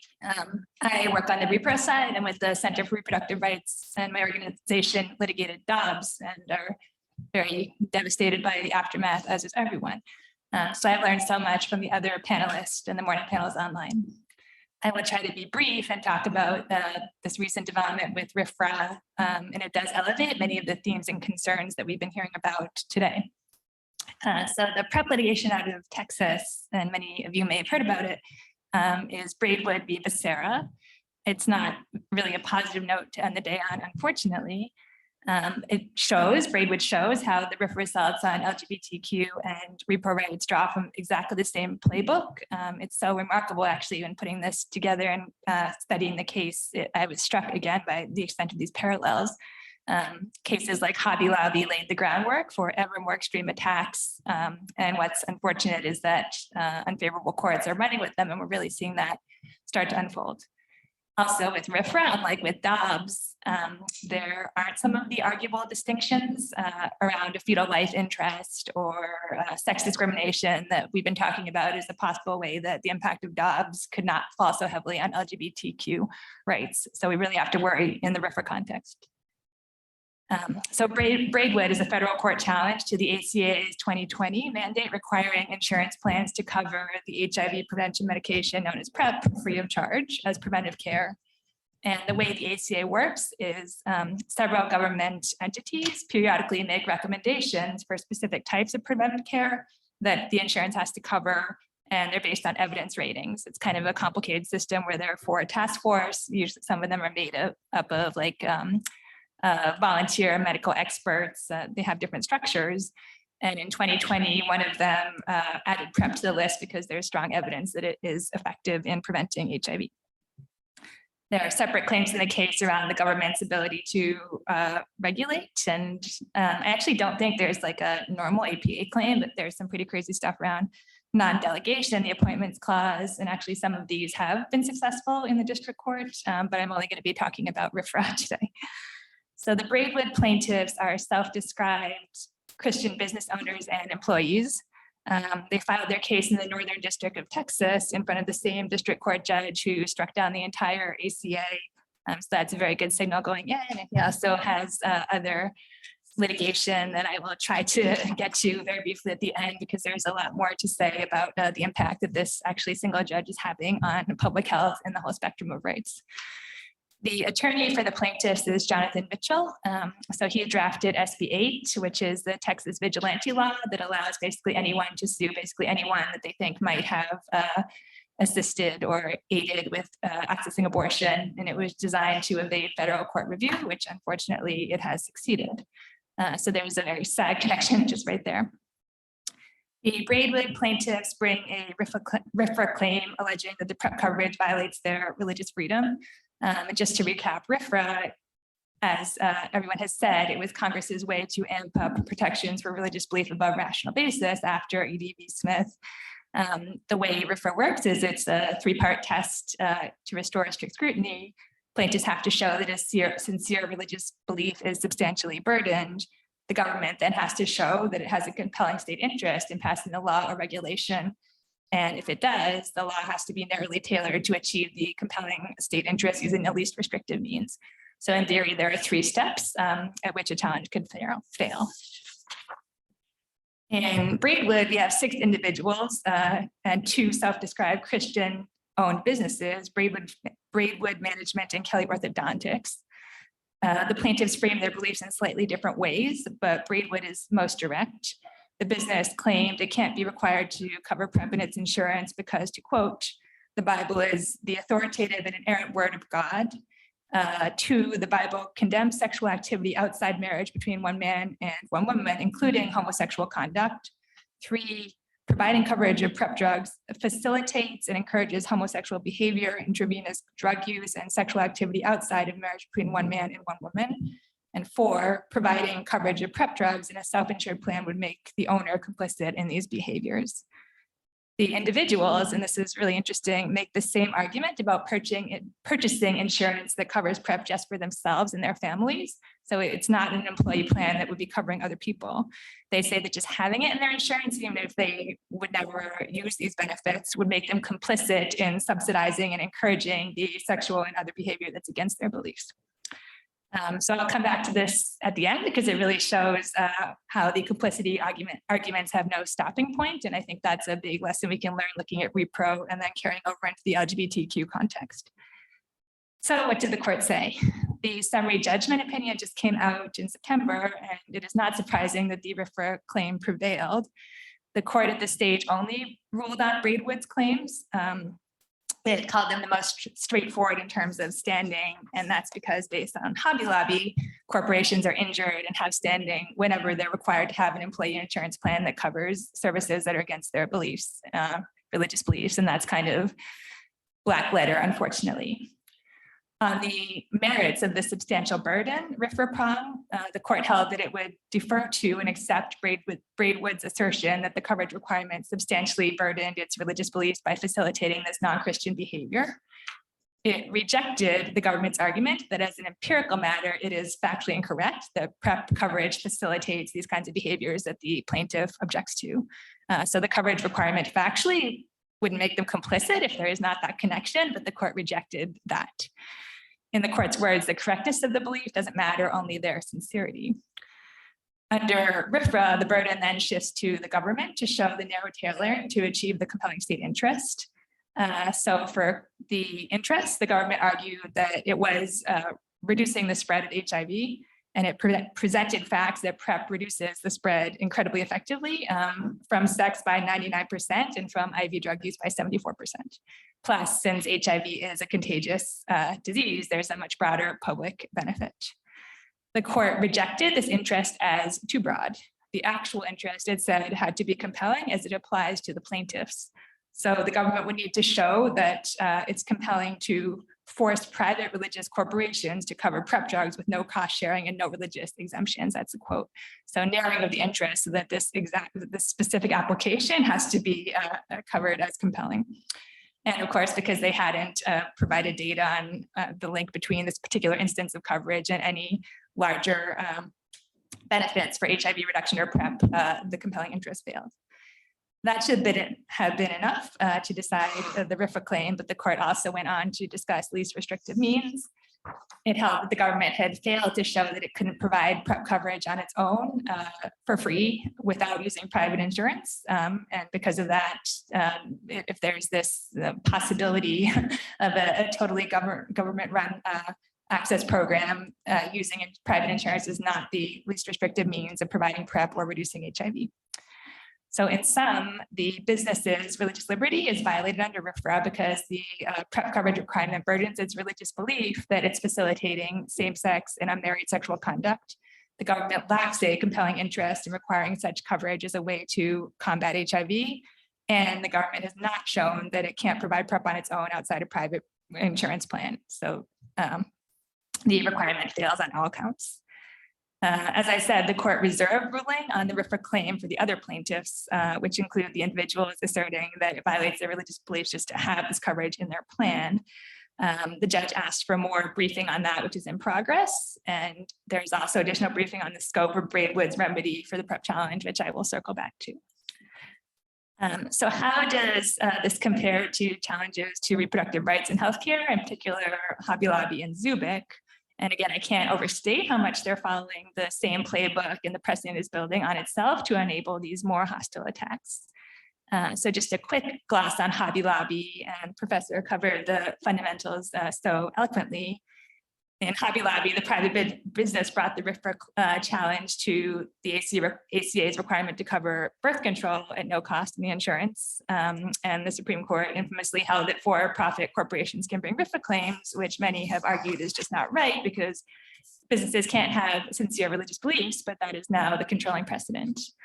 On the merits of substantial burden, it held that the Hobby Lobby's beliefs were substantially burdened because all that matters is whether a belief is sincere, and the plaintiffs thought they were facilitating abortion by covering contraception. That was accepted in Hobby Lobby. Then on the compelling interest prong, this is interesting, Justice Alito, who wrote the majority opinion, accepted without deciding the government's interest in guaranteeing cost-free access to the challenged methods of contraception.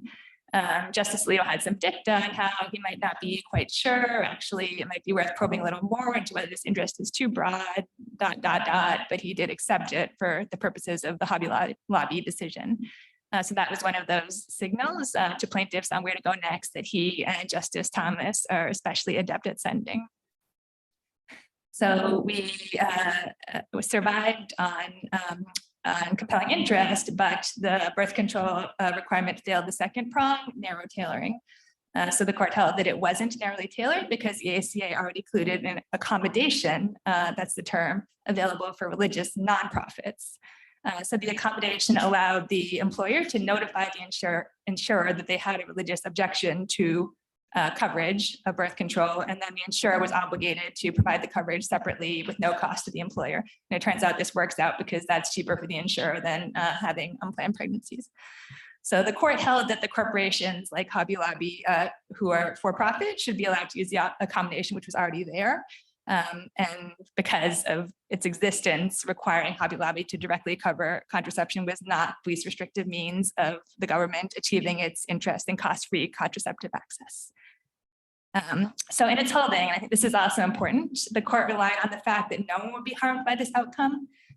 So it said, and this was Justice Alito, the effect of the HHS created accommodation on the women employed by Hobby Lobby and other companies involved in these cases would be precisely zero. Under that accommodation, these women would still be entitled to all of the FDA-approved methods of birth control without cost sharing. So they're saying everybody wins, essentially, and the implicit idea here is we're not allowing people to be harmed in the service of accommodating religious objections. There was an anti-harm principle. And Justice Kennedy also put quite a bit of weight on that in his concurrence, which is a very Justice Kennedy approach. So after Hobby Lobby, the religious plaintiffs had the accommodation. And did they stop? Definitely not. The next thing they did was challenge the accommodation as a violation of RFRA. And this was Zubik v. Burwell, so 2016, only 2 years after Hobby Lobby. And the plaintiffs here argued that notifying their insurer that they objected to birth control kicked off the chain of events that ultimately led to the employee getting coverage for birth control. So they were still complicit in the birth control use, which was still a violation of their religious beliefs. The only way to resolve this, they argued, was full and total exemption, even if it left the employees for no coverage or access to birth control at all. So they really doubled down on it's fine if people suffer significant harm in the service of accommodating religious beliefs, and were comfortable with advancing that argument. The Supreme Court never actually decided Zubik because Scalia died and they split 4-4. So they sent the case back down to the lower courts for the parties to kind of try to work out a solution, which was definitely a one-off, off-ramp approach, as we've been observing about many of these cases. And Trump was elected and he basically fully exempted all employers with religious or moral objections from covering birth control under the ACA by modifying the regulations. So much of the litigation just petered out. That is the state of play on RFRA and reproductive rights. So when you look at these cases next to the PrEP litigation, you can notice a few key things that jump out. First, the Hobby Lobby decision is the reason that the PrEP challenge is even possible, set this unfortunate precedent with allowing for-profit corporations to bring RFRA claims, and it held that they have standing based just on the injury and having to cover a service in their plan, which if you stop and think about it, is really quite radical in terms of the attenuation of that kind of harm. If Hobby Lobby went the other way, we wouldn't have the PrEP case and all the others that are similar. Second, in both lines of cases, the courts refused to look at whether religious belief is erroneous on the empirical facts. So actually, birth control is not abortion, which the Hobby Lobby plaintiffs said was the basis of their religious objection. They objected to complicity in abortion, and that's why they couldn't cover birth control. As a matter of science and fact, birth control prevents pregnancy, it doesn't end it. Likewise, actually, PrEP coverage doesn't cause promiscuity, which the plaintiff said was the basis of their objection. Under the controlling precedent, the courts say that with RFRA, all of this is off the table. They're just going to accept the sincerity of the belief and not look at the incorrect facts that may support it. Third, these cases show an increasing disregard of whether religious exemptions come at the expense of harm to others. Hobby Lobby thought that it was actually really important to address the lack of harm. Alito did it and Kennedy did it, and that was kind of something that Kennedy seemed to think was important in his legacy, and of course, he's now off the court. Zubik entertained the brazen claim that it doesn't matter who is harmed or how many people. And the PrEP case as well embraced the full-on harm to third parties, people who need access to PrEP for imperative healthcare. And this is a deadly disease that has no role to play in deciding these claims. A fourth similarity is that courts like to pretend that there are alternative solutions out there that the government can implement around reproductive and LGBTQ rights and healthcare without private involvement. That was the premise in Zubik. Let's see if the government can just set up its own system for providing birth control if it really has a compelling interest in doing so. Same with PrEP. The court accepted that if the government cares, it should just set up PrEP coverage on its own and not involve the private insurance. So this shows an absurd willingness to marginalize the people who are most in need of certain types of healthcare, and a total disregard for how it just doesn't work to have that kind of parsing of healthcare services or access, which would not be done for someone who needed, for example, colonoscopies or cardiac treatment. The governments know that, the courts know that governments taking on these things in isolation is never going to happen. And if it does, the same groups attack those programs as well. So we see that on issues like Medicaid and Title X, public funding, anything that benefits reproductive healthcare, LGBTQ rights are subject to the same kinds of challenges. And finally, an important lesson to learn from repro is that the RFRA challenges will not stop. The plaintiff's strategy is to open the door crack and drive the bus through. We see it in Hobby Lobby to Zubik. Each challenge becomes more extreme, and the courts are rolling with it to build increasing harmful precedent that validates the arguments. We see it again in the movement from Hobby Lobby to PrEP. So Hobby Lobby and Zubik at least accepted that the government had a compelling interest in extending its its coverage of no-cost contraception, although there was that dicta encouraging the plaintiffs to press harder. The plaintiffs and Braidwood ran with that, and then the court rejected the government's compelling interest. So that's an unfortunate development, and one that there's a lot more sliding to do on that slippery slope. So now it will continue. The business won on summary judgment, and the individual purchasers of insurance are now back in play, pressing the same claim about just having coverage, violating their religious liberties on a complicity theory. And so this is really remarkable and almost unbelievable. They're also trying to challenge the contraception coverage requirement again, even though they already have a permanent religious exemption based on RFRA from the same judge, this Texas judge, in a prior case. So just to cover this in 1 minute if possible, remember that the Supreme Court never decided whether the accommodation violated RFRA. Scalia passed away and they had to send it back down. Most of the litigation petered out, but this particular Texas judge hearing the PrEP case reached the merits of the RFRA claim in a case called DeOach, and this was 2019.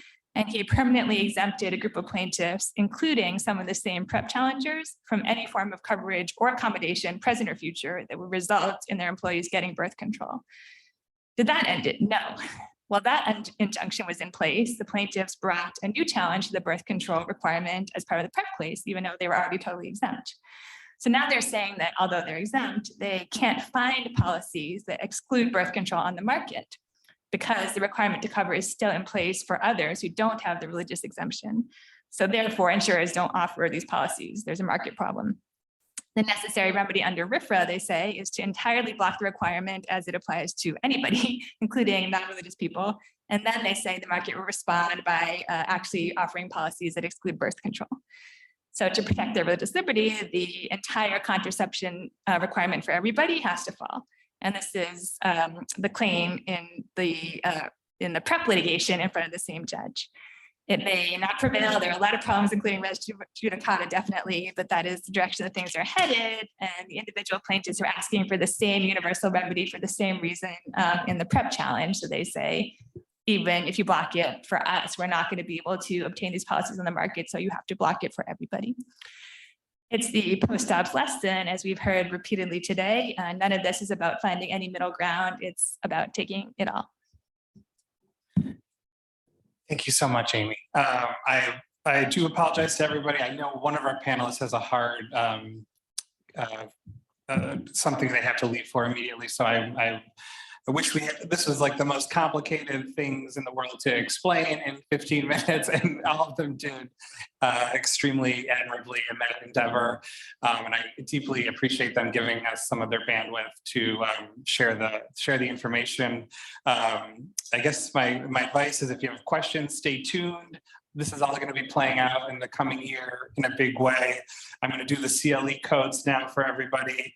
I was terrified if I switched the screen, I would lose Professor Stein, and we thankfully did not do that. But just stick around for the CLE codes. If you are here in person, please also sign in and sign out on the form outside the door. Thank you, everybody who gets a gold star for being here all day. Thank you to New York Law School for letting us do this. Thank you to my wonderful commission members who have been here all day and have made this possible as well. Lots and lots of thank yous that I probably missed as well, but thank you. All right.